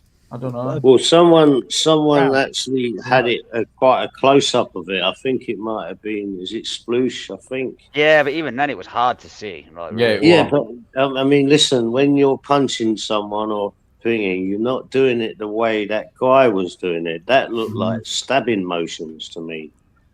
Well, I agree. Someone said his bag saved him, but then you're like, well, where's the pictures of the bag with holes in there? I mean, there'd be perforations somewhere, surely. Yeah, there's something not right about that. And if it was anything, it would have been a Stanley blade, so, it would have been more of a splicer than a fucking stabber. If what they were saying it would have been, it's a Stanley, isn't it? Yeah, builder's Stanley, isn't it? But, I don't know. Yeah. But yeah, the Manchester lot, some of them, I mean... Crazy. Unbelievable. Well, it is what it is. I'm not criticising them. They do what they want. I won't criticize. It's none of my business, but as a viewer, they need to be careful. I just have a laugh at it now. I'm not watching it because I'm like, and it's beyond that for me now, a lot of it. I'm like, what the fuck is this? For most of it. Some of it, I think, fuck. Yeah, but I will go and try and search out debates and stuff if I can. Like, I've had them a few times and stuff, if they'll approach and talk. Obviously, sometimes there's a bit of back and forth with the lefties, but even now that's died down a bit, because what more can I do? Do you know what I mean? I've already fucking hammered them a lot. Yeah. Well, the twins now, last time I seen the twins in Warwick, I swear to God, it felt like they were trying to avoid me. They're like, yeah, I'm sick of them comment sections, man. There's two twins on the left that always... Yeah, they always give a shit. But last time I seen them, honestly, it felt like they were trying to avoid me, man. They're like, yeah, don't want to be going in any more comment sections anymore. I've had enough of that. Isn't it funny as well? All the stand up to racism. There's not one black person in the crowds. I just think that's quite amusing that not one black person turns up for stand up. Well, in Manchester, I had a clip interesting this was, Mark, where we got to where Jeremy Corbyn and that was, all the stand up to racism lot, and then just on the left hand side, but all the some of the Antifa lot were coming over, going mad at them, going, come and help us smash the fash. Like, I had it on camera, them saying we're going to go and fight. Oh yeah, they get like they think that they've got the moral position to do whatever they want because they're morally correct. It's like, because we're morally right, well, it's a free for. They think it's literally a free for all. It's some of the things you hear, but it's dangerous. That's why I mean, don't think that it's not. It's so Oh yeah, that's Corbyn all over. I mean, I think they are just looking to kick the shit out of some people. You can see it, man. Don't you remember when Jeremy Corbyn was banging on about making broadband a human right? What's wrong with that? I actually think having a basic broadband these days, considering everything's online. Yeah, what's wrong with that? It'd be much better than us all getting shafted for 30-40 quid a month, wouldn't it? They could just stick we're just sharing an antenna at the end of every street. Get in. No, because then there is a requirement that somebody else does something for you. Yeah, too right. We all club together. It's like when you did meat club at work. You got if your boss bought 200 steaks, you'd all get cheaper steaks, wouldn't you? Jesus. Would you disagree with that? What if your boss went out at Christmas and bought everyone cheap meat? So, yeah, but that's a good thing, isn't it? Yeah, so Jamie, you have no objections to the government providing your modes and methods of communication. Yeah. No, I'm saying really weak. As if we can control it itself. No, I'm happy for open reach to crack on and Wow. Yeah. We are. You think it's wrong that a boss provides cheap meat for his workers? What's wrong with that? We are so unbelievably lost. Tell me what's wrong with a boss providing cheap meat for his workers? What's wrong with that? No. John, have you ever been poor? Yes. Have you? Why should we pay 40 quid for internet that costs pennies? No, let me get to the point, Jamie, with this. Let me get to my point with this. Hold on. Let me get to my point with this. Some people might be struggling that fucking much that they can't even get on a fucking job search. And they just start giving up. They can't even get online. Just loads of shit to it these days. We're way more isolated. Imagine not even having to communicate with people outside. You're going through a bit of a problem. People have it. Having the internet to at least maybe look for a job or whatever. But DP, why is it those very same people don't struggle to access weed, bit of alcohol, £1,000 phone, and a 55-inch widescreen TV? How come they don't have a problem accessing those things? And 40 quid's worth of crack. And a Slazenger tracksuit as well, Mark. They're expensive, aren't they? Can I just test this principle quickly of the concept of human rights, right?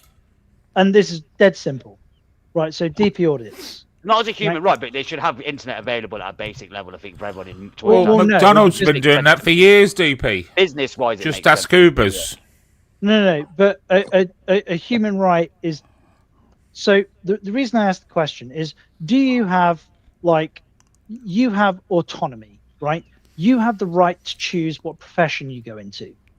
You have the right to choose what qualifications you decide to go into. You have telling me he also has the ability to choose whether to be poor or not, John.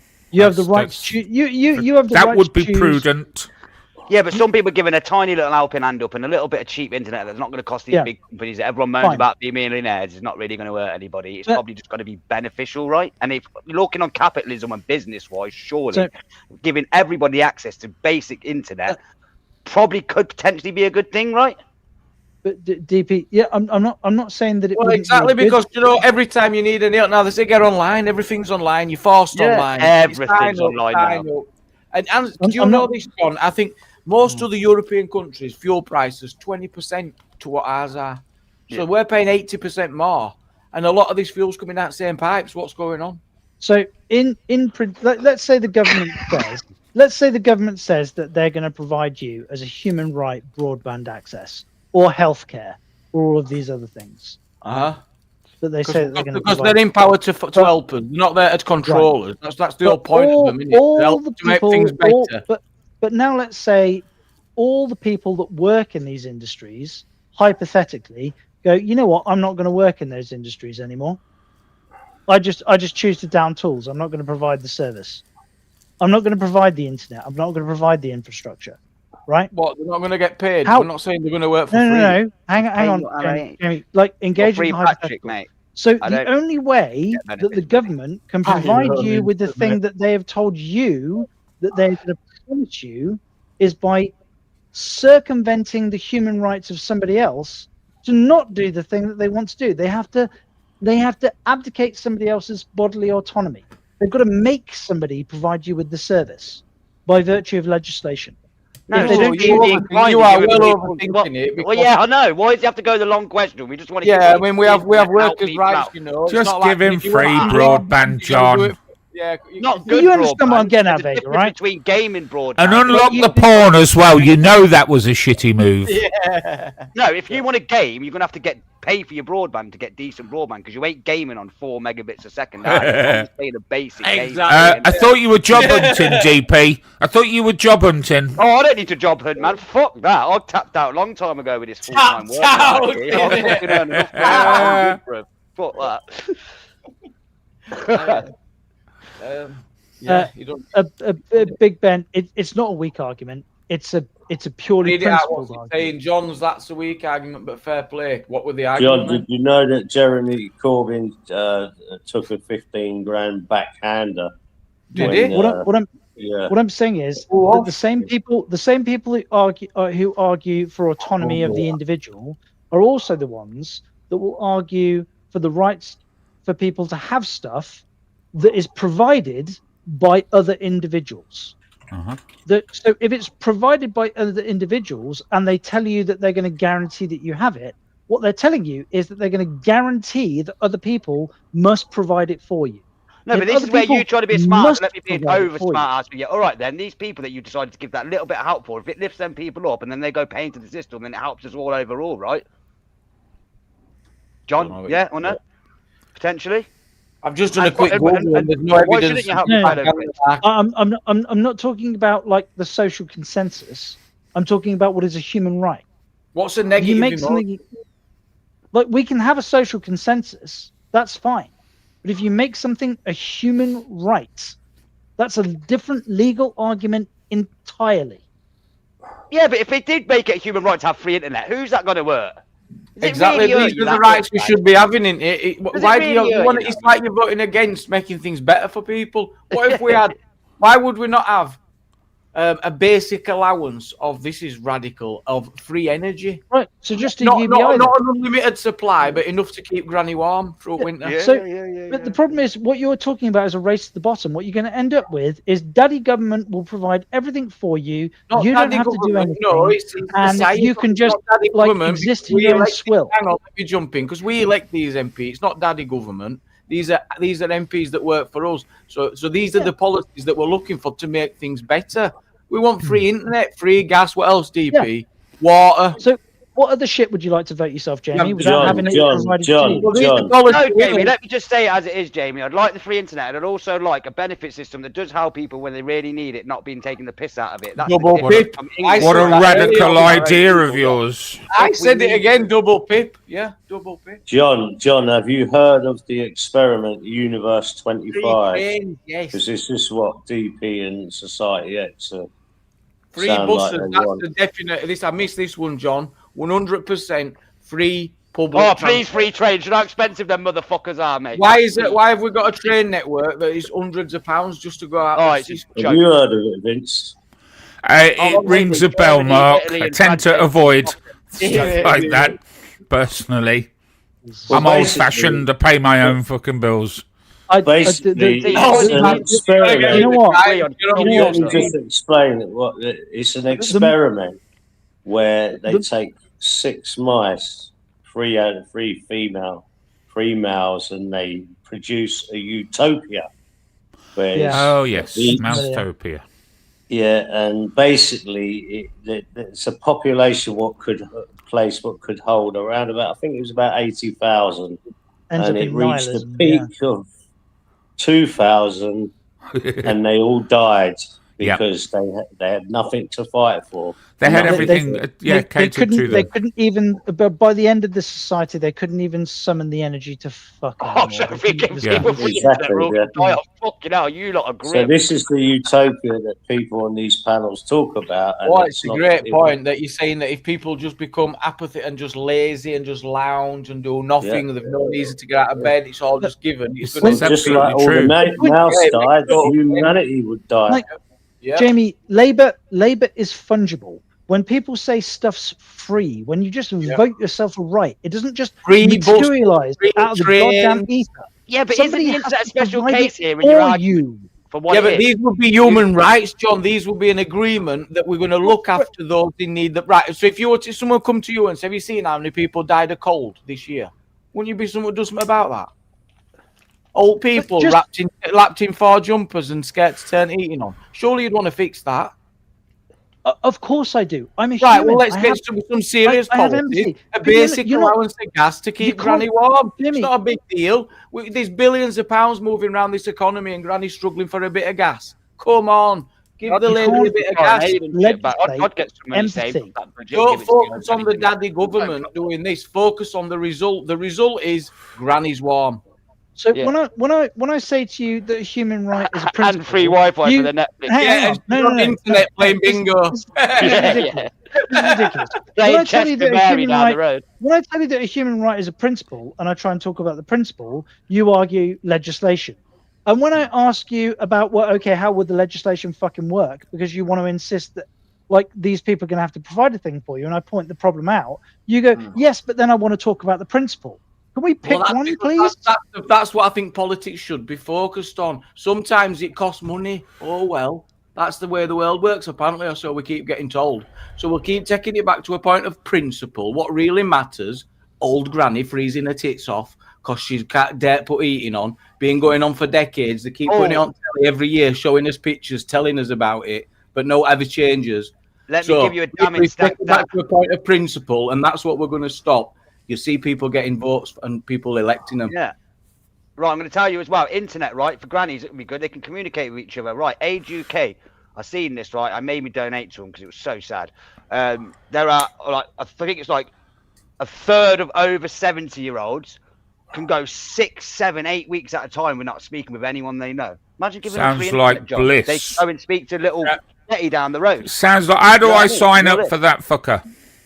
What did that? Would you not donate to that? I mean, that made me donate. I did it off the work charity phone that I was working for. I made them donate, but you know what I'm saying. The problem is, DP, most people over 80 wouldn't be able to use the internet. No, I think that's changing, Mark. To be honest, a lot of the olders are quite savvy now with it. My nan was a pro by the time she went. You know what I mean? Right. Yeah, so can I ask a couple of questions? They're adapting. Humans, we adapt, Mark, innit? It's changing. That is, I think. Since we've agreed that we're talking about principle. Can I ask a couple of questions on principle? Like, sure. I am in control of my own in control of my own bodily autonomy. Yeah. And as long as a principle, right? Would you agree with that? And you guys are in control of your own bodily autonomy. Yeah. Agreed? For example, well, if I decide that I'm going to walk left down the street or right down the street, or hop, you're saying you got free will? Are you suggesting that you got free will? I've got free will. Yeah, exactly. Right. Yeah. Fine.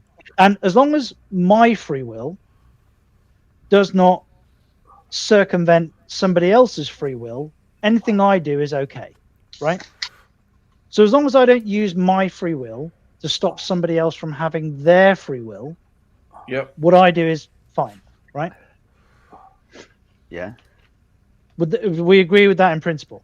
Yeah, I'm with you. Yeah, just don't step on anyone's toes. Don't deprive anyone of anything. Stay in your own lane. Do what you want to do. So, yeah, I got you. Most democracies, in fact, all European and Western democracies, have that at their very core. Well, yeah, apparently. Right? Would you agree with that? Harm or loss? Yeah. Right. Fine. So, under that set of circumstances, how can a democracy guarantee you a service that requires the labour of a third party? It's called money, John. It's called money, buddy. We do it now. We manage it now, don't we? They are guaranteeing it. We do it now, though. We do it all over. Yeah. It happens We're every talking day. about no. Forget the practicalities. We're talking about Bus passes, disabled bus pass, older persons bus pass, fixed payments. All that school bus passes for kids that live 3 miles away. Every time that older person scans that bus pass, you're not getting it. The company still gets paid. The government has promised you my labour. Like, if there's 3 people in a society, right? The old civil services been working. That's the case, John. Have you ever? What are you? One of these fucking what are they called? Common law people where you never use any services, because that's the route you're talking about.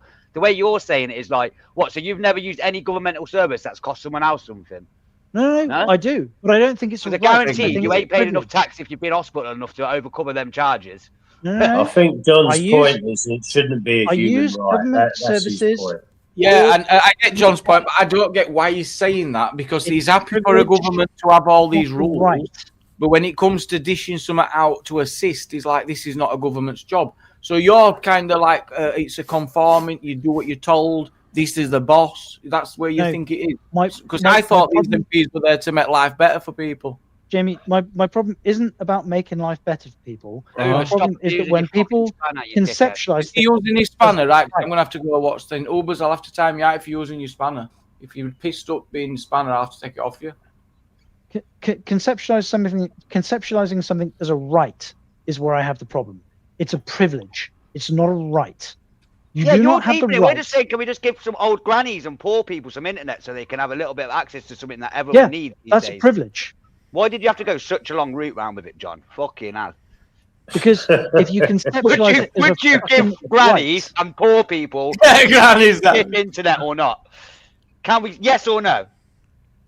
Well, there's enough grannies on these panels, so it must be free. Yes or no, John? You haven't said yes or no. Audits. I tried to, like, if you roll this conversation back, I tried to do it the simple way, and you went, so you deny your granny of the internet. I was like, no, I wouldn't deny my granny of the internet. And what I'm talking about is that you're demanding labour of other people, and the government is legislating the demand of labour of other people. Well, I'd demand the gas. I would go as far as demanding the gas for pensioners. I would. I think they should be deserved to stay warm. I'd go with that policy happily. And also, it takes away a big worry, especially when you get wars and prices go. All that worry's gone. You shouldn't be worried when you're at old age about staying warm. And who knows? God, we're not old yet. It might be bad. I bet it feels worse. And it's actually dangerous. You can die from being cold at an old age. Yeah, I bet it's shit when you're 80, 90 year old and I bet it's terrible.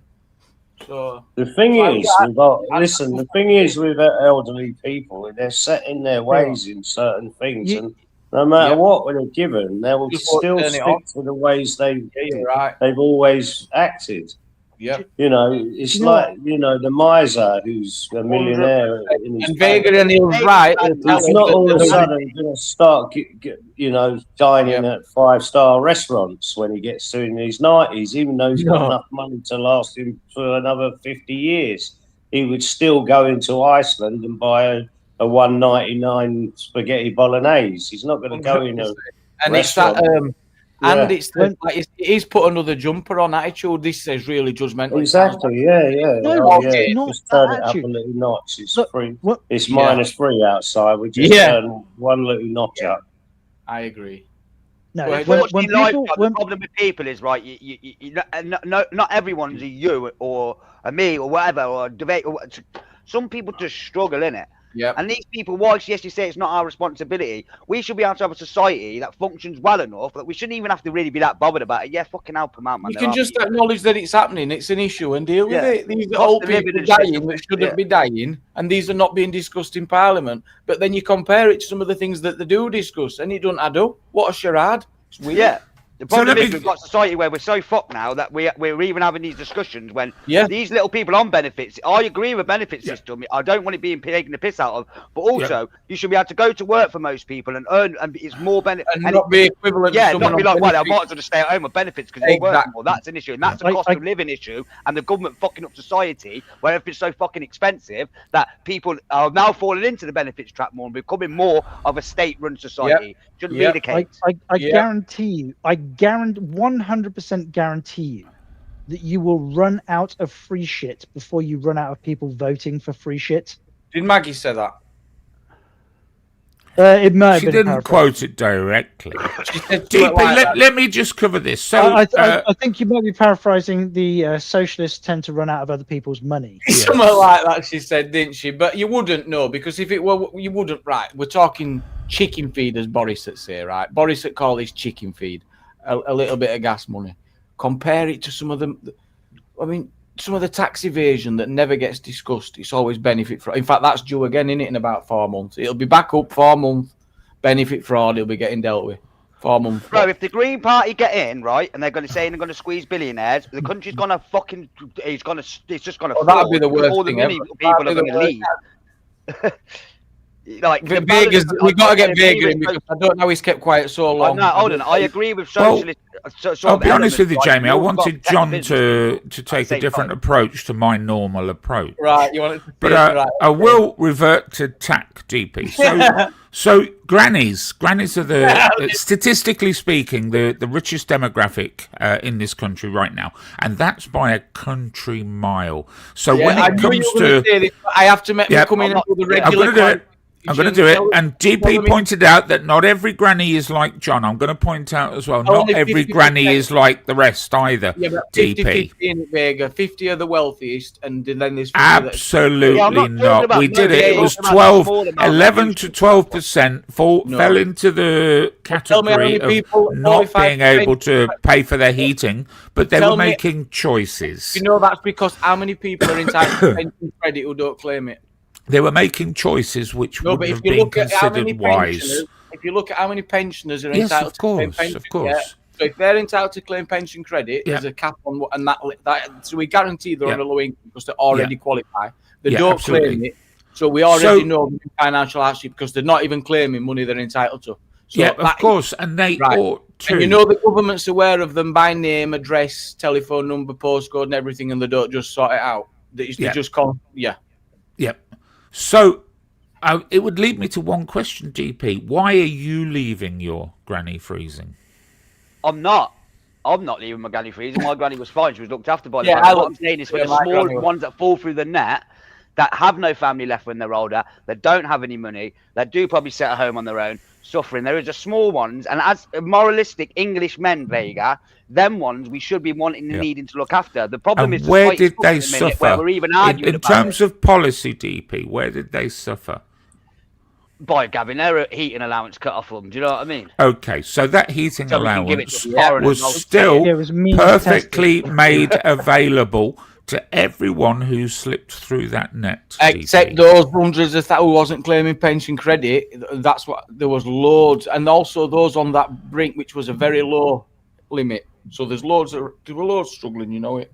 Yeah. I mean, they can be rectified. They can be helped. You know, people who are used to the richest, they don't get that pension credit. You know. Oh, they do. No, you can't. It means no, not the pension credit. Sorry, the £300 heating allowance. That was available to everyone. Yeah, you had grannies living in Bali, DP, who claimed that. It costs more. I'd rather give it to them than loads of other things. Exactly. Give it to. And what's wrong with giving it? It's better than if it costs more to mean test it. Give it to all. I'd rather pay for our grannies than other people's grannies. There are some that will work the Vega. If it costs more to run it and means test it, better just give it all. Yeah, of course. It would be interesting to know what the cost was the year before they cancelled the heating allowance and what the cost was the year after. It would be very interesting to see the difference there. You know, what it was in Vegas. I come on the panel because we was just trying to lighten the vibe up a little bit, and we're just saying basically the most vulnerable. You know, we don't have to go too deep on it. Yeah, no, you do a good job, DP, but you know where I am on this, and I know. I just don't think. I agree with John. I don't think it should be a free for all. And I'll end for now. Would you do I'm still here. What about the problem of people dying of cold and in their old age? People, pensioners freezing to death. I'm not. That's not being emotional and over exaggerated. That's something that nobody wants. Well, I think we should do mostly avoidable. It sounds like you're saying, like you asked DP the question, why are you letting granny freeze? So you're not acknowledge that some grannies don't have any support whatsoever and they're extremely lonely and see nobody. Well, then that would highlight the point that I'm about to make next is if you have a granny in the family or a granny who lives on the street, check them at Christmas. Make sure they've got enough. Check them. Well, not at Christmas, you know, when it's cold, and make sure that they are sort of aware of everything that they can claim for, I would guess. And I would assume the amount of people who fall through that net is tiny. But quite simply, to sort of summarise what John was saying, what you pay for, what you provide free money for, you get more of. So essentially, if they were to set up homeless organisations to get all the homeless off the streets, you would have a greater homeless problem within the year. It would just grow exponentially, and so on.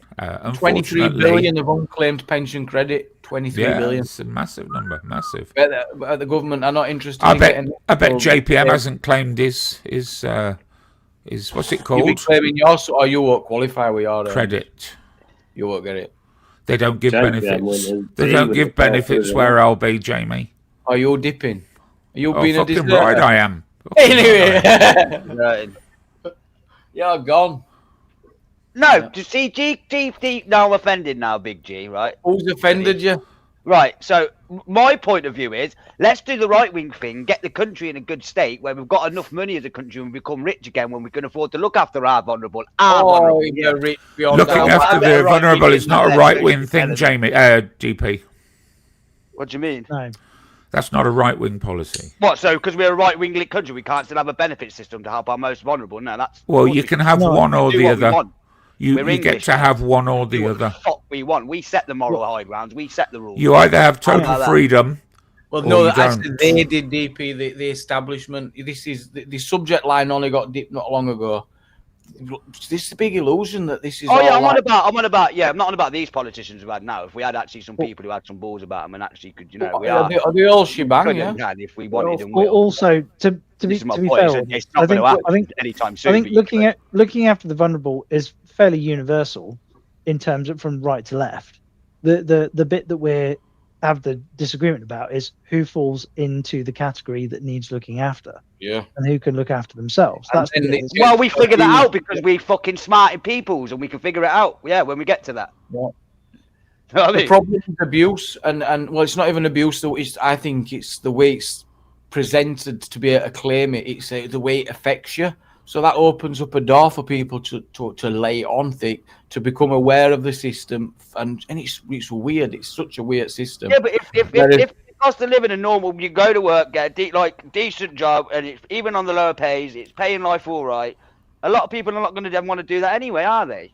A lot of people scam the system because it just fucking makes life easier. They're doing themselves a disservice there, right? Because they really are, and sometimes and you might have to fight for it and have to do some shitty jobs, and I want to agree with you, but it should, because the reason why I think people have said fuck it is because they're not prepared to do it in the conditions that are provided. People are expecting maybe too much, or they're like, I'm not doing that, and I agree in some cases there's some shit jobs out there treated like absolute shit. Dare be late twice and you'll be just thrown on deep. Oh, the agencies are fucking. It does my head in. The agencies is just It's just workplaces bypassing employment. Just taking piss out of you, and you're controlled and you've got no freedom. You can't. You don't think you can just say, "Oh, I got a doctor's appointment," and they'll go, "Oh, no, where is mate?" No, it's not. But this is where everything's layered, Jamie, and there's reasons why these companies are about to take the piss out of us. Yeah, you know what I mean, there's reasons and wages are there. There's lots of things. People won't have it. They're like, life goes on. We're not robots and slaves. But a lot of people feel that way. I see it. I've seen it. Yeah, but it shouldn't be like that. No. But even the smallest, cheaper paying jobs, right, should outweigh the benefit of benefits, or 100%. Feel like at least there should be a financial incentive to do it above doing nothing. This is where we've fucked our society. Hold on, DP. Who controls that rate of pay? Who controls what you charge for your labour? It's a weird one. Who controls that, DP? Who controls what charge for labour? Yes. Well, I'm guessing supply and demand is a big part of it. Who controls labour costs? Simplify it for you. Well, the companies who run the businesses. Do they? Well, no, the government set the minimum wage. Yeah. Well, minimum wage is neither here nor there. You control your labour cost. Well, he's trying to make out people have a choice. Like, they can go, "Oh, no, I don't want a minimum wage job. I'll go for one at 50. I'll just go get an 80 grand a year job." Yeah. I'm going to pick that. I'll just go pick up a camera like we've all seen Billy Elliot, Jamie. Yeah. Oh, can I have that job when it comes with a Ferrari? No, yeah. Get down Tesco, £12. And this is the problem as well. Like, some people just can't. I know, get what you're saying, Vega, right? And I agree with you on that. But to an extent, some people just can't get to these levels. Right. Doesn't mean they're bad people and they don't deserve a half decent life. Do you know what I mean? And we always do need the worker ants. The worker ants is just how society works, right? Glad you said if we're not looking after the worker ants, it's going to fucking implode. And this is why people are getting pissed off and tensions are rising, right? Part of the resentment, you know. And then you add on the fact that the country's been flooded with immigrants over the last 25 years, and that's all that side of it. On top of the economic struggle, when it shouldn't be like that. We should be a rich fucking country. Where going to work, like you know what it was like in I'm from Coventry, right? They used to come out of fucking school at 15 and walk into the equivalent of £1,000 a week job now working in the car factories. Where's all our production gone? Our government's give our fucking country away like dickheads. Fucked it over years and years of just. Why don't you start a car factory? That'll be the energy prices that have fucked us there. Again, net zero. Politicians fucking around, playing their silly little fucking games. Don't get me started. Net zero's not really work though, is it? It's not. It's just cost us shitloads of money and made everyone pay loads of high energy costs. Yeah, great, brilliant. And then they just China just produces all the shit we don't produce and just puts it into the air anyway. So it's a fucking false economy anyway. It's economic carry, and it doesn't have the. You're always so angry, DP. Good night, Tash. Who's starting DP up tonight then? Who's doing it? In fairness, here DP is completely right. Like we've exported our manufacturing to a country that has lower manufacturing standards than us in terms of the environment, and then we ship all the goods back into the country on clunker bunkers anyway. And now we've negatively impacted the environment, we've negatively impacted our economy, and we've negatively impacted workers' rights, because now the shit that used to be built by 18-year-olds in the UK that was built under higher environmental standards is now built under lower environmental standards in China by 6-year-olds. We saved a lot of money on materials, though, John, and we severely reduced the impact on the UK in terms of carbon. Do you not think this is another problem in society as well, guys? Though, fuck, just not always. Does it always have to be about economics as well? Does it always have to be about that? Not, we ain't just an economic zone in this country, like Rupert Lowe says. He's right. There is other elements, man. Maybe we shouldn't just be all like, you know. At the minute, anyway. DP, you're not going down the Greta Thunberg route, are we? No, I'm just saying, isn't it? So it's not just an economic zone. Like, How it's always dare money, you? money. What about the other sides of things? Yeah, I've always said that's why the country voted out in Brexit. It wasn't nothing to do with financial. It was completely to do with mass immigration. That was a big thing. That's the elephant in the room. That's why this country voted out of Brexit. It's nothing to do with some of them. I think they were a big FU to the system as well. A lot of it. They're just feeling unheard. As we all know. What do you think? DP, he says laws and mug. Bloody hell. Oh, yeah. Nah, aim high, vote low. Vote low. Leave it as aim high, vote low. Oh, all day. Hang on a minute. Patrick says he ain't cleaning over graffiti. There's another comment here that I just want to. It's a good wage cleaning graffiti. It's from Ostrich Gemini Snake Station, whoever that is. Vega and John probably think if a poor person owns a television set, it's a luxury. Literally what Margaret Thatcher thought. Good question. Should a poor person own a phone? Well, at no point did I say that if a person in 2026, Jamie, it's like the internet. Should they not own a television? Well, we hear it a lot. It's like, hang on, we'll sell your phone. You go, sell your phone. All right, sell my phone. We're talking about what other people owe you, not what you owe yourself. Right. For fuck's sake. No, but as a society, we owe each other a little bit of respect. What's the point of a government if we can, right? Sorry, DP. Not saying anyone ruined their life by spending all their money on everybody else. I'm just saying, like, you know, if grannies need a bit of free Wi-Fi and some heating, like Jamie said. Well, if it's be just capable of doing it, if they're talking about in Parliament that people are dying of old age and they're found covered in blankets. Well, ideally, people would be dying of old age, Jamie. That's the optimum. No, thing. but in their old age. Sorry, in their old age. Yeah, they're dying younger. And well, let me Google it. Then I'll bring you facts. Let me Google it. Give me a minute. But I hope you're sitting down. What are you googling? Because people live longer now, surely. The average age is 82, something like that. Getting shorter by the day. Scotland is the earliest age of death in the entirety of Europe, and that's taken into account countries like Romania. I think that's a lot to do with the heroin up there. Well, it is, and I was just about to add, we're essentially doing the government's bidding by eating processed food, living a sedentary life, smoking, drinking, and doing drugs and whatever else. So essentially shortening our own lives. Well, you won't be old enough to qualify for that £300 heating allowance soon, DP. Well, this is kind of what I suspected. No, fuck no. You ready for this, John?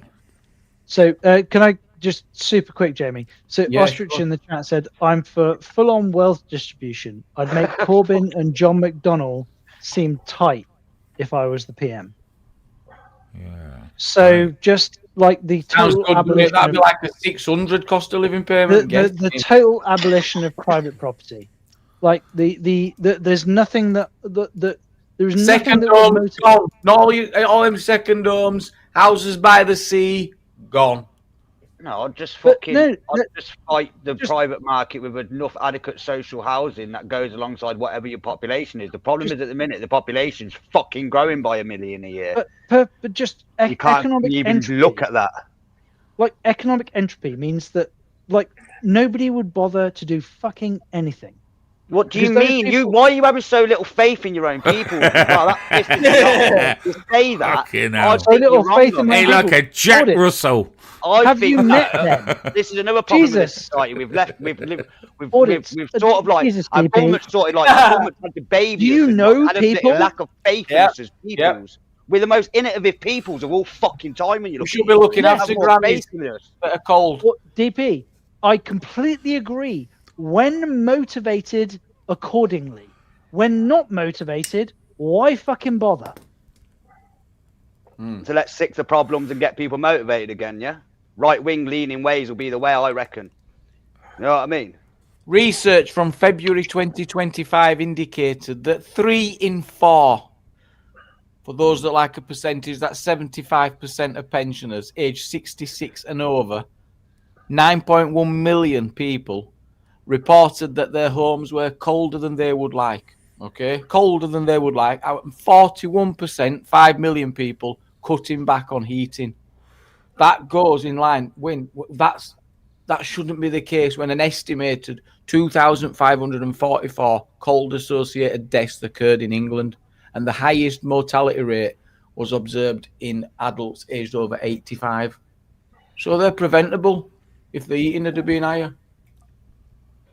But do you know what? I don't think it's even to do with the money, Jamie. I think it's sometimes like they're set in their ways where they're always trying to. But if it were free, because if they were made it normal, it'd be normal. They wouldn't be embarrassed. If it became culturally normal to just have a free allowance that your house, you could, I don't know, keep it at 90 or whatever the recommended rate is. Whenever the temperature drops a certain amount, they could get it automatically set these days. Where imagine if that's what a smart meter actually was. Smart, it could come on at 9 o'clock for the older person and go off, and it could monitor the temperature of the house, and it were actually smart. Yeah, that'd be great. Monitor the temperature in that sort of sort of 8 area and be like, right, the temperature's dipped in that area tonight. Right, that's the criteria to bang the heating on for the oldies. Anyone? Yes, and it could trigger a payment if it dropped below a certain. And then definitely your nan's not accidentally going to sit there overnight in her bed and freeze to death. Yeah, reassurance. We've got people suffering with dementia and other stuff. I think it's brilliant. John, you've got to be convinced. Could you not sell your PS5 and help her, DP? Sell your PS5. What about somewhere after when PS5's gone? How about this argument then? Yeah. With my tax money that I pay, I'm happy to help pay for some old ladies. Is it fair that my choice to say I think that's the right place to put the money here? Well, old lady, it's your grandma, DP. Sorry, hang on, let me just clarify. Anyone's grandma. I'm all for protecting everyone's grandma. Yeah, it's free at point. It's free at the point of use. It's just like the NHS, free at point of use. And you're getting to the age of old age, Vega. Yeah, you definitely well, do you know what? Thankfully, I have a family that will cater for me if I have that need. Do it for you, just in case. Where's your sense of family, DP? Oh my God. Yeah. Well, it'd be neighbourly love, and where does it end? It's those that you can't get access to. It's a lot. Am I talking about a sort of a system that doesn't enter your mind? Without putting too fine a point in it, I'm not exclusively an anally retentive malcontent that exists solely on the internet. What are you talking about? Outside of it. What's that got to do with price? I don't know what you mean. I'm lost. No, so what I mean is that we all cultivate our own social networks. We all cultivate our own social support systems. You mean we gain friends? Why couldn't you just say we all gain friends, man? Why'd you have to go this mad long way around, bro? Well, is it not because I was like Vegas said I had a family, and you didn't seem to understand that. So I thought I'd try and find a simpler way of putting it, but that didn't work either. But I don't think you know. Simple is that you could spell simple in a complicated way, I reckon. Well, I could do it in binary, but I suppose go on, man. would probably be easier. I could do it in binary. Go on, then. Go ahead. What, an ASCII? I'm lost here. I have no idea what you're all talking about right now. Basically, I'm trying to say to John, lighten up a bit, man. Just be a bit more to the point and a bit of a dickhead. You don't have to always be so long-winded. John. So anyway, you gain friends, John. Yeah. Gain friends. I want you to try and do it. I want you to try and explain something in a simple way. Let's see if you can do it. It'll be fun. So the social talking about is gay friends. You support yourself with your social network, your family. Yeah, that's what you do. Yeah, and all you're trying to do is you're trying to export that onto everybody else around you, like the rest of society. So I want to help poor old grannies that might freeze to death and give some poor people some internet so they can maybe try and get some jobs, not be left out, and maybe. And how many grannies have you helped so far, DP? How many grannies have you helped so far? Well, we've all helped grannies over the years. So you don't want to help any grannies. You want other people to help grannies. Why would I not help grannies? Well, how many grannies have you helped so far? Well, all of them, if we as a society we all agree, every single one. And actually, smart ass, I work for Age UK fundraising, so probably a lot, to be fair. Yeah, that helps grannies. How about in the name. So you got paid to collect charity money. They'll raise loads of money. Yeah. Isn't that's known as is it a chugger? Is that a chugger? Yeah, man. So essentially, for the first 4 hours of the day, you earned your wage, and then for the afternoon, you earned a couple of quid that you gave to the old grannies. It's worse than that. Actually, because I look after my own grandparents, I'm actually robbing DP audits. See, I'm taking the labour out. I'm taking the money out. I'm taking the food out of his children's mouths. John has helped 2 grannies. How many grannies have you helped, DP? How many grannies have I helped? Many. I told you. I worked for charity. I used to call the bingo as well for the grannies. The old people's home. Hang on. When you worked for the charity, what was one of them ones? I had 2 nans, 2 grannies. That's easy. Stood in the street hassling people, probably. Oh, is that them lot? Fucking hell, mate! I can't don't like the place. I go fuck on. You ain't getting into my bank details. Goodbye. Exactly. Yeah. And they played a sob story with you. Oh, I'm sure you like the name. Animals, what do they call them? They don't call them charity volunteers, do they? They call them charity. What's the word to begin with again, DP?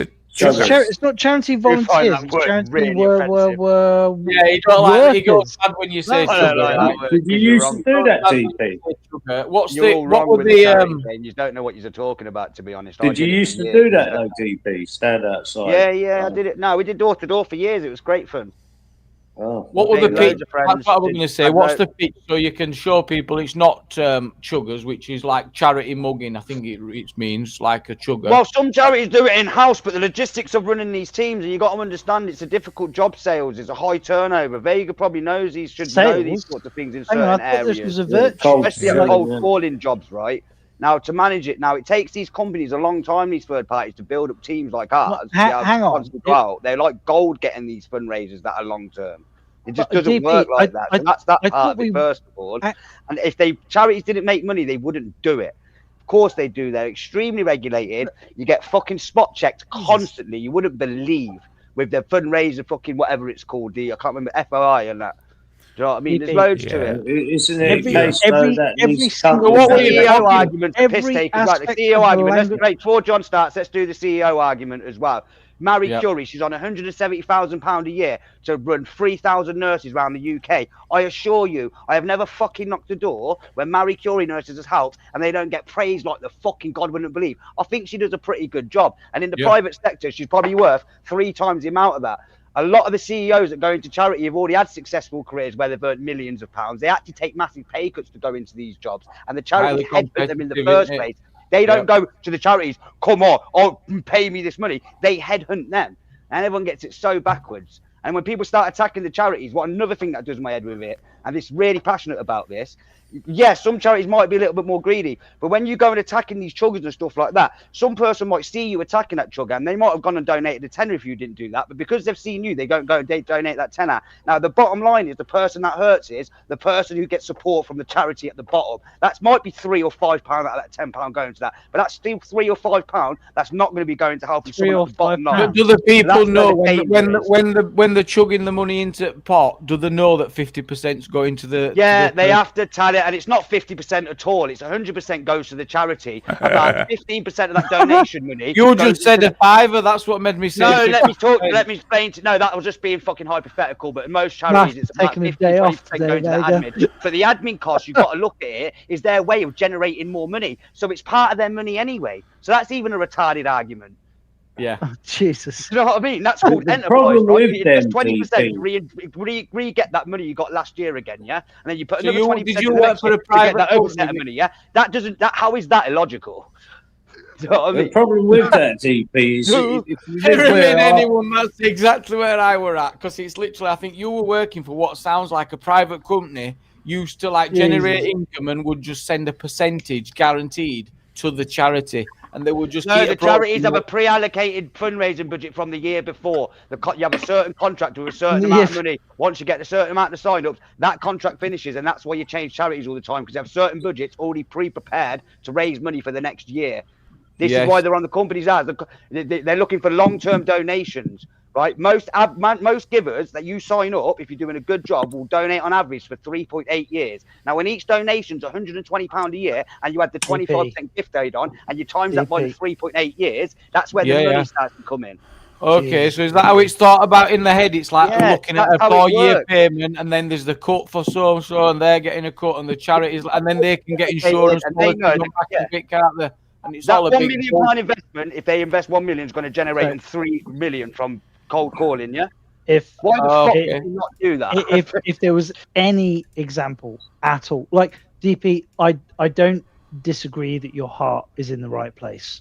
No, I'm just telling you how it works, bro. No, you're not telling me. Right, you don't always have to be right, John. You're not an expert on everything, bro. No, I know I'm not an expert on everything, but Jesus. Like what argument have you got against anything I said then? They take the money from last year and they invest it into this year, and then you take the money from this year, and it's literally a pyramid scheme. No, it's not. Oh my God, you're so fucking retarded, bro. You think you're smart and you ain't. They have a budget which they're gonna pay us to go out and fundraise, right? The projections and what we promise we're going to get them, and what each of them sign-ups is worth. If most, they are about 70% of people they expect to stay on for that 3.8 years, yeah, that they know what that money is going to generate them. It's called fucking maths. If they didn't make the money, they wouldn't do it. Also, hold on top of that, you get the marketing aspect and keeping that charity's names relevant. Do you know what I mean? So if you're walking around and you're like, when's the last time you thought of cancer research? But if I knock your door tomorrow, it might be an advert in a few weeks. I've spoke to you on your doorstep and you think, oh, I'll chuck a little too good there. See your thing in town, do this, do that. There's still that side of it as well. Most charity shops, they don't make profit from charity shops. They sort of balance out. The little ones in little areas don't really make money. They lose money, but the town centre ones make money. But you know what they gives them? You've got the cancer research shop there. You've got the British Heart Foundation shop there. So that charity is always in your mind. So when they do fundraisers, you might go ahead and donate. Do you get what I'm saying? And then you keep people in mind. They go on a lot of legacies as well. So people will be helped by Macmillan and by Marie Curie. So they want to keep up all these elements. So then people might go, do you know what? I'll leave some money in my will. They make a shitload of money from that. But it all stems from the whole package of it, including the cold calling that you want to sit there and diss. Right. Well, this pensioner apparently who starved and they found all their pension money going to charities. So, DP, yeah, but that's not the charity's fault, and the paper actually redid that. That wasn't the charity's fault. The Daily Mail went on attack over that, and I was a charity fundraiser at the time, so I remember. Right, it wasn't one of yours, was it? No, and then they did a statement afterwards, and they put it in where they were wrong, and they put an apology in the paper. But guess you know what they did when they do apologies? Yeah, they don't stick it on the front page with the apology, do they? And it was actually Martin Lewis that got Daily Mail to stop the attack, because you know when I said earlier about you attacking the bottom line, the people that the charities help, he said that and said to the papers, you need to back off. You're still going to cause financial harm because they're relying on this money. I get it. Yeah, charities. Yeah. So then that's when the Daily Mail and that decided to back off with that, because Martin Lewis had to stick his boot in with it. Yeah. GC Compo telling posh bloke the truth. I don't know what that means. He means you, John. Well, I wasn't sure, Vega. I didn't want to step on your toes. It could have been me. It could have been you. You outposh me. Well, who's Compo? Yeah, wait, I'm not sure, to be honest, Vega. I mean, sorry, I'll just give you a massive insight into my work.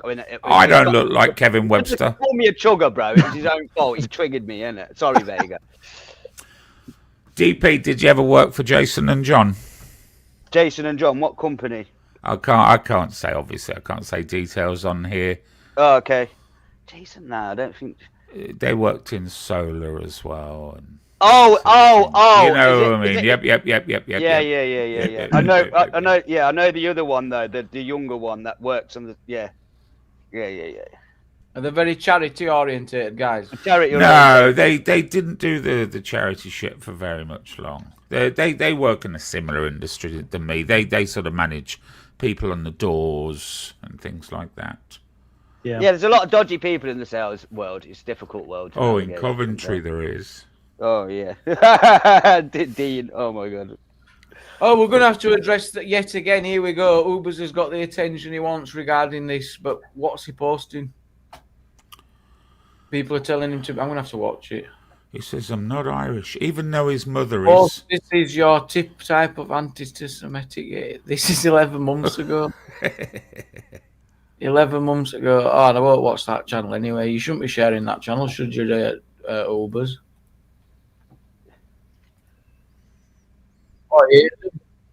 Well, I don't even get the anti-Semitism. Like, nobody said anything like against... Yeah, and we cleared it up once. We had Ubers on, and we nearly got. I'll be honest with you, I'm on that. I don't care about any of that shit anymore, man. We were nearly best of friends, weren't the DP? We were nearly best of mates, but they just both couldn't apologise. Yeah. I extended the olive branch, but Ubers didn't. But wouldn't go as far as apologising first. No, I have to stand by what I say, even when it's not right. On 10 toes, Vega. Well, I mean, it was a very controversial thing that I said, John.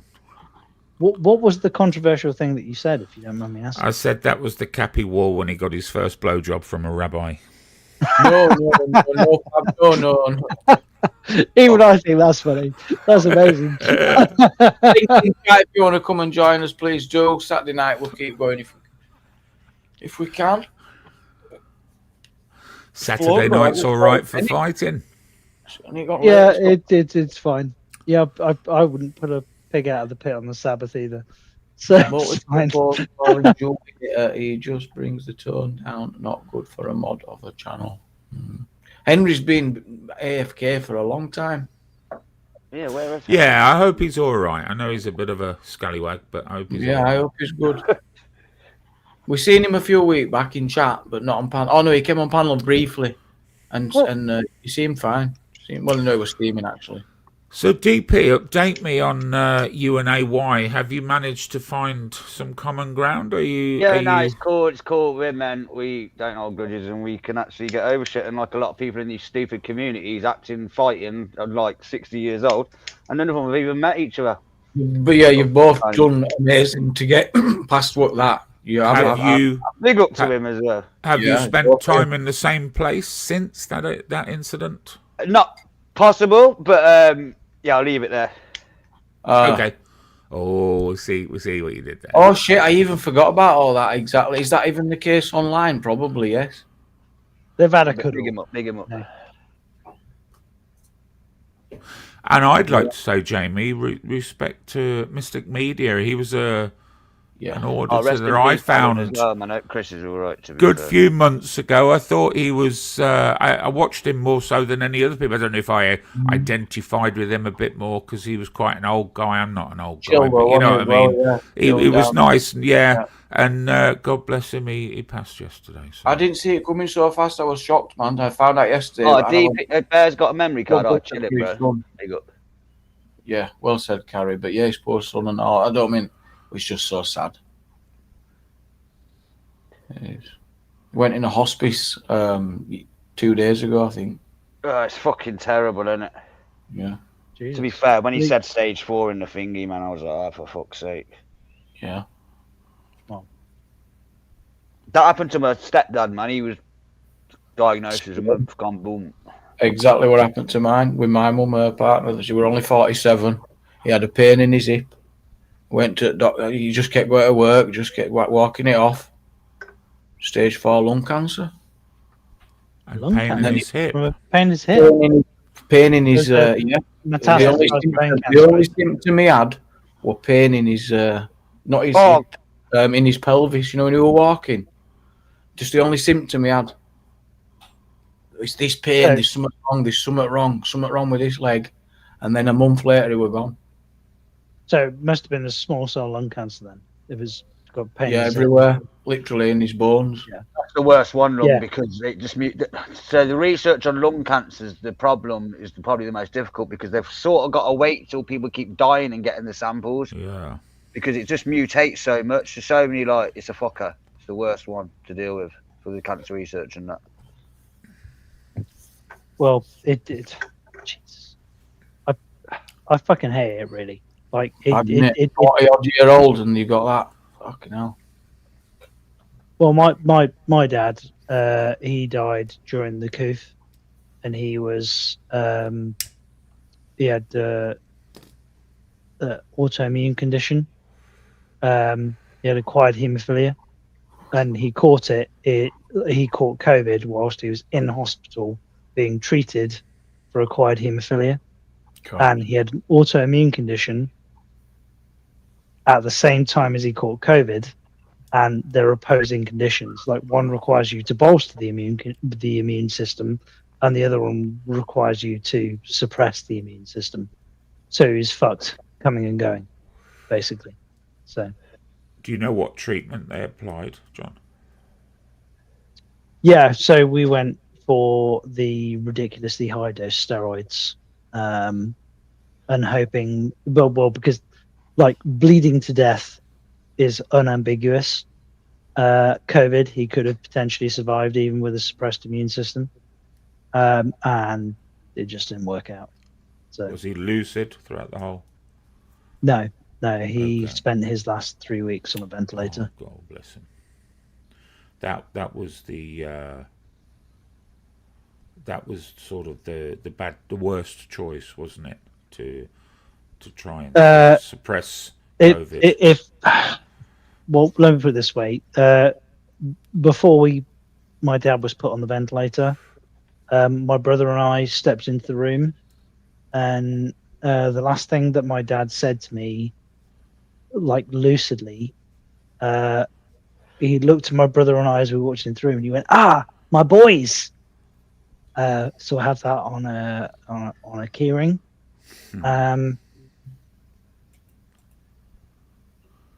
We have a blended family. So my mum and dad divorced.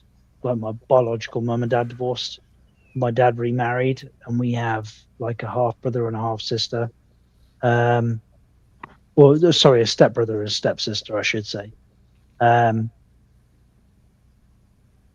the last instruction he gave us was stay together. So good. That's what we do. Shall we lighten the mood up a little bit? Right, I had a massive shock today. Went in to go buy a memory card, 256. How much do you reckon? Used to, I'd expect about 25, 30 quid. No, it's gone up to 60 quid.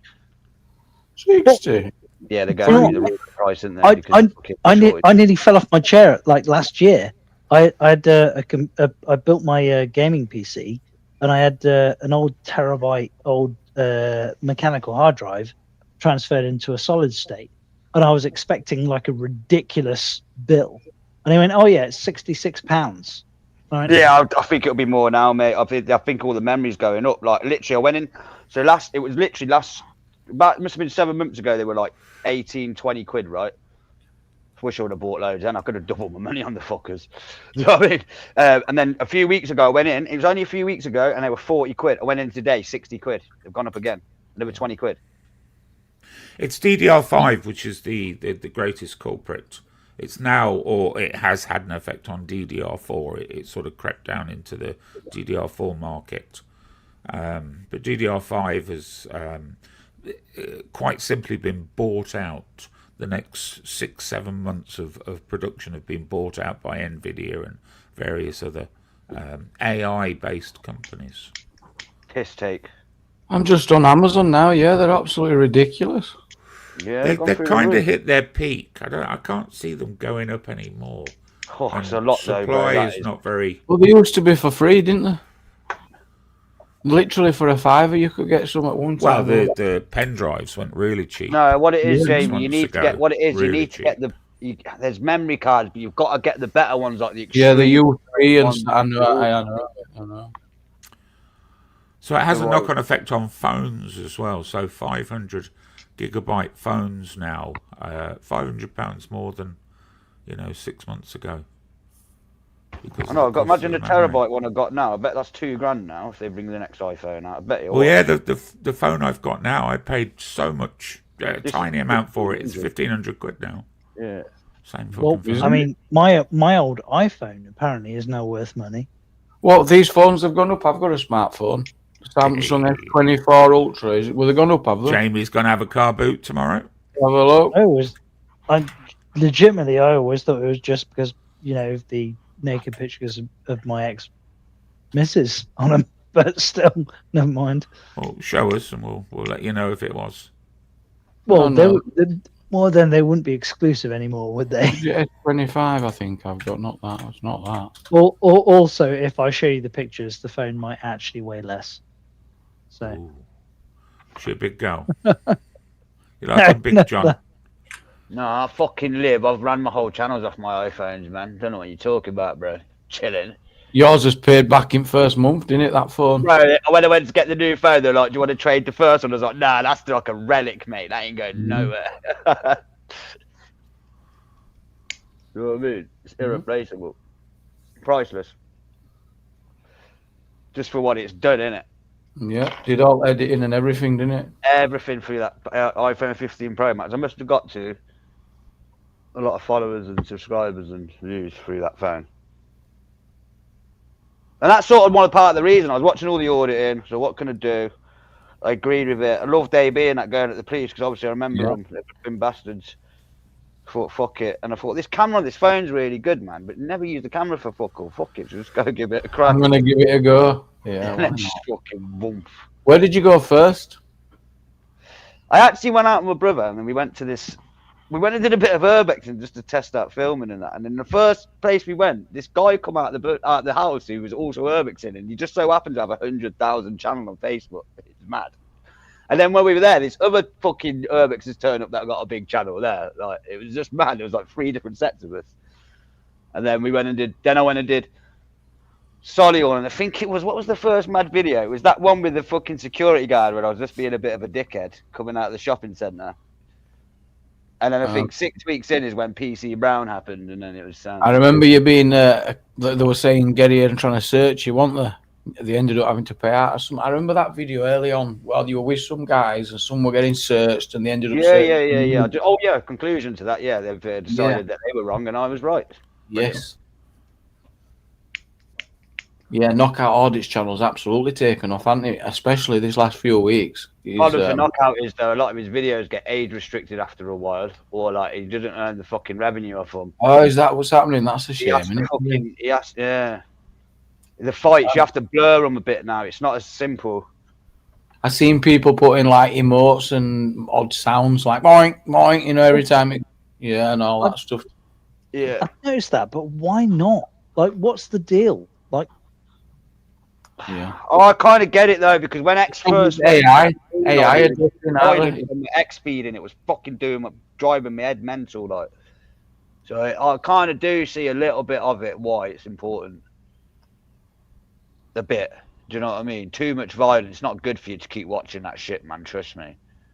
Well, I don't think it makes that much of a difference, to be honest. When X went a bit wild and it was just pure, like, your feed got full of just fucking fight shit all the time, like, just scrap, it was... Same with the bloody politics stuff as well. You can get too extreme, especially on these platforms that just feed you the more extreme stuff. The more you watch, the worse it gets. Honest to God. Yeah, I'm stuck at Lotus Eaters anyway. I just watch them boys and that sort of thing. Yeah. So you're a Carl Benjamin man. Oh, you can't go far wrong with the Lotus Eaters. Yeah, Carl's my favourite. I like him. Very educational. Genius, yeah. I like all of them now. I watch Boo every morning as well now. Watch the state of all the side Breakfast shows. with Bo. I've just started watching that. Yeah. I have. So he was amazing when he... Sorry, Jamie. When he first started, he had his own history channel. Yeah, just YouTube. History Bro, it's called, isn't it? History Bro, yes. And he did some incredible ones on Rome, Fall of Rome, and the Greeks. Amazing. A really clever guy he is. So, Jamie, be careful watching them boys, though, man, because you'll come to the dark side. I'm telling you, man. They're so bang on. They bring all the facts up. They go delve into things. There ain't no fucking emotional, fucking vague stat shit that they do like on the other side. And I'm not saying that from going over and watching the other side and trying so many times. Are you on the locals, DP? Are you on their locals? What do you mean? Their paywall. What's that? On the actual website? Yeah, they do their own channel. I think we need to go over there. I do buy all their merch and the Islanders and that. Yeah, good for you. I don't think they're that radical, you know. I think their approach to subjects is very good. Yeah. Carl took all my guilt away from me, man. I agree with him on everything pretty much. Yeah, I sit really with Carl on my political stance. Amazing. They were so disrespectful to him last year.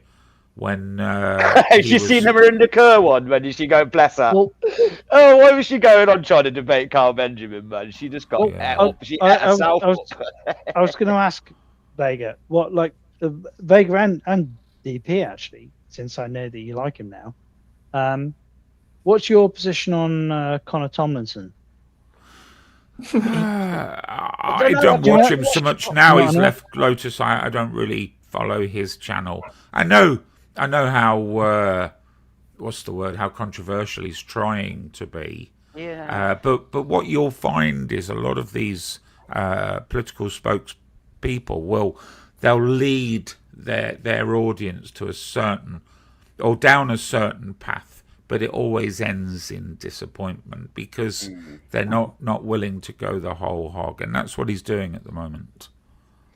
Yeah, and I struggle with a lot of them, like with Carl and that, like let me just give you an example, like Tommy's and that. Like I watch Tommy a little bit, but it's not. I don't sound stupid, but I just don't feel it's intellectual enough for me. Like I've struggled with concentration, but for some reason, Carl and that, whilst they're quite complex in their thought processes because of who they are and how clever they are with it, because that's what they do, innit? They're like, he's a philosopher. Do you know what I mean, in a sense? Yeah. So, but that really feeds them on. I can sit there and watch them for hours. It's weird. For hours, like hyper focus. Carl, Carl has... They're very educational, Vega. You're right. Yeah, very. It's great. Do you watch them on normal speed, DP, or do you speed normal it up a bit? Normal. Do you? I tend to watch them on double speed, and for some reason it tends to compound better. You know, you pick up the points better. I don't know if that's something that anyone else. I like that a lot. Depends what you're listening to, or how quick they're talking as well. But it's well useful. Is that? Yeah, but I think the personalities between them when they're on the podcast together are great. So I just like watching the whole show, and it's like a show itself, isn't it? The lads are great. You know what I mean? Yeah, Callum was very good as well. He went off to do his own thing, and he's kind of dried up a bit as well. I don't know what he's doing these days. Well, it's interesting. I came to got a shout out on there, Vega, once. Yeah, I put a comment going. If you see my video in the summer about with the England flag when we went in the pub, and it was the old boy Dave. He's gone, oh yeah, DP audits. I watch DP all the time. Make sure you go and subscribe to him. I was like, wow. Same sheep, different shepherds. Mr. DeWitt says you've been popping up on quite a few channels. You've been on. Paul Watson tags me and uses my content. Yeah, you were on Paul Watson's recently. You were also on Dino Bane or Dino Bane recently a few times. I don't know if anyone follows him. I don't even know who that is. No, yeah, but he's quite controversial. He's like a guy from Middlesbrough living abroad, and he's quite honest. Dino Bane or Dino Bane, Dino Bane. Good spokesperson. He's very good. So yeah, your channel and your little clips have been coming up in a few areas. I am. I'm a bit loud sometimes. Yeah. Well, it's what you're aiming for, isn't it? Is the to be honest with you, so early on, everyone, you do the auditing, and I went to the industrial estate. So you be like DJ, so you do all this copy. I thought, fucking hell, that's so long, man. I'm just going to be myself. I took the mask off, and that's always I've tried to be. So I am. People that know me do say you are quite very much like you are in your videos. I'm just fucking a bit just myself, innit? But I tried to wear my heart on my sleeve, and I also tried to show my flaws. So, if you show your flaws when you do, because there's plenty of videos where I'll post them, I've been a bit of a dickhead in that, but I'll post them anyway, just transparency. And then you see my flaws, and when I do make mistakes, you can forgive me a little bit because you know me, innit? And the proper audience do trust you a bit more like that. All these people that try and act perfect, as soon as they do anything wrong, mate, it all comes crumbling fucking down. I've noticed it. Yeah, there's no friends, no friends in that industry. Exactly. But it's like with the channel and that, it's just like an adventure, isn't it? Wild, loads to it. Because to be honest now, as long as I'm going out enough, I'll earn enough money where I'll earn more what I can clear in like a job, right? So I can do that anyway. So now it's about cause as well, having fun, adventure, friends, like everything, loads to it. Do you know what I mean? I picked the camera up. There's no guidebook. Do you know what I mean? You just go in it. You just roll with it now. The problem with online these days is everyone likes to highlight people's flaws. So people now are so afraid to show them true selves because they have to hide the flaws away because people ridicule them. But I've got to the point where I don't give a fuck. Whatever. And that's the troll group's probably watching this as well. Go fuck yourselves. I don't care anyway. I don't anyway. Have they been on? Yeah, I ain't seen you focused. They're in love with me at the minute, but I don't mind. It's free promotion. Like Donna said, she goes, oh yeah, I was cheeky yesterday. Goes, I've got a great channel if you watch it. I put my own link in. She's gone, oh, nice try. Just watch on the troll groups. And when I goes, one, they either watch me right through my page on Facebook, yeah, and share that video, yeah. So great. Or they share someone else who's used my content, which gives me that channel. Then I can go copyright them. So chilling anyway. Thank you.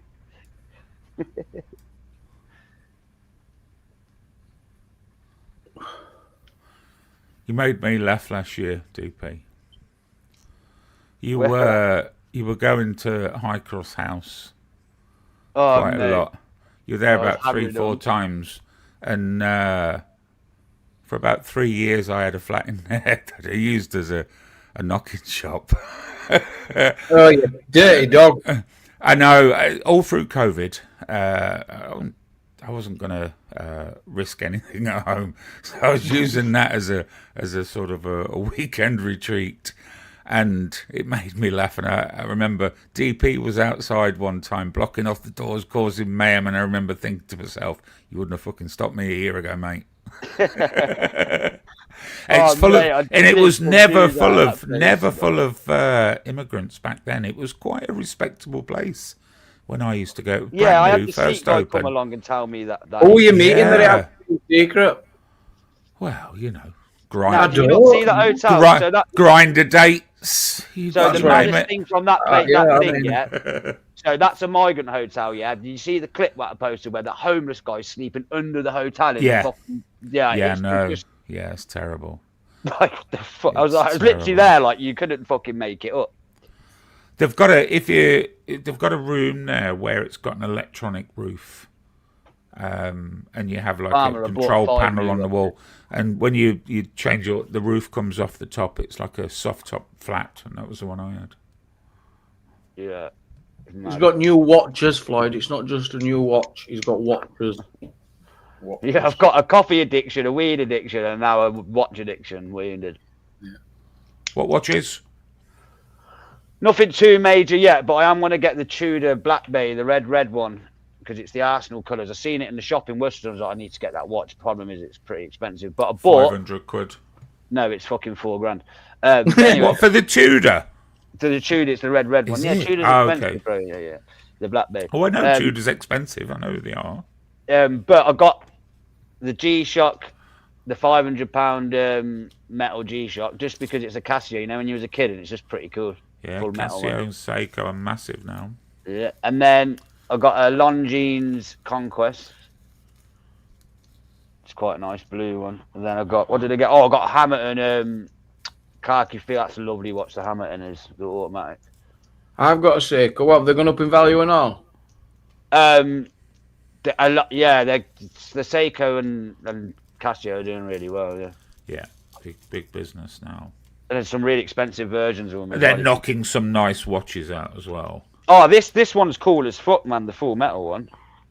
It's one of my favourite ones. And then I bought some Aquascutum shit from Flannels, and they had a watch that just so happened to match it, and it was on sale, so I bought that.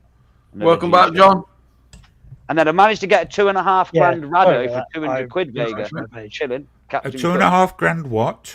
A 2200 Captain Cook Rado. It needs a service though, I think, which is going to cost $250.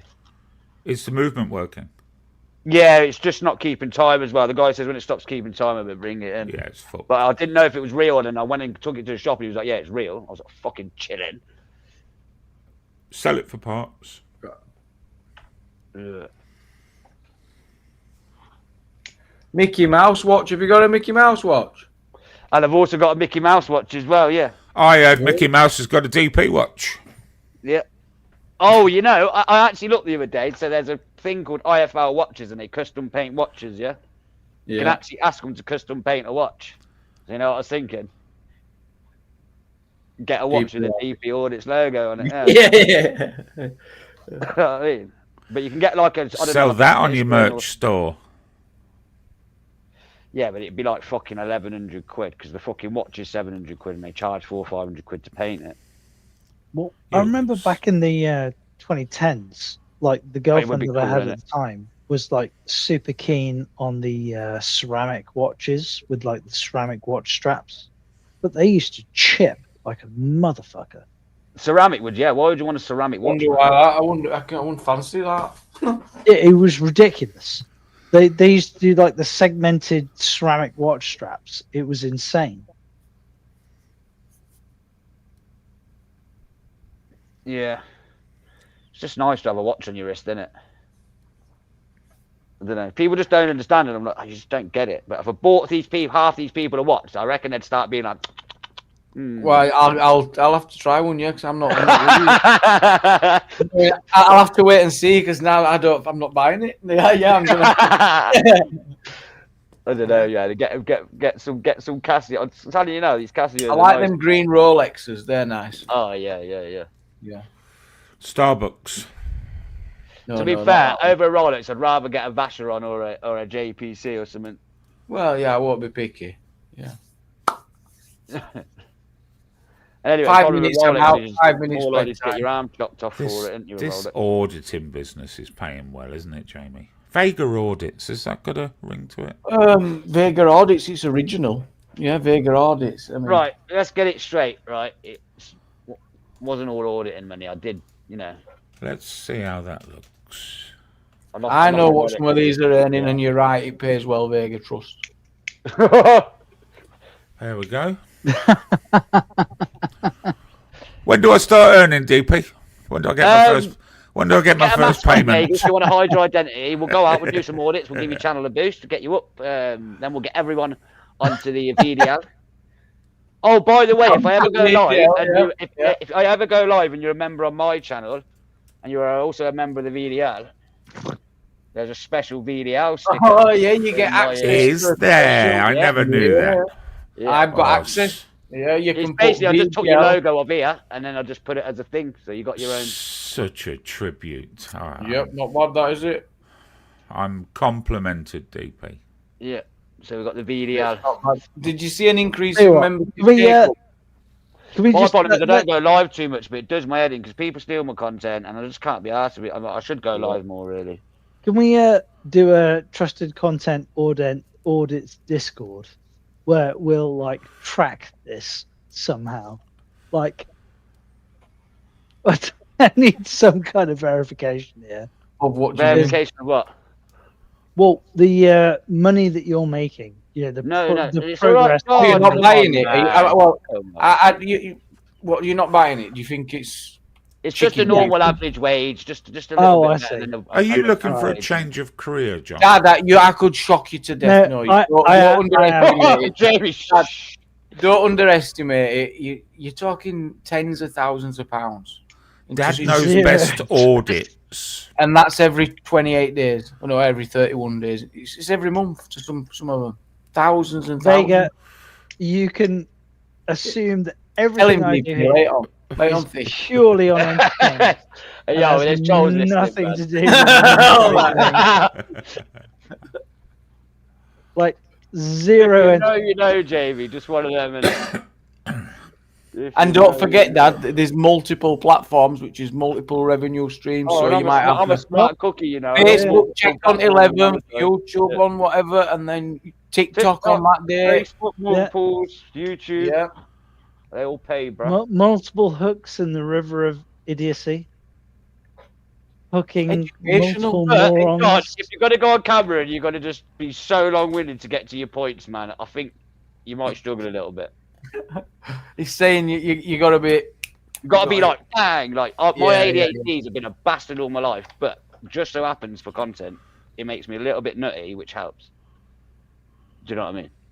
Well, I don't think you should hide behind you like a mental health condition. Like my son has ADHD. No, I'm just stating a fact, like. Well, it's just being he's just doing who he is. He's like, that's who I am. Take it or leave it. Take it or whatever. Do what you want with it. I don't care.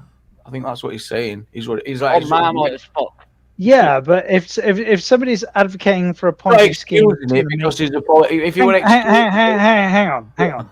Did DP audits or did he not advocate for a system that was going to make people money? What do you mean? For the charities. Yeah. Was that a system that was advocated for making money or not? Yeah.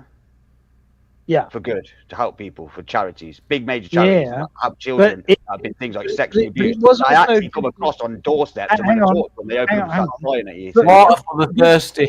DP, for good or for bad, it's just a system for making money, right? With an end to the means to an end. Why do you have to? Why are you forgetting the means to the end? Works I told you the bottom line is people get. Yeah. Okay, right. Well, next audits. But the system works, according to you. Yeah. Whether the money put to good use or bad use, right? Yeah.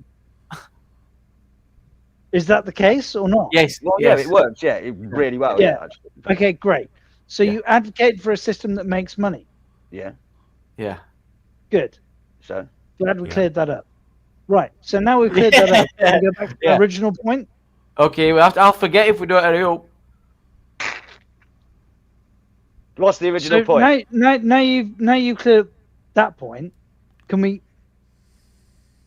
Yeah, I'm gonna have to go back. Let's expedite this process. Let's make more money. What process? I'm confused. I don't know what the first point was now. What do you? What? Yeah, you've lost me. I'm just gonna put kettle on. Let's make lots of money. Lots of money. Let's make lots of money. Let's say how do we make this process? Should show you the ropes. Is that what you're saying or something? Yeah. So we've got this process running. So let's make lots of money. What do you mean? Spell it out for him, John. He wants. So he thinks that he could just come and do what I do and make loads of money straight away. It's not work like that. It doesn't happen overnight. I see. So you have to put some work in, but with everything. Got to put some work in. Right, great. So teach me. How does this work? What an I can't really interesting teach concept. it to be me, to be honest.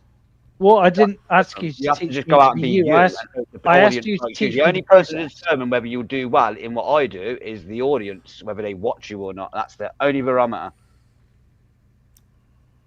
You can get better at editing, know what's going to work better here and there, but you have to learn all that by getting better yourself as the creator that you are. I can't tell you. Hang on.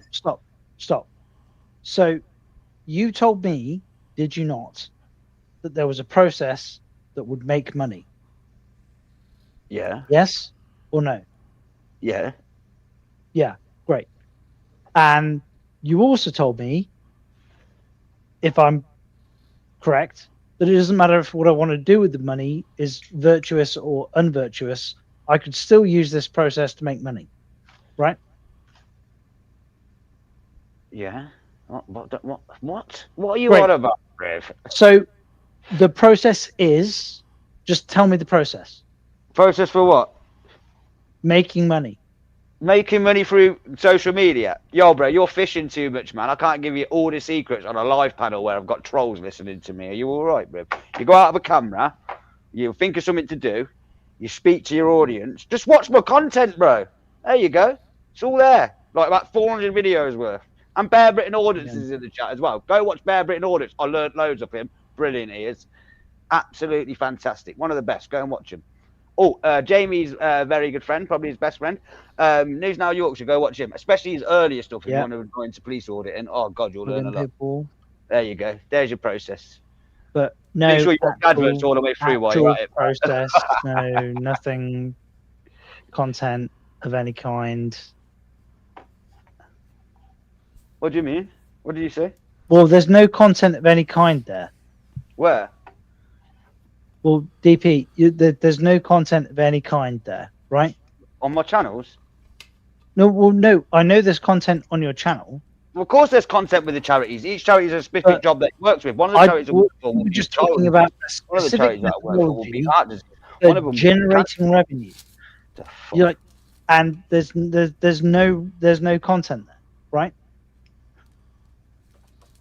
I don't get what you mean. Well, did you just not claim that you could generate revenue by following this system?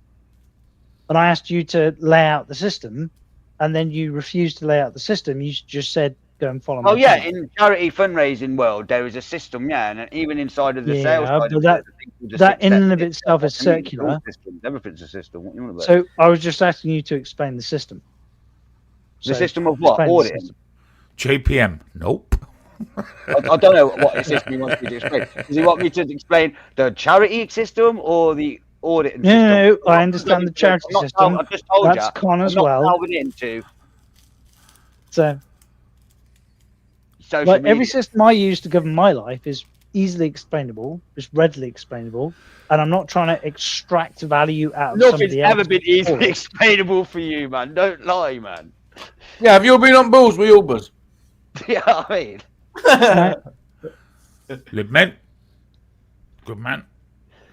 Right. Yeah, can there right, I'll challenge you, Jamie and Vega. Explain the system that DP Audits uses to generate value. Right, okay. Educational. It's very, very educational, like your DP. Knowledgeable. Very educational. Yeah. I mean, the wealth of knowledge you get by you. What are you laughing for? He's got a steady hand when holding the camera. Yes, he zooms in at the right moment as well. Just when entertainment value, people have a laugh, even when it's bad shit. I'm falling down. Thank you very much. I didn't have to put it out, did I? You're welcome. And the quality of the picture, because the iPhone 15 is good shit. Oh, we're on the 17 Pro now, shit. Oh, yeah. When he, in it, John. When he screams, "You scruffy lefty," he does it. That's an highlight. He does it at the perfect frequency that carries for miles. Wait, I deserve credit here. I've hammered those fucking lefties, especially my local ones, so much they don't even want to know anymore, bro, because they ain't got no answer. I mean, I'm probably one of the most opinionated when it comes to going in with the lefties. Have you ever sung "You Can Never Trust a Lefty" with your kids? Oh yeah, of course. So that's another highlight, John. And I'm not like everyone else as well, where I'm impartial and do all this shit. It's not what. Like, people say to me, oh, people do that. It's not about the money. When have I ever said that? No, So it's about the money. No wrong with that. No, not wrong with that.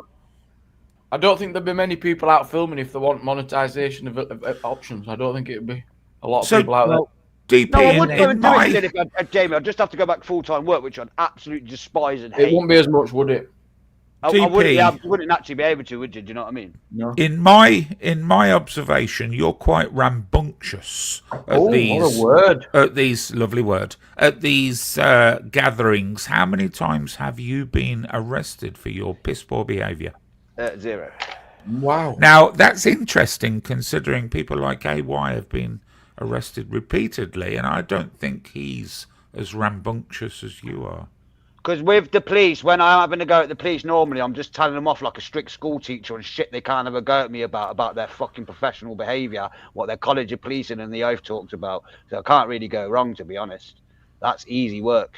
Yeah. What's with the attitude? Sort yourself out. I think the approach is key. Yeah, just be assertive with the police. The amount of times they walk away, they look like I smacked ass on them. It's funny as fuck. I've had coppers walk up to me, notice who I am, and start having a nervous laugh and just stand out the way and put their head down while I'm roasting their mate. If you go back, have you not watched many? Have you not watched many of his videos? Then Dad Knows Best DPs, or have you seen it? 0. Like actually 0. Right.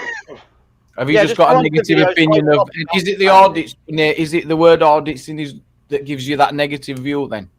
You know what? It could be, actually. I don't like the like audits. Like, it pisses me off. Like the fact that somebody might be. So you're a judgmental person, then you judge people on a name and a simple book cover name.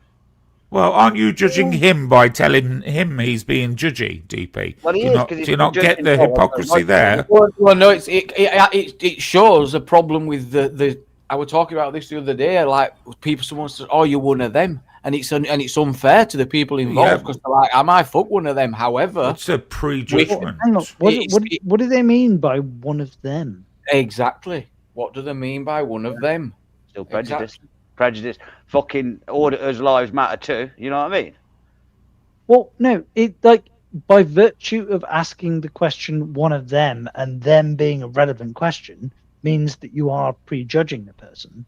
Like, I have prejudged you. It's in the same way as I've prejudged Vega and Jamie, but that's not necessarily the worst thing in the world. As long as I also want to state no arrest for BBA as well in 5 years. I mean, audits. I know by your utterances. I know you're somewhere around the Midlands. Like, we're proximal to one Coventry, bruh. Yeah. We could literally like in the like if you wanted to like fire a message into the private chat, we could go and have a beer somewhere. I'll go and have a beer. We could literally go and shake hands, have a beer somewhere, and have a chat. Big up the Midlands. I'm about 9 minutes from Cov. If I floor 9 minutes from Cov, so that's Cov. Multi-audit. Yeah. Free Patrick. So, judgmental bastard. Thanks for telling us you're in Bishop's Itchington, Vega. Yeah, good luck with that. The dogs will get you long before you work out how to get in the house. Yeah, I'm not worried about that kind of shit. That's not so much the issue. So you haven't got ambitions to become a top auditor then? Well, they've just arranged to go for a beer, Jamie. I think he's going to be the Sorcerer's Apprentice. I mean, he's going to sit there and go, hey, show me. No, John, no. I would sit down and have a beer with you, audits. Yeah. Would you take a baseball bat and a black fella with you, John, if you met him? For fuck's sake! Right, Vega, we're over that. Hang on. Why would I bother taking my wife with me to a meeting with audits? Wow. You have been on sauce, man. You've definitely been on sauce. Banjoed. He's been on sauce, as they say. Big up. No, I'm just fucking with you. You definitely have, I can tell. Of course I would. No, I would feel no need whatsoever. Audits is a decent chat. We just disagree. No, what it is you're the example where it shows different intelligences where you're like intellectual bookwormy motherfucker and go all this long route with your long words and that. That's very judgy, DP. I'm just a bit like ghetto with the talking. But that's reverse snobbery. That reverse snobbery. I've heard that. Yeah, right. Own it. So what? Holy shit, we've had reverse snobbery on the panel. Wow, how do you feel, John? You've been reverse snobberied. Been reverse snobbed. Yeah. Basically, Jamie's indirectly calling you a snob, by the way. No, you said it. Yeah, you said it. He's saying you use long words and stuff and that, and it's like reverse. I didn't say the word snob.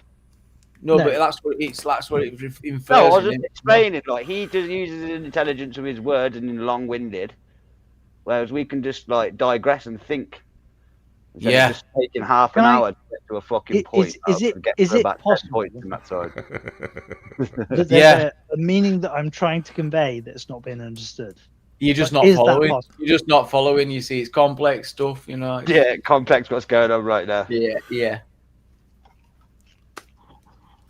It's the advantages of growing up in a counter state. Yeah, you learn this thing called banter quite well, to be honest. Oh no, I get that.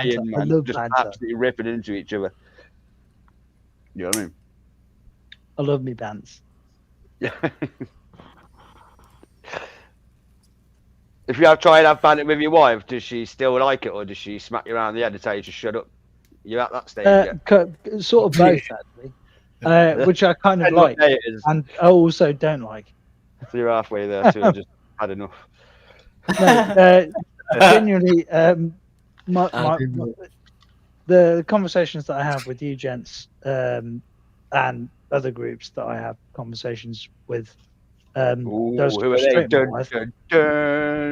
I know, Jamie. You're not the only one. Sorry, but no, I have. Hey, my antlers have been up a while. I actually thought you had a partner who I've met before. Is that true? What, me? No, I don't think so. Mm. I'll be surprised if you have. Okay. But you're not yet. Yeah. But yeah. No, she's big up, Mickey. Unbelievably practical. Very, very smart, very like intellectually driven, but just not interested in having the conversation. She's so busy doing what she does as a nurse. She's like specifically a neonatal nurse. She's just not interested in having the conversation. She just wants to do a job, wants to come home and chill out. So basically, when she gets so shut the fuck up and leave me alone, I'm tired. Yeah, but like broadly speaking, yes. But like we still have our like life together, if that makes sense. Mm. You're not fighting, you're not each other, but you're not in a. Yeah, no, we don't feel the need to attack one another or anything like that. No. It's just we get our own outlets from different places. So thank you, Mickey, for the super chat, mate. Thank you. Appreciate it's the live. Appreciate your guests. Appreciate you coming on. DP, are you suggesting an intellectual such as John wouldn't understand how to ban? Whoa! Yeah. An intellect. I'm sorry. I'm not happy with that. Yeah, he said that. I'm not an intellectual. That's not fair. Well, you're a pseudo-intellectual, John. You kind of. I know you dumb it down for us, and we appreciate that. But that's going down. Oh. Yeah. Are you suggesting that an intellectual such as John wouldn't understand how to bants and the nuances? I think there's a spectrum thing going on there. I mean, can you like just do it again for us, just one more time. What's the matter with you? Yeah, I know. I'll stop because. I mean, I would say John has a greater ability for the bants, DP, in my personal opinion. Well, he's picked up on the bants that's gone over my head many times, and he's I made about 25, 30 references to the Third Reich earlier in nobody apart from John. Well, that's just because I'm historically literate, not because I agree with you, Vega. Like, Jesus. I was having to mute myself. I was. That's the best, isn't it, when you do that? In fairness, I did like the electrician joke. I was like, yes, that was the one. That was the turning point. He's got 2 lightning bolts on his uniform. Like, I get it. It's quite obvious. That should have been laid out very easily. They're not really lightning, but it's a bit shit actually, innit? They're not. Have a listen back, Jamie. See how many you can spot. I will do when I go and mute it all out after. Yeah. I was driving at the time. I thought I was going to get pulled over just for listening to it. Yeah. Like, I mean, it was ridiculous. Oh, talking about that today, was that protest, and they started playing that, you know, that thing, that Trump tune, you heard it, the dance tune? The Atatiola is dead, dead, dead, dead, and then all the Iranians are just going mental dancing to it. It was great. No. Did you film it? Of course you did.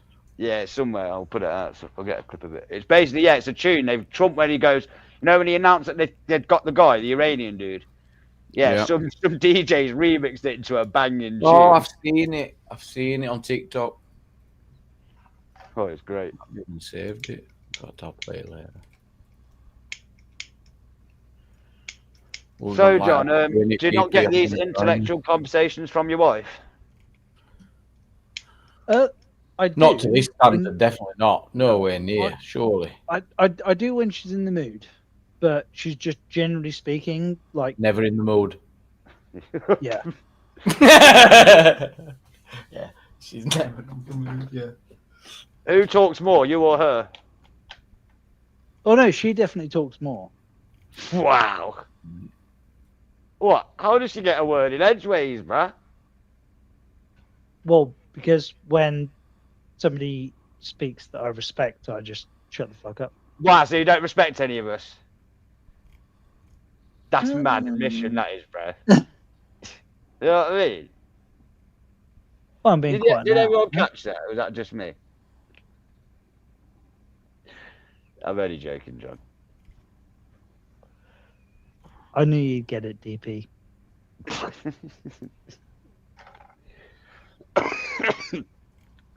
So do you work, John? Do you work? Are you currently employed? Yeah, of course. What day is it? Oh, it's Saturday. Why aren't you at work now? He's going to ask. No. Well, I run a small construction company. I build. Wow.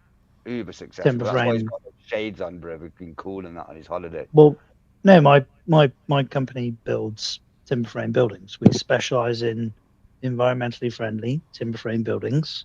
Oh, you're an eco one. Conform to no, definitely not.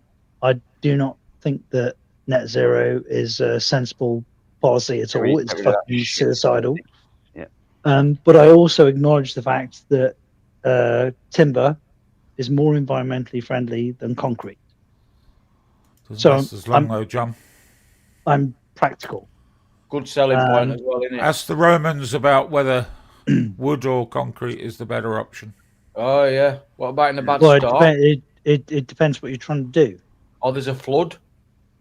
So the Romans used to build their concrete with raw lime, and they would mix it with salt water, which means that when it got rained on, when it cracked, then the fibrous material that would go through the lime. The Romans perfected concreting. Yeah, I know they did. We learn a lot from the Romans even to today. We still use the same method today. Yeah. How many years does wood last though compared to concrete? It's got to be less. Wood's got 50 years really for construction. 50 years. Yeah. Well, so compared to concrete's have a wander through. Oh, I don't know. I know you're going to point out Stratford upon Avon and some old Some old timber-framed property from the 13th century. The Victory, the Warship Victory, that bit of wood. Yeah, the Victory is a good example, Dad. Yeah. So I assume you're building commercial properties, John? Out of wood? Mostly domestic, but... Oh, are you? Okay. Okay. Yeah, we don't deal with commercial stuff. I won't. Timber frame commercial properties tend to have a shelf life of about 50 years before you need to sort of get them back to regulation, because essentially their environments spoil them. They're used largely for construction industry and so on, storage, and they're not heated. They're not kept in conditions where the wood is preserved. So they do tend to waste. Plus, as well, the wood used is the cheapest wood available to man. No, you're absolutely true. Like I do timber framed properties, houses.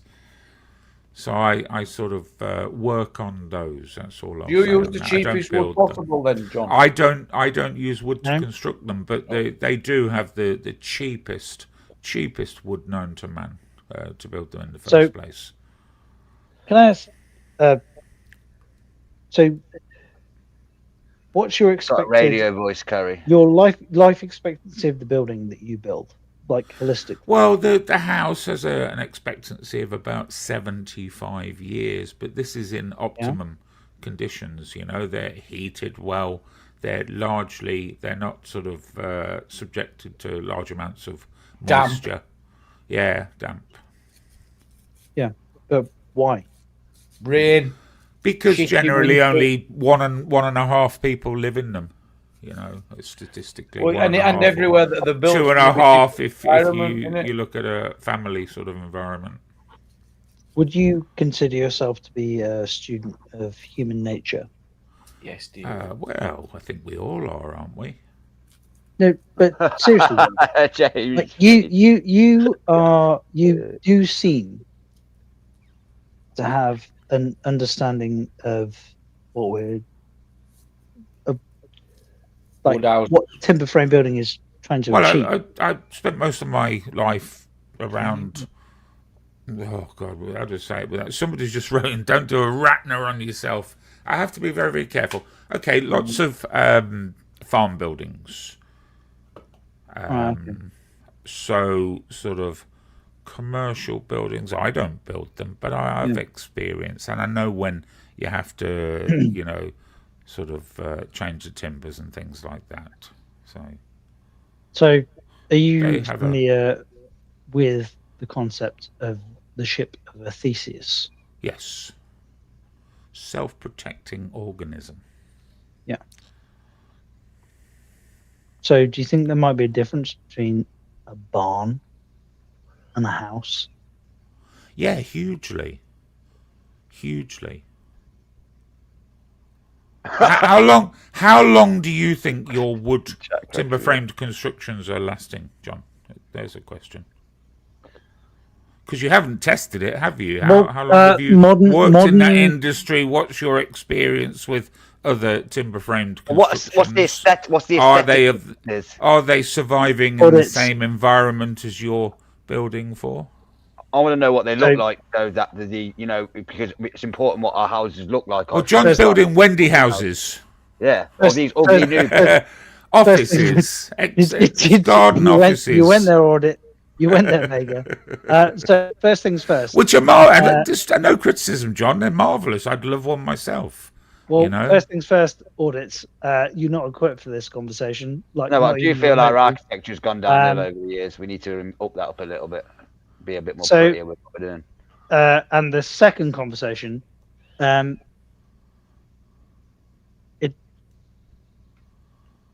Wendy House.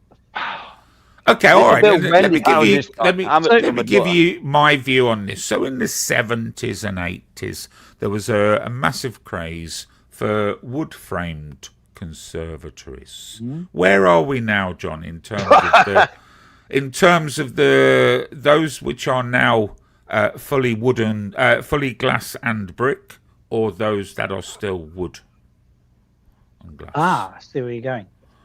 So lessons were learned. Yeah. Yeah. They had a shelf life of about 12 years. They literally all that dough on that as well. Yeah, I mean they were relatively cheap as well. I think a lot of enterprising homeowners built their own. You know, they were quite simple enough to do from a kit. But they ordinarily all got converted to brick eventually. But they're also not the same thing. You understand that you're not comparing like with like. No, of course not. What if you use Ron Seal?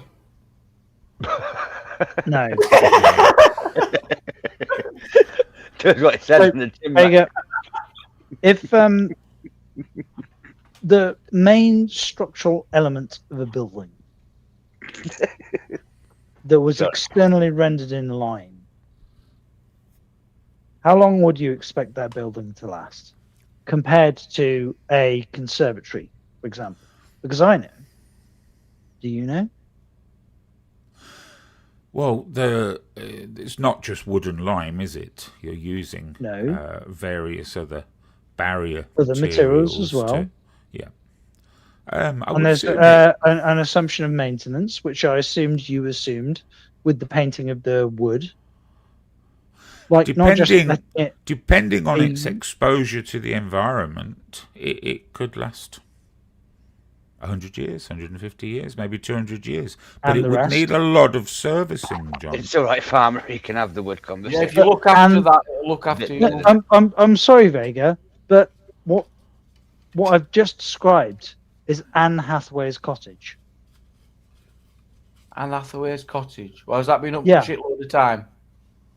Oh, well, let me check.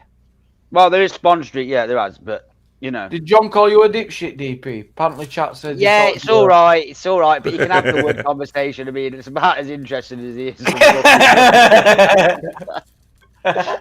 Well, I'll let you Google it, guys. How old is Anne Hathaway's cottage? You know, just have a look up. Just check it. Okay. Peeps in the chat. What's the general wood construction of Anne Hathaway's cottage, John?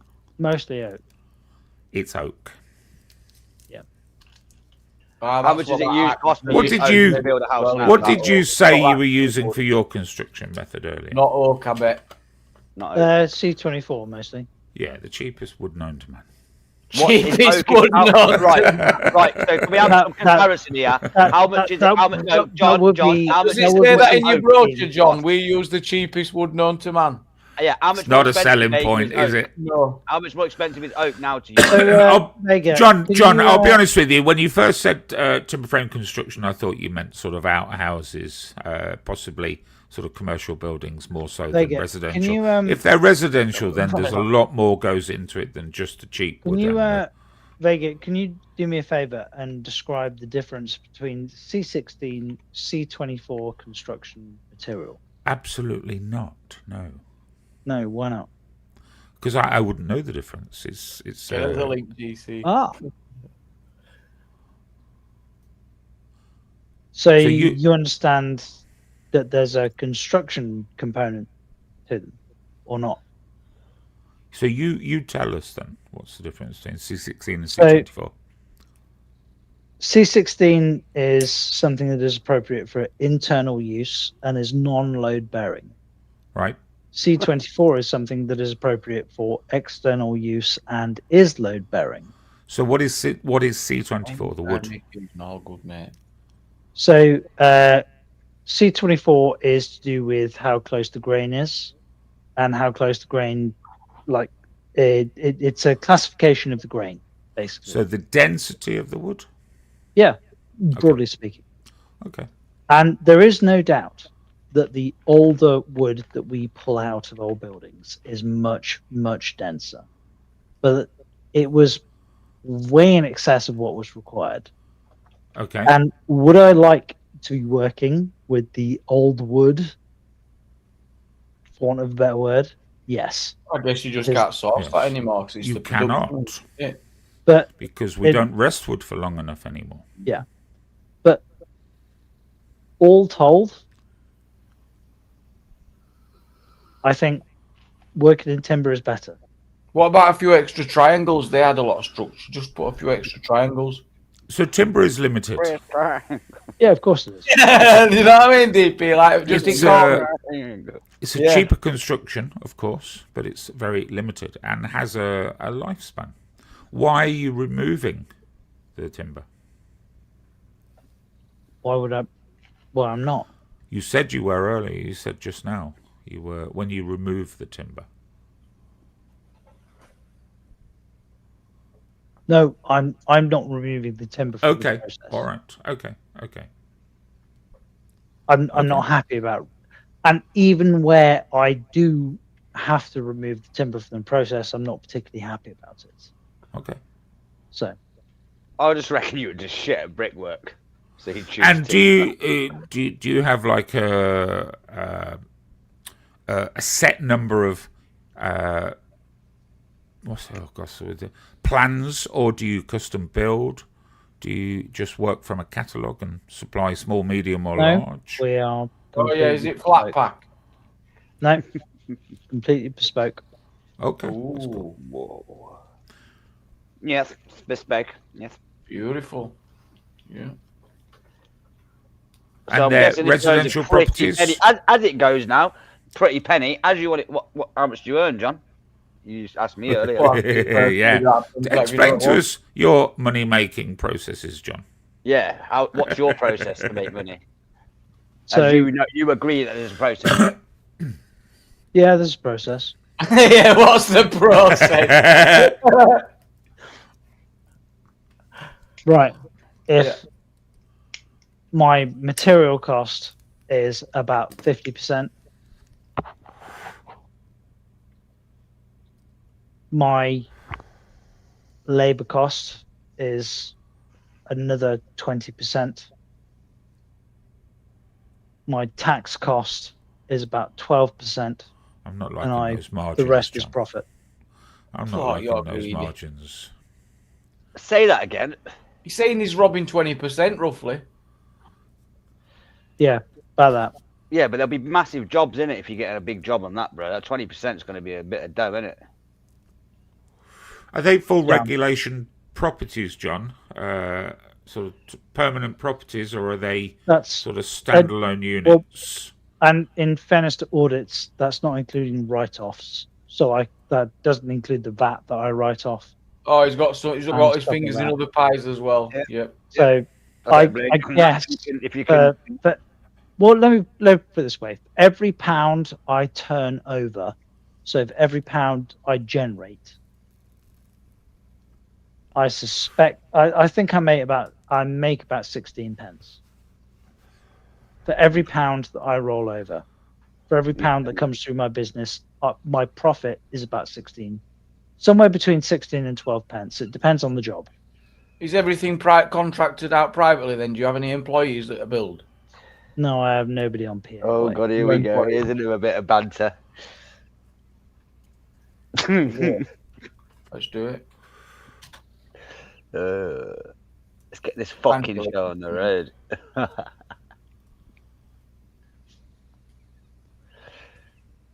No. So basically, you work with wood, and you make loads of money from wood. That seems a bit reductive, but fine. Yeah. How much?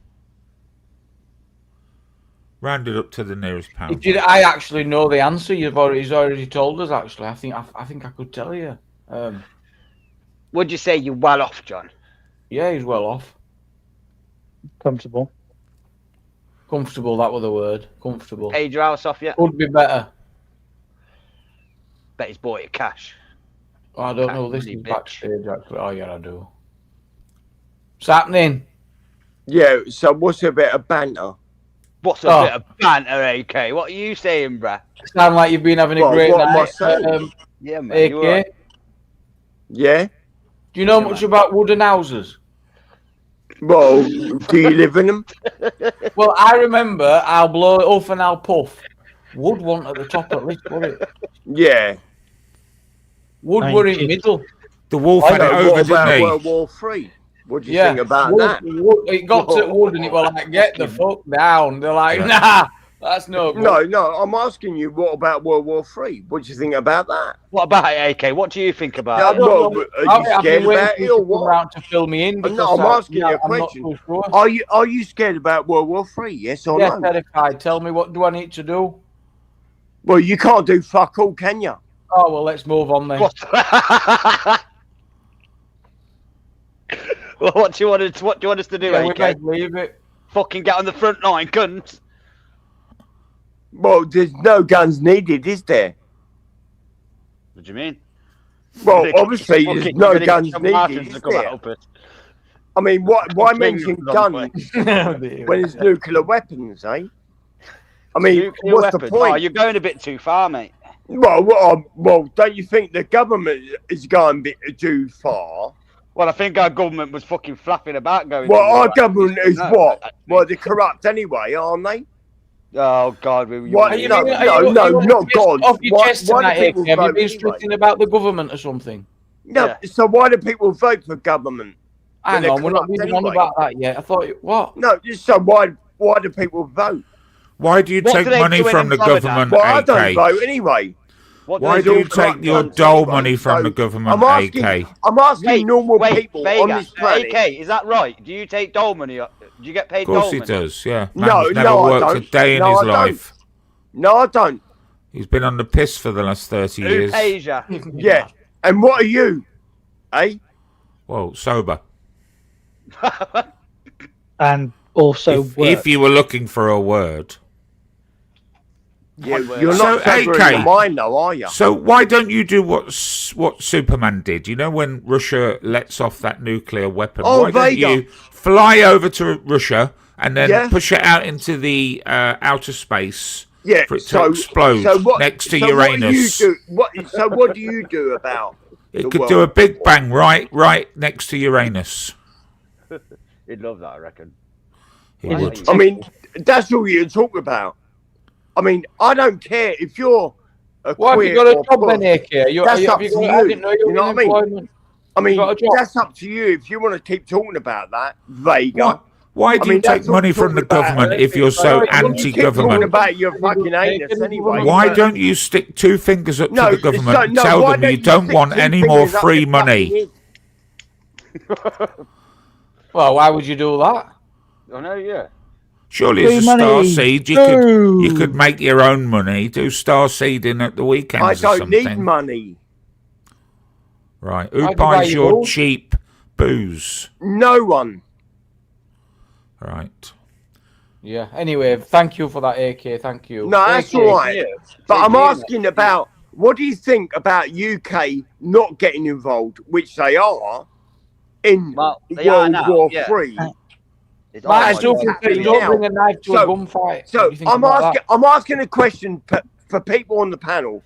Yeah. All right. Why are they scared about what's happening? You're the only one that sounds scared around here. No, I'm concerned. You, Vega,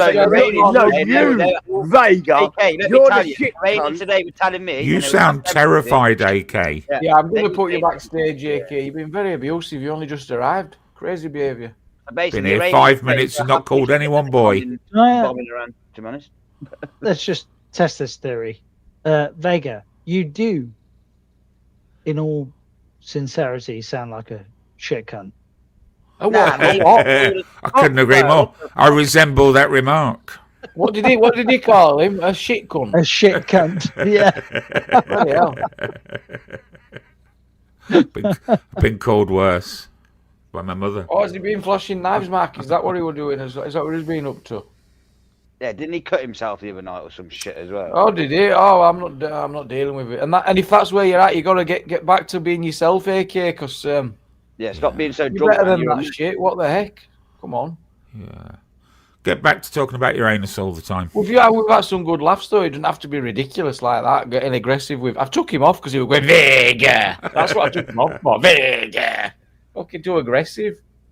He's absolutely fucking right. That's what it is. He's been drinking too much. Yeah. So yeah, that's AK, John. You know, resident alien. Thanks for coming up. Nice to meet him. Oh yeah, I figured it out with Bright. I think what it is he's talking in code to his Russian secret agent spies, mates. Oh, is that what's going on? Is he feeding information back? Right. Oh, that would they're make like sense. watching, and this is how they're getting their info and that. Yeah, that makes sense. Through the vires of the fucking auditing panel scene.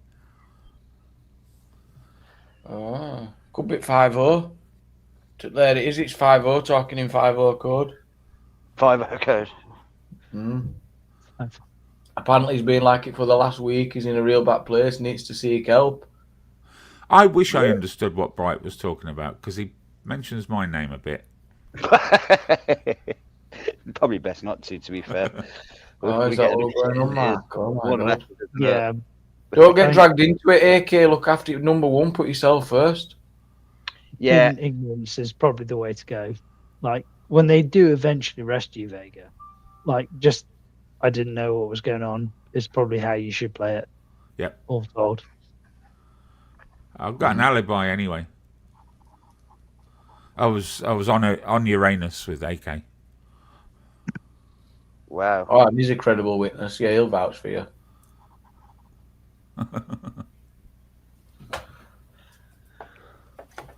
Yeah, some people just fall into this getting steaming and coming on fucking these panels bullshit, man.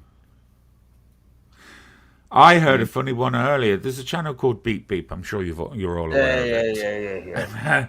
I was making food earlier and I was listening to it, and Peter Pope was on there. It's the only reason I carried on listening. And him and Axel were arranging to meet each other, and Axel gave his full address, postcode, and house number. And I sat there, stood there listening along, thinking, Popey's on the way. You're saying turn up. Well, Popey's on his way. It wasn't me, was it, Vega? No, Peter Pope and Axel. Do you know those two characters? Well, no. The reason I say is because I have been known to have a drink or two, although I've not been drinking recently. And not tonight, John. my uni friends used to call me Axel. Yeah, Done. which was a bit of it was a bit of a grey area. Okay. Okay. Let John finish. It was an ironic name, because I'm a very white man, and the reason that I was called Axel is because of Axel Foley. Yeah, and I'm an Irish guy. Okay. So I can see that. Exactly. You look like a white Axel Foley in that photo. Yeah. Yeah. So it was an ironic name. But still, I don't think so. I can see it. All right. Like white Eddie Murphy in that. Right. Do you think we're onto something Basically, when we think you might be getting a bit out of control in yourself, not actually being yourself? Are we onto something?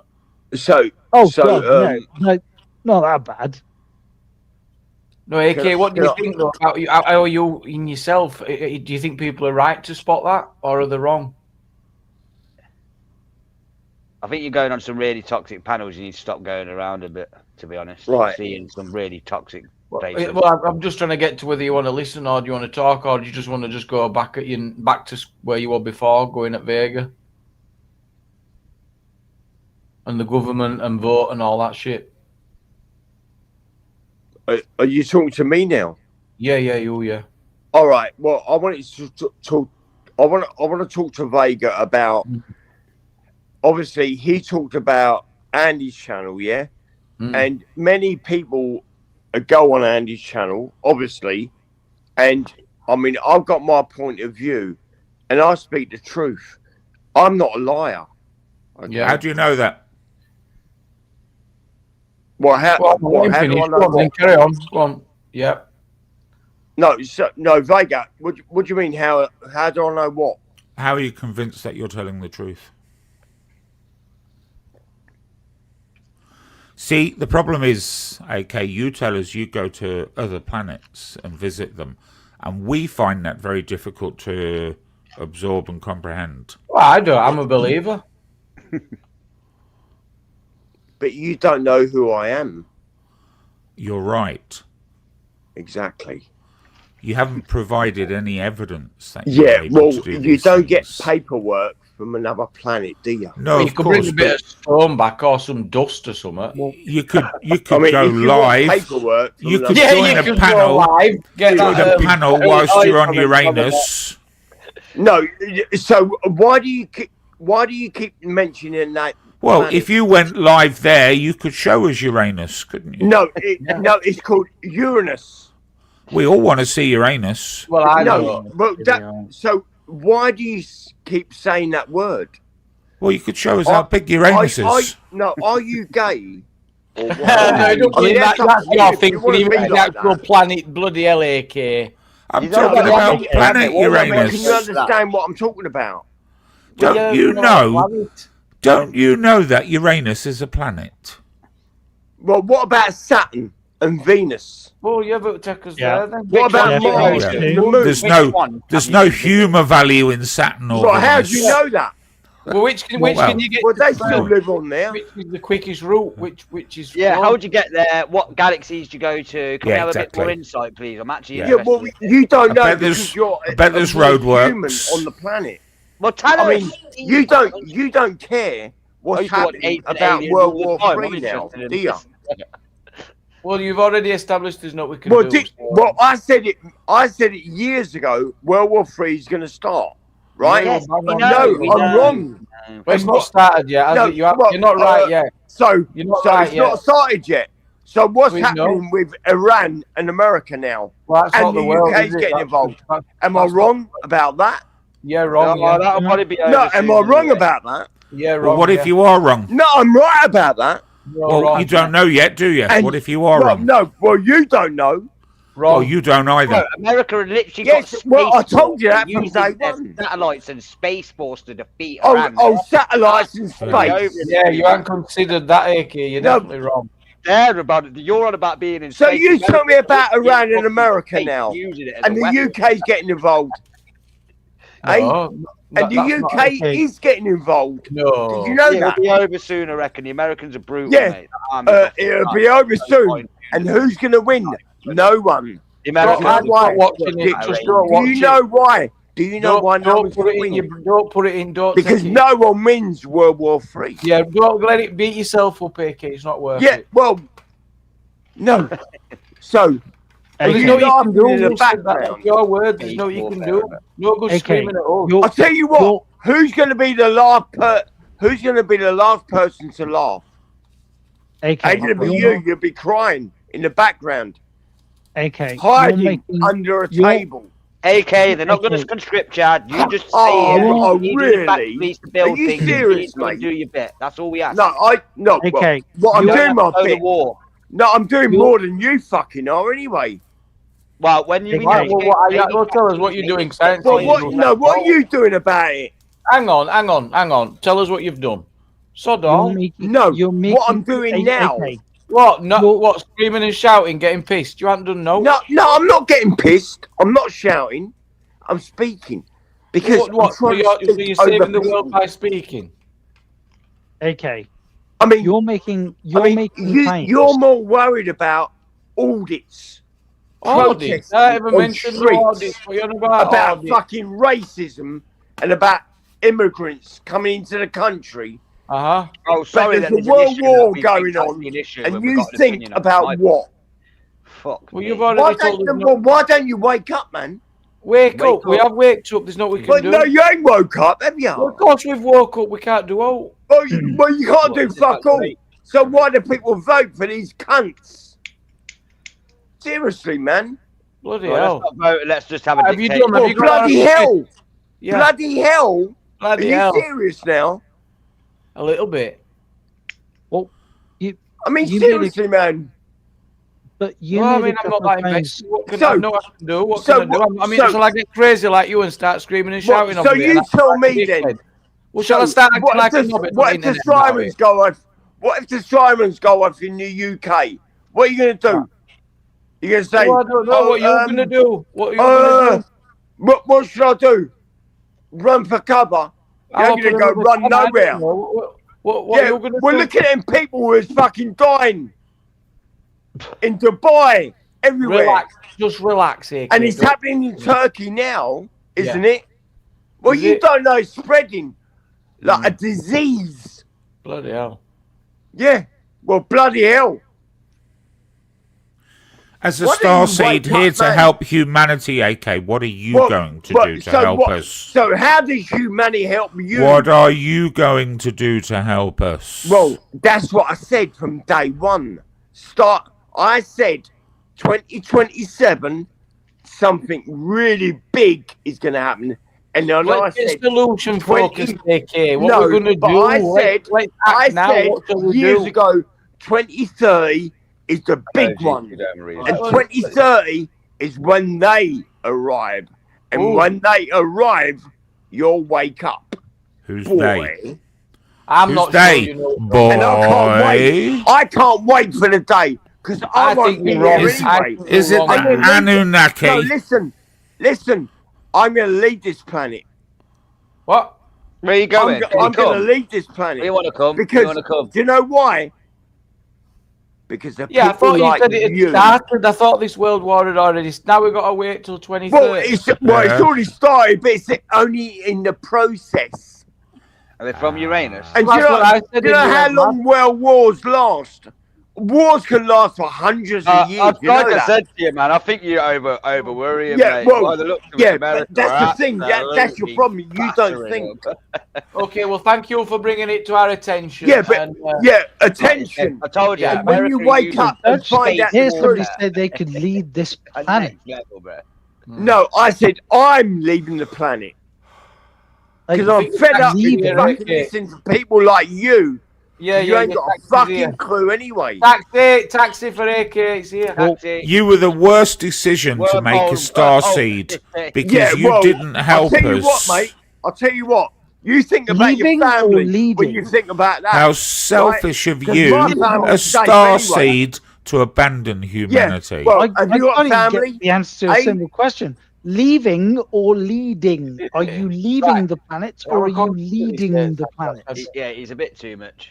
AK, stop it, right? I don't want us to fall out. I've got a lot of respect for you, but not when you're like this. So give it a rest. I don't like Vega saying that. I mean, if he's got a family, respect the family. I'm trying to look out for you. You're not even listening because I think you're steaming. People are trying to look out for you. I'm not. Yeah, you're not even listening though. Right, so I'm trying to talk to you. There's people in chat looking out for you. There's some great people. I'm sorry. In chat. No, but there's some good people in chat. They're trying to look out for you, and they're telling me something's happened recently that you might have done something self-harm. Is that true? And do you want to talk about it, or we can talk about it in private? No problem. I'm not going to talk about it to you. No, well, that's fair enough. I were only just trying to reach out and say, how are you doing? Also, don't do that. Everyone's got their own problems in life, haven't they? No, I'm not judging you, and I don't want you to feel judged. I want you to at all. Yeah, feel but do you think everyone's got their own problems in life? Oh, we're not daft. AK, break up and the panels. Lost Light says he didn't do that, so.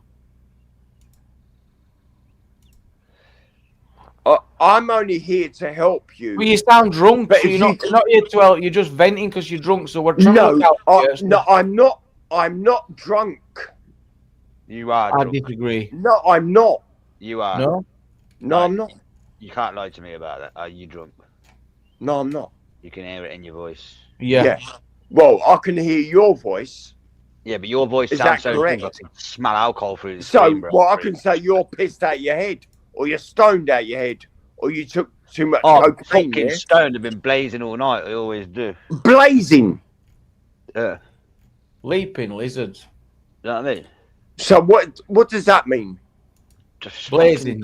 Yeah, it means like on the, smoking, Just fucking smoking. Well, I smoke a vape. I don't smoke fucking marijuana.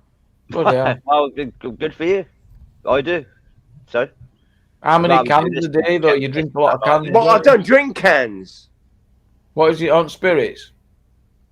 No, I don't drink spirits. He's on the cider. Frosty Jack's. Oh, yeah. No, I don't drink cans. No bottles. Cans with spirits. Bottles, then.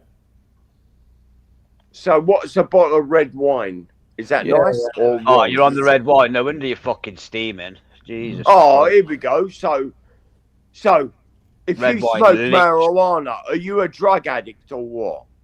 I smoke marijuana constantly. Yes. Yeah, well, that's up to you, isn't it? I'm not I'm not saying you're wrong, am I? I'm not ridiculing you about what you're smoking. No, but are you doing out to get help? Or I mean, this ain't just. Are you doing out about it or no? I don't need help. You need help. That would absolutely in lots of ways, yeah.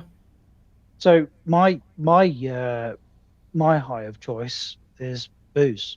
Like, I love alcohol. Well, there you go. So who am I? I like it was a product of me being on shifts and my wife being on shifts, so we never got a weekend. Like, our weekends were Monday, Tuesday, Wednesday, Thursday. It was just whenever we could make it happen. So we would drink white wine or red wine occasionally. Most red of white wine gets you licked, man, don't it? Well, it used to get me low. Horrible. I used to get angry, and the hangover was fucking horrible. Oh, it's the worst one, man. So, do you know what it is? Red wine, I think, is the only alcohol made with no added water.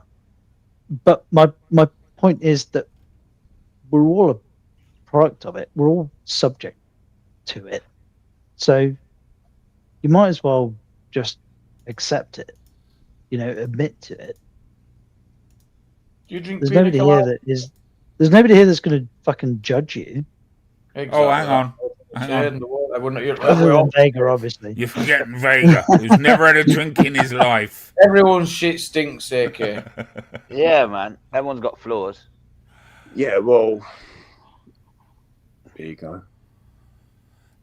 Was your drinking a problem, John? And are you in a different place now? It did cause problems, but I got a grip of it. Okay. So it caused problems for me in that I used it to manage stress after my dad died, and it did cause me some significant problems. But once I'd acknowledged it, I did it. Like, my wife, bless her, she put up with a lot of shit from me, and she helped me like dig my way out of it. Good on her. What was the catalyst for you to make change? It was most of the kids, actually. I realised that I was losing, like, that slow dawning reality. Honestly, the thing that really pulled me out of it was I went on holiday with it was my mum's 70th birthday. We went away on holiday, and I saw how my brother was interacting with his kids, which were a similar age to mine. And then I saw how I was interacting with mine. And I was like, fuck. It just... Don't talk too much, John, but thank you for sharing that. It dragged me out of it, and really quick. Yeah. Life can get shit. It can, yeah. Things go rough. I'm so naive, Jamie, John as well. I always think people can make change when they see the impact on their loved ones, but unfortunately, it's not the case, is it? Mm-hmm. That can not really be, the reason different why for everyone. People, that's the problem. Yeah, I find it so sad, DP. I've been lucky enough. I don't know if I'm blessed or what. I do smoke, and I've only smoked for a few years. I've been lucky enough never to drink alcohol, no drugs, no nothing like that, and I'm quite sort of controlled. But when I've had to make big decisions, it's been based around the impact it has on my family, and unfortunately,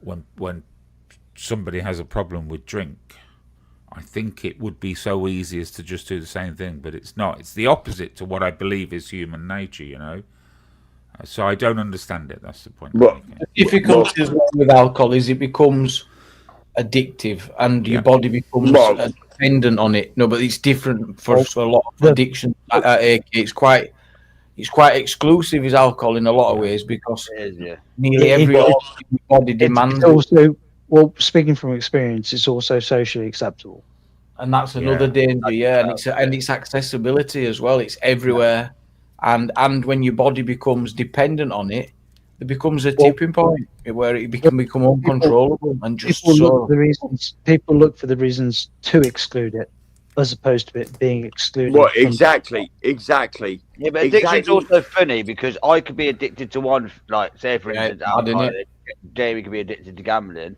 It's mental. I might be able to gamble a little bit and never get addicted, but Jamie might be able to drink a little bit and never be pisshead. And to look on and go, oh, I can't, how could you do that? How can you give your money away? How can you take everyone's having a different opinion? It's all the same, really. It's mad, isn't it? But the reason that alcohol the reason that I say it's socially acceptable is because if you go, oh, I'm just going to go and have a drink with the boys, you would just go, all right, have fun, hun. I'll see you later. Well, my mate Harry would cut everything out. If you said to your wife, if you turn around and said to your wife or your significant other, oh, I'm just going to go and do a bit of fentanyl with the boys. Well, obviously that's a bit different. But I mean, if you just said I'm just going to go have a joint, that's sometimes frowned upon in a lot of circles. That's it's drugs, get weed.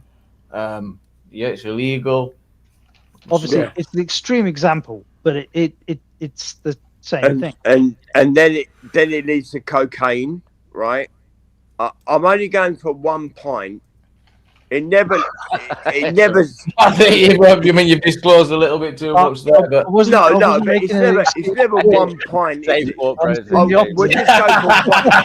No, but it's never 1 pint, is it? You know what you've just done there, right? It always ends up to 2, 3, and then. AK, I tell you what happens. The alcohol stops working. A different chemical reaction occurs when you mix the two. So who starts that? Well, it's the body. When you put alcohol and cocaine, so who starts it? It becomes stronger. It's called influence, isn't it? Well, no, I don't know the science. Henry. It's called influence. Yeah. It's common sense, really, isn't it? It means you need help. It means you need help, mate. So I mean, you go to the doctor and say, I'm going to put you in counsel. Well, you're just finding the excuse and speak to a counsellor or go to an AA meeting. Yeah, come back when you're sober. You don't want to sit in a circle talking to other alcoholics. Yeah. Why not? Why would you judge them? Are you better than them? No, I never said I'm better than them. If you're an alcoholic, right, you don't want to go and meet other people, especially if they know who you are living in the same area. And they think, oh, here he is, the alcoholic. Oh, so your reputation is more important than your so what is reputation? No, it's all part of the process. At some point you might be ready to make change, but at the minute, this is so what is a process? I'm not wasting my breath. I reckon you should go to one of their meetings, AK. No, I don't want to go to them meetings. I think there's no need. No, I think that you'd have. Well, eventually, because I help myself. Eventually, anyway. you might be crawling to break the door down to get in one. Well, I don't crawl. The point being is some people do that because it gets so rough and it gets so bad. That's up to them. If they were crawled, not really up to them when it's alcohol dependence and it starts. Yeah, well, I mean, what is an alcoholic and what is a dependent? Not really. It gets rough. Believe me. So what is really then? Well, it means like it's up to you. Look it up. So everyone's different on this planet. Not every single person is the same. You know that. Can I ask, why? What is the reason that you feel the need? Well, I don't know. I don't know what. Have you lost your wife? Calm down a little bit, AK. Family. Calm down a little. I'm asking the question back. Have you lost your family, your job, your friends, everyone you talk to, because you believe in something different? Well, I'll tell you. Well, you haven't, have you? I have. Right. Let me flip this back on you. I'll tell you. That's why I'm a star seed, eh? Right. Get it? I'll tell you what drove me to it. So, I lost my father. Right. And when he died, right, I felt that I lost the only person that was 100%. Right. So you lost your father. Hang on. No, let's be respectful, please, AK. You never even finished. I was telling you what I lost. And when I lost that, I also felt that I lost a connection with my brothers, because it felt like the only thing that we had that drew us together was my father. Like, he was like the nexus of our family. So not only when he died, and when he died, it was the most insipid of deaths. It wasn't. It's not like he died fighting a battle at the top of a hill. It wasn't like he was this man that I had envisioned him being. He died on a ventilator in a fucking hospital. It was feeble and pathetic. And the last thing I said to him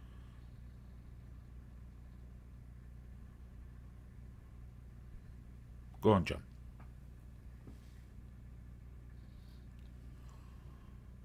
was that it was okay to give up. We got to leave it, John. We can leave it. We can leave it, No, mate. no, it's fine. It's really tough, and I'm sorry you've been through that. It's just life is so cruel, and someone put it earlier, just without notice, it can turn shit so real so fast. Yeah, and when you least expect it. Yeah, it's awful. I told him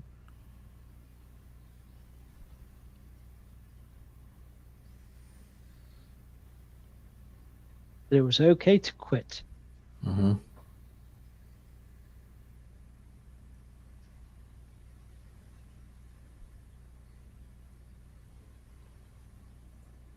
I'm sorry. It's acceptance, though, isn't it, as well? It's not so much a quit. It's just accepting as what it is. It's horrendous. No, I just said I'm sorry. Well said, AK. It's rough, innit? Yeah, that's good. Yeah, I know. I mean, I've lost a lot of people in my life. You know, I've seen them die in front of my eyes. Mm-hmm. I mean, a lot of people. And but it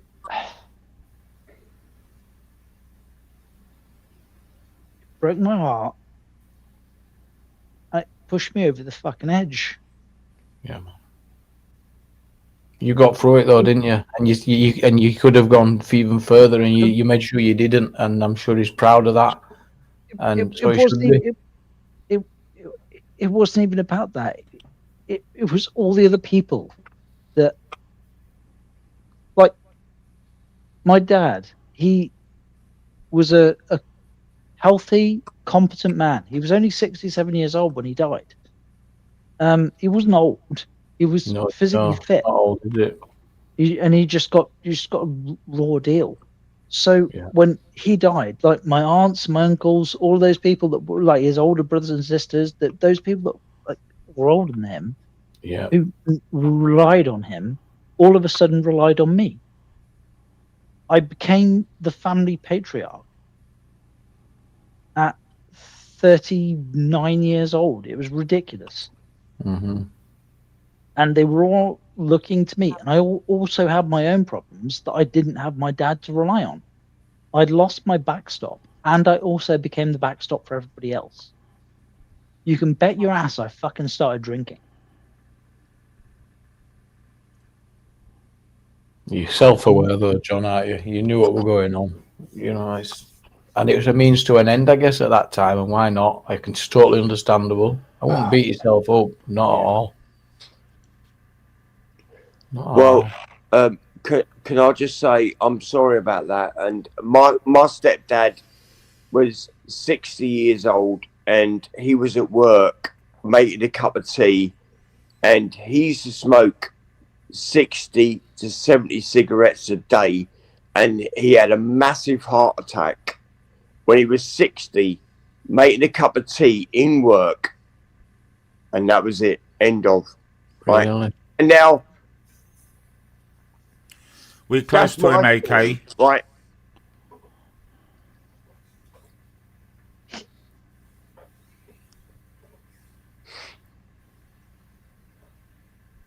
I'll never forget that. Fucking hell, man.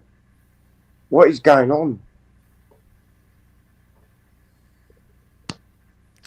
I mean, do you know what? I'm 59 now, and resilience is key at this point, though, isn't it? It's resilience, and that's all that we've got is resilience. That's what I mean. You made it to 59, you old bastard, man. Chill. Yeah, I'm 59, right? Chill, and he man. died of a massive heart attack, but he was smoking so much that he couldn't even breathe. It was one after the other. I mean, it was unbelievable.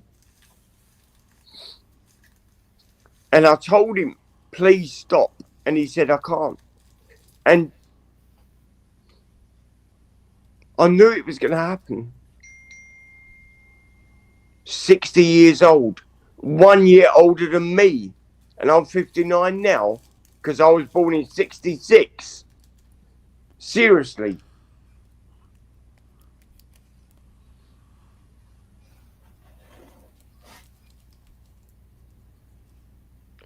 That's why I'm here, man. Please. I care about people. I really do. And that's why people have got a lot of time for you, AK. They don't like to see you being on crazy panels doing crazy shit. They don't like to see it. They don't want to see it. And the people that do, I'm sorry about that. People that are laughing, they're not giving a shit about you, rather. Look for the good people, and there's people that are looking out for you. Excuse the dog. Yeah, you got to. I mean, and you've been great tonight actually with that. So don't beat yourself up neither. Is what it is. I'm sorry, man. I'm sorry. I really am. No, I haven't even on about on this panel. It's just people are saying what's gone on other panels. No, I know what they say on other panels, but I haven't seen it. I don't know what you get up to. Be careful around other panels, AK, man. Some of them are toxic. It's not good for you if you're struggling a bit.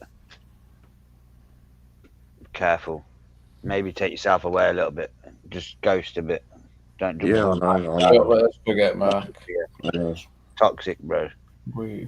All right. I think I'm mindful of your mental health for these panels, isn't it? Yeah, well, obviously, You don't have to listen. I'm just saying a bit of advice. Just be careful with it. You'd be surprised if you take yourself away a little bit and just chill. I know. And also, is it? Hold on. Are these panels triggering you drinking? Because yeah, but that becomes a problem for a lot of people. But the thing is, it's not only that. I've got so many mates who have committed suicide over the years. I've been in Scotland, right, and I can't get to grips why they've done it. And I mean, they're like in their 40s and 30s as well. And they've committed suicide, like hanging themselves, and you'll never know, AK, man. It's not your fault, though. It's no point. No, I know it's not my fault. It's there, but I don't know why they done it.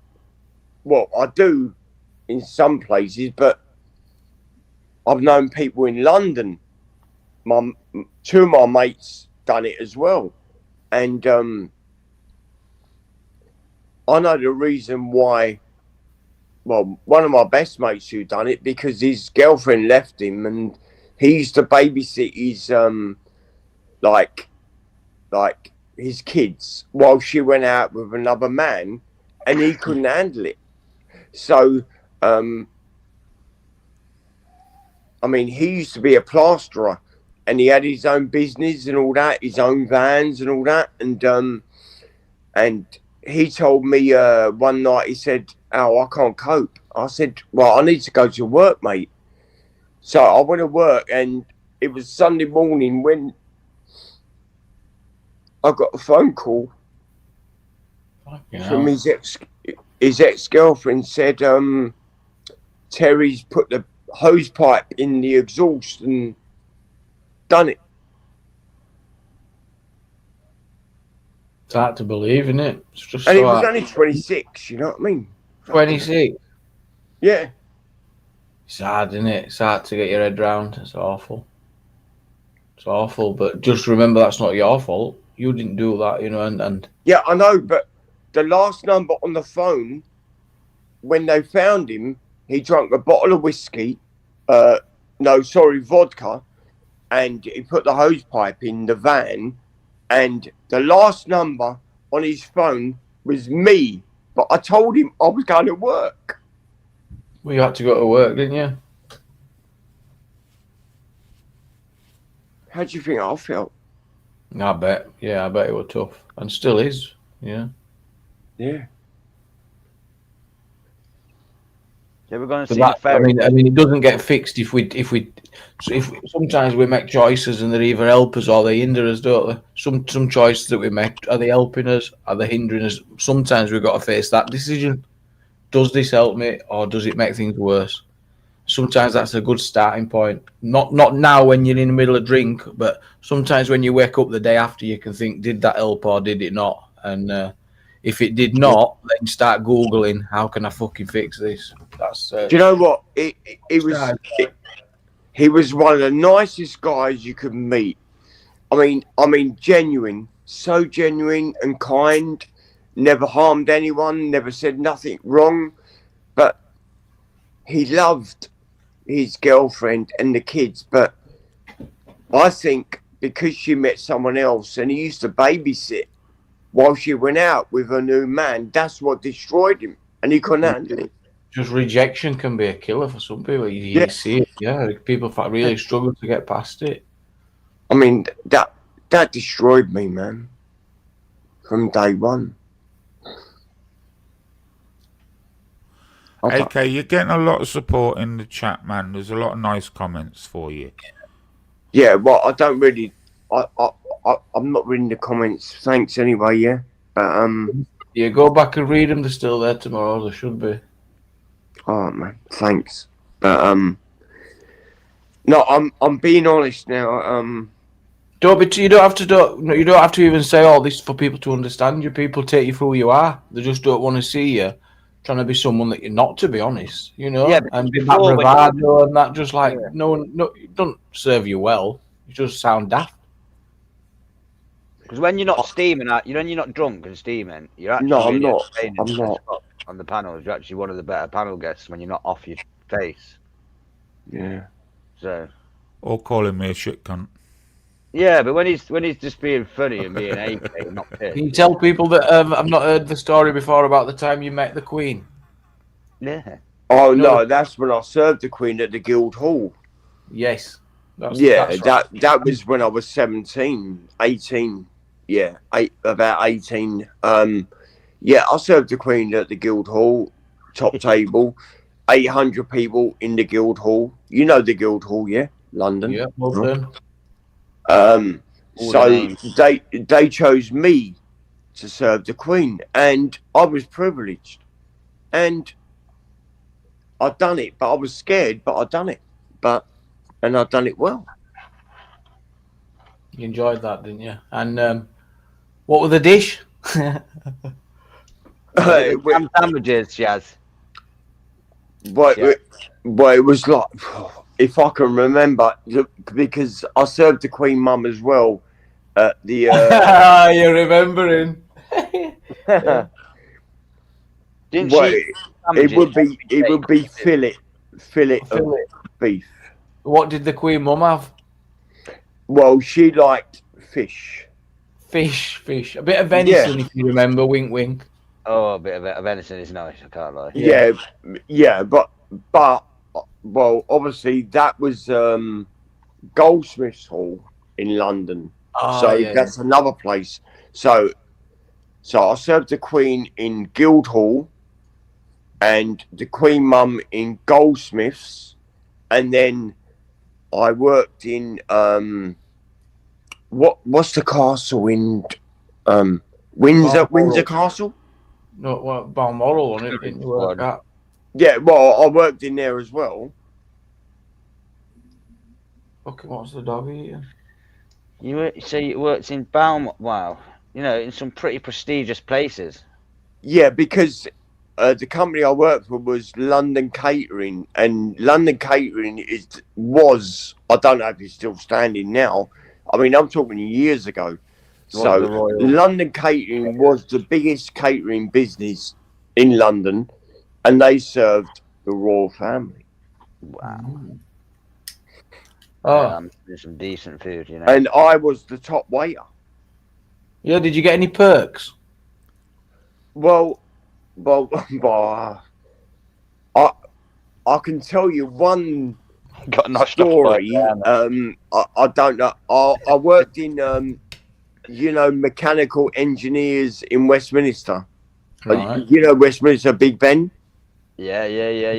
Near Elizabeth like Tower Churchill, in the middle, inside her. Near number 10, yeah. Mm-hmm.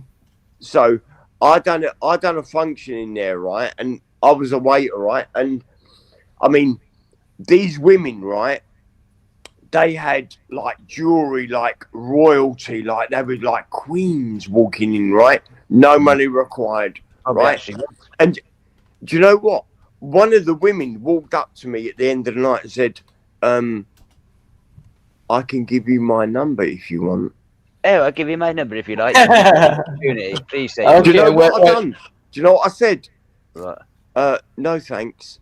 Because I shit myself. You always regretted it as well. There's no way. Days, you could have been a lord by now, AK. Yeah, I mean, no, seriously.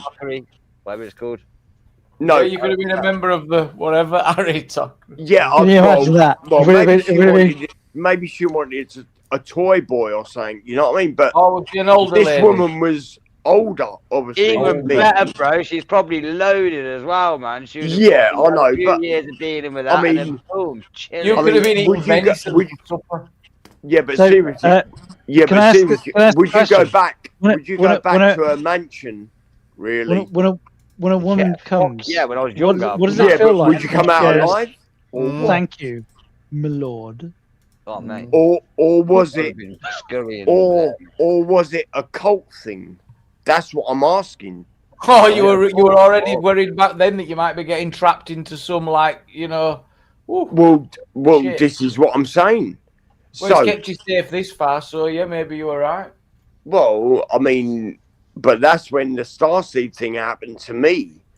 Then I died. But when I was younger, before the starseed thing, I was drinking with mates, right? And my mate said to me, right, Al, me and my mates had to come down to you because there was 3 girls biting your neck like vampires, right?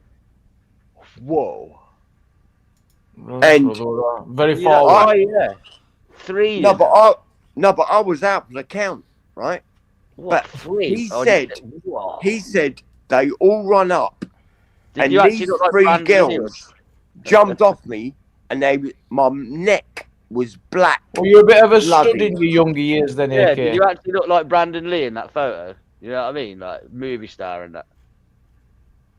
Well, no, that's my son, isn't it? That's your son. That's not your son. No, well, that is my son because my son died. Oh. And his name was Brandon Lee. But then I had a daughter, and she's living, called Shannon Lee. Whoa, dun, dun, dun. As if we're talking to Bruce. No, it's good to talk that through. I really did think. Yeah, you know what I mean, AK. I think you need to be careful. You're good to talk it through. Don't overthink it, and yeah, don't over. No, but I just spoke the truth there. I mean, exactly. Yeah, well, I mean, even my mate. There's only one mate who survives now, and I speak to him, and he lives in Roehampton, right? In London. I live in Scotland, 600 miles away, right? Yeah. And he still remembers them girls on my neck. And they run away like vampires. Oh, I can see why you've not got it if you had 3. Yeah, and I can see why you've honestly, my neck £5 was black and blue, bites all over it. I had to put toothpaste on it to hide it from my mum, and my mum found it. She seen me. I remember that you put toothpaste on if you had love bites, and it never used to work. Toothpaste kind of covers it up. You know what I mean? Yeah, it used to make That's it what just my mate said. My mate told me to do that. He said, "Put toothpaste on it. Don't show your mum."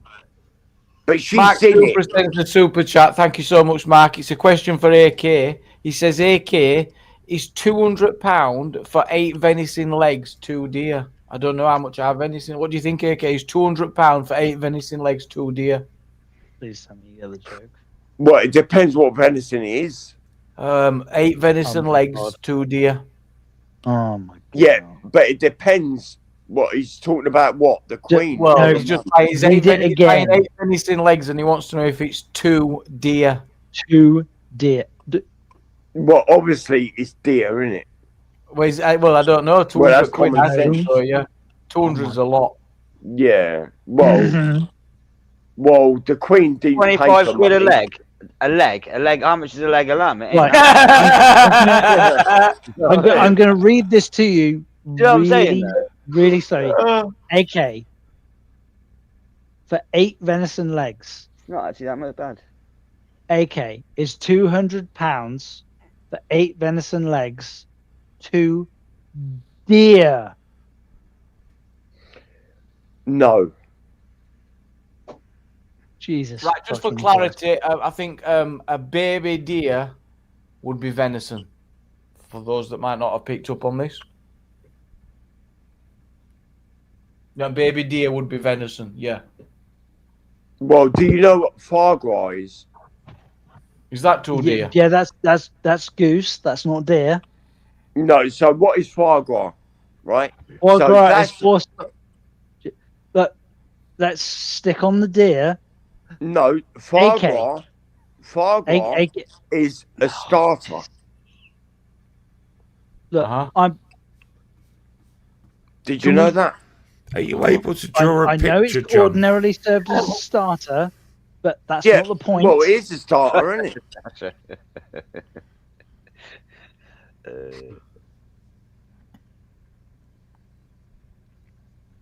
I was thinking it were a fatty liver. Well, it's like Foie gras, it's a bit rank if you describe it. yeah, it's not very nice if you look it up. The A fatty bowels of like a liver duck. would be disingenuous. I would say it's a turgid liver. It's an obtuse liver. It's a fucking bursting out of your gut liver for foie gras. But that's not what we're talking about. We're talking about 2 deer.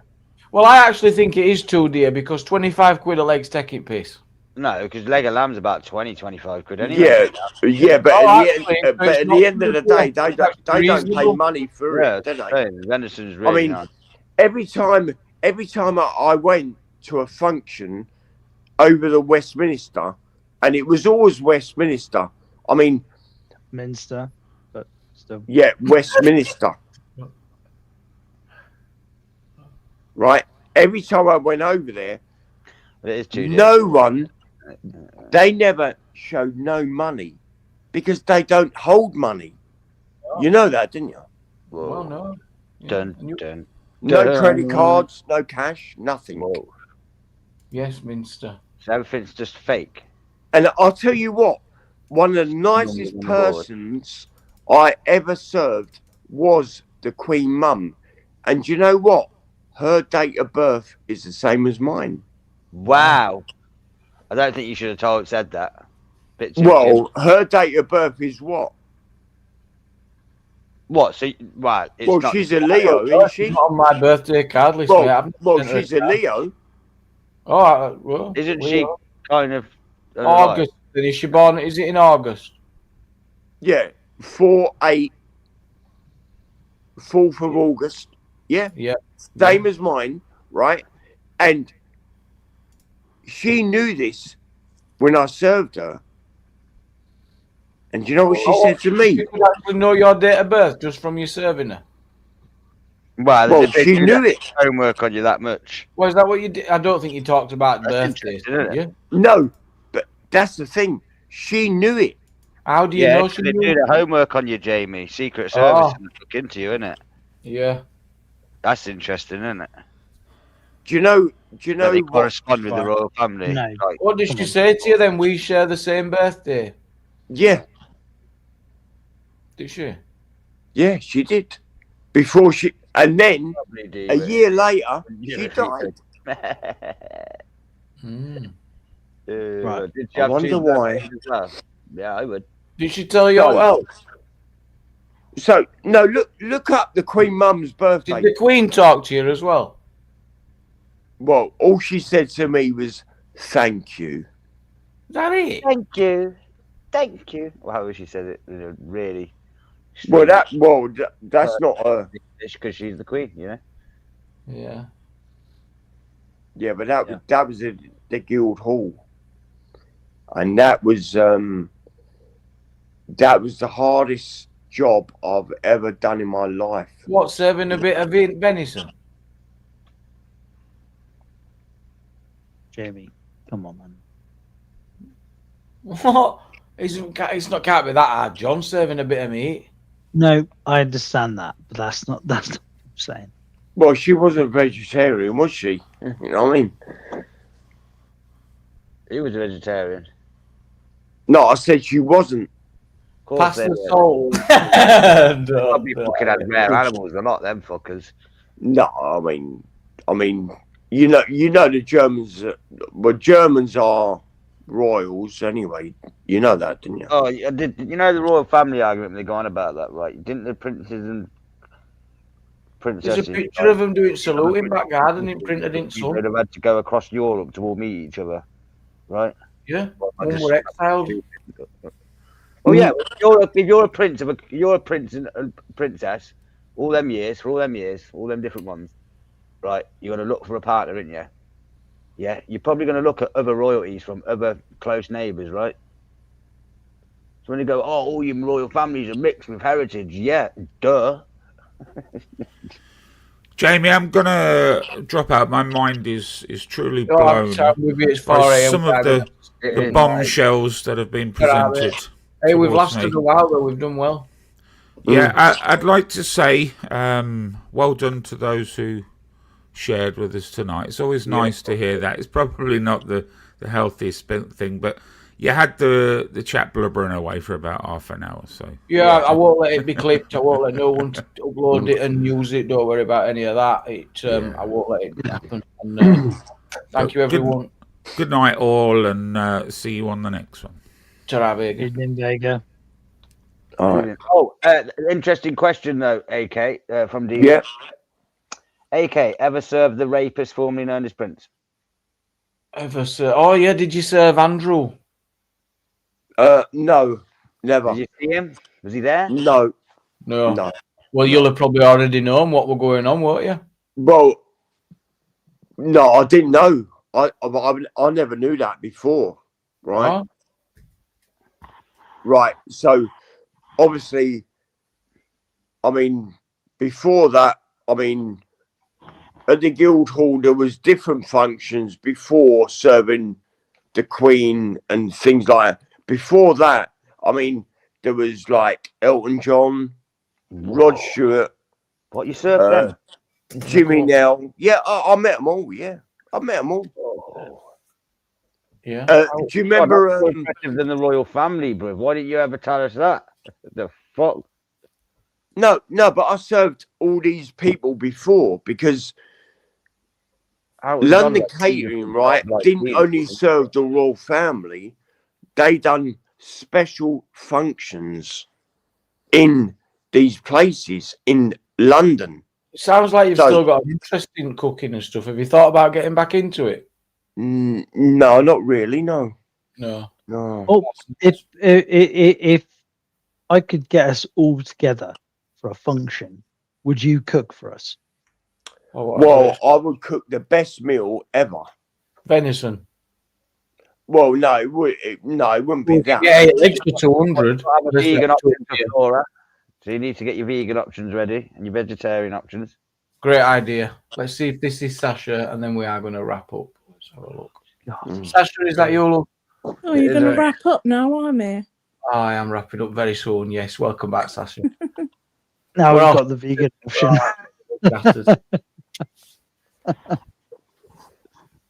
Venison. Okay, you've got so much talent, and it's just being wasted. Well said. Honestly, you got a lot going for you, mate. Who? You. Why? Well, all the cooking that you do, all the royalties that you've served. What? But I wasn't the cook. I was like a waiter, silver service. serving, and imagine serving 800 people and every That's bit of exactly what I'm cutlery. saying. You've got a lot going for you. Yeah, but I've done do it back in the day.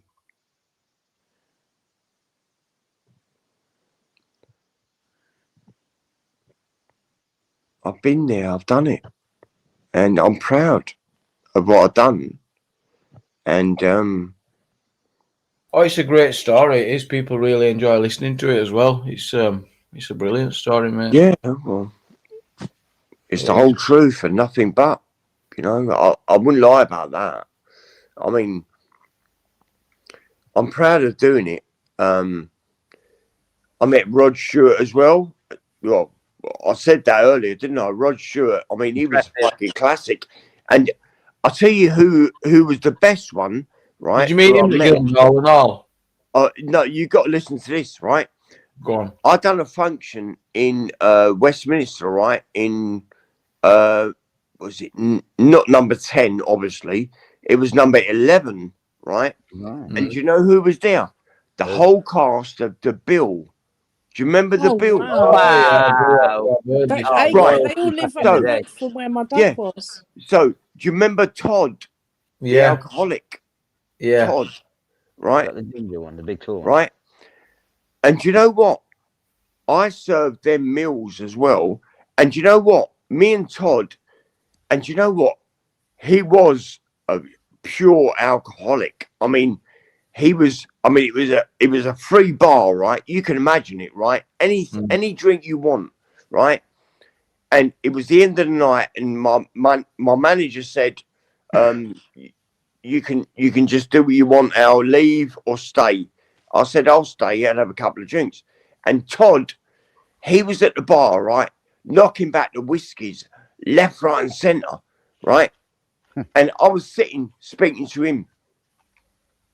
And then... That's cool. Yeah, but he died through alcohol, didn't he? How did he die of alcoholism? Yeah.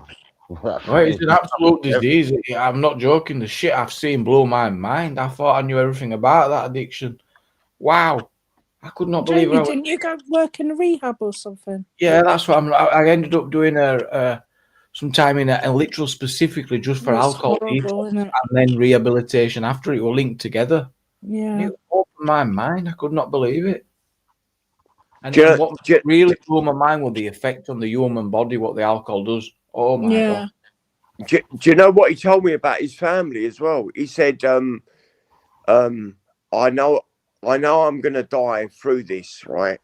And I said, oh, no, you need to slow down, because obviously I was younger, you know what I mean, back in the day. But they had a massive screen in this hall, right? And they played all the special parts of The Bill and all that, all the comic clips and the mishaps and all that, all the outtakes and all that. And it was so funny. And that's why I stayed at the bar. And I mean, the stories he told me about his past life. Did he? I mean, yeah, I mean, it really hit me like a ton of bricks. I'm like, wow, man. But obviously, I had to leave after that. Time to change the course. AK, I'm going to thank you so much for sharing that. Thank you so much, Sasha, for joining us earlier and briefly. Yeah. We are wrapping up. I'm going to get everyone to bed. I'm knackered. It's 4 Yeah, I know. It's 4 a.m. now, isn't it? Yeah. Yeah. All right, Sam. Well, see you in a bit. anyway, I'm Good sorry. night, I'm DP, sorry mate. about. I don't want to upset no one. I respect you and everyone. Yeah. Well, you've not. It's been really positive, and I hope it's still that way. Let's keep it positive, because someone said it best earlier. You don't need anger in your life, and if you can get that life lesson dealt with as soon as possible, where you never have the anger, it's amazing to just think nothing's ever worth it. Yeah. Thank you. Isn't it? John, thank you so much. It's been a pleasure. Good night, everyone. Thank you so much in chat for joining. It's been brilliant. Thank you so much for the super chats as well. Thank you. You're welcome, mate. And may the gods bless you. And you. GC, thank you. Mickey Mouse, Mark Super, thank you very much, everyone. I am going to wrap up and catch you on the next one. Big up your chest, says DP. Thank you, Big Ben. Thank you, James. Excellent stream, says Lib, and I'm out. Catch you later, boys. Thank you. Cheers.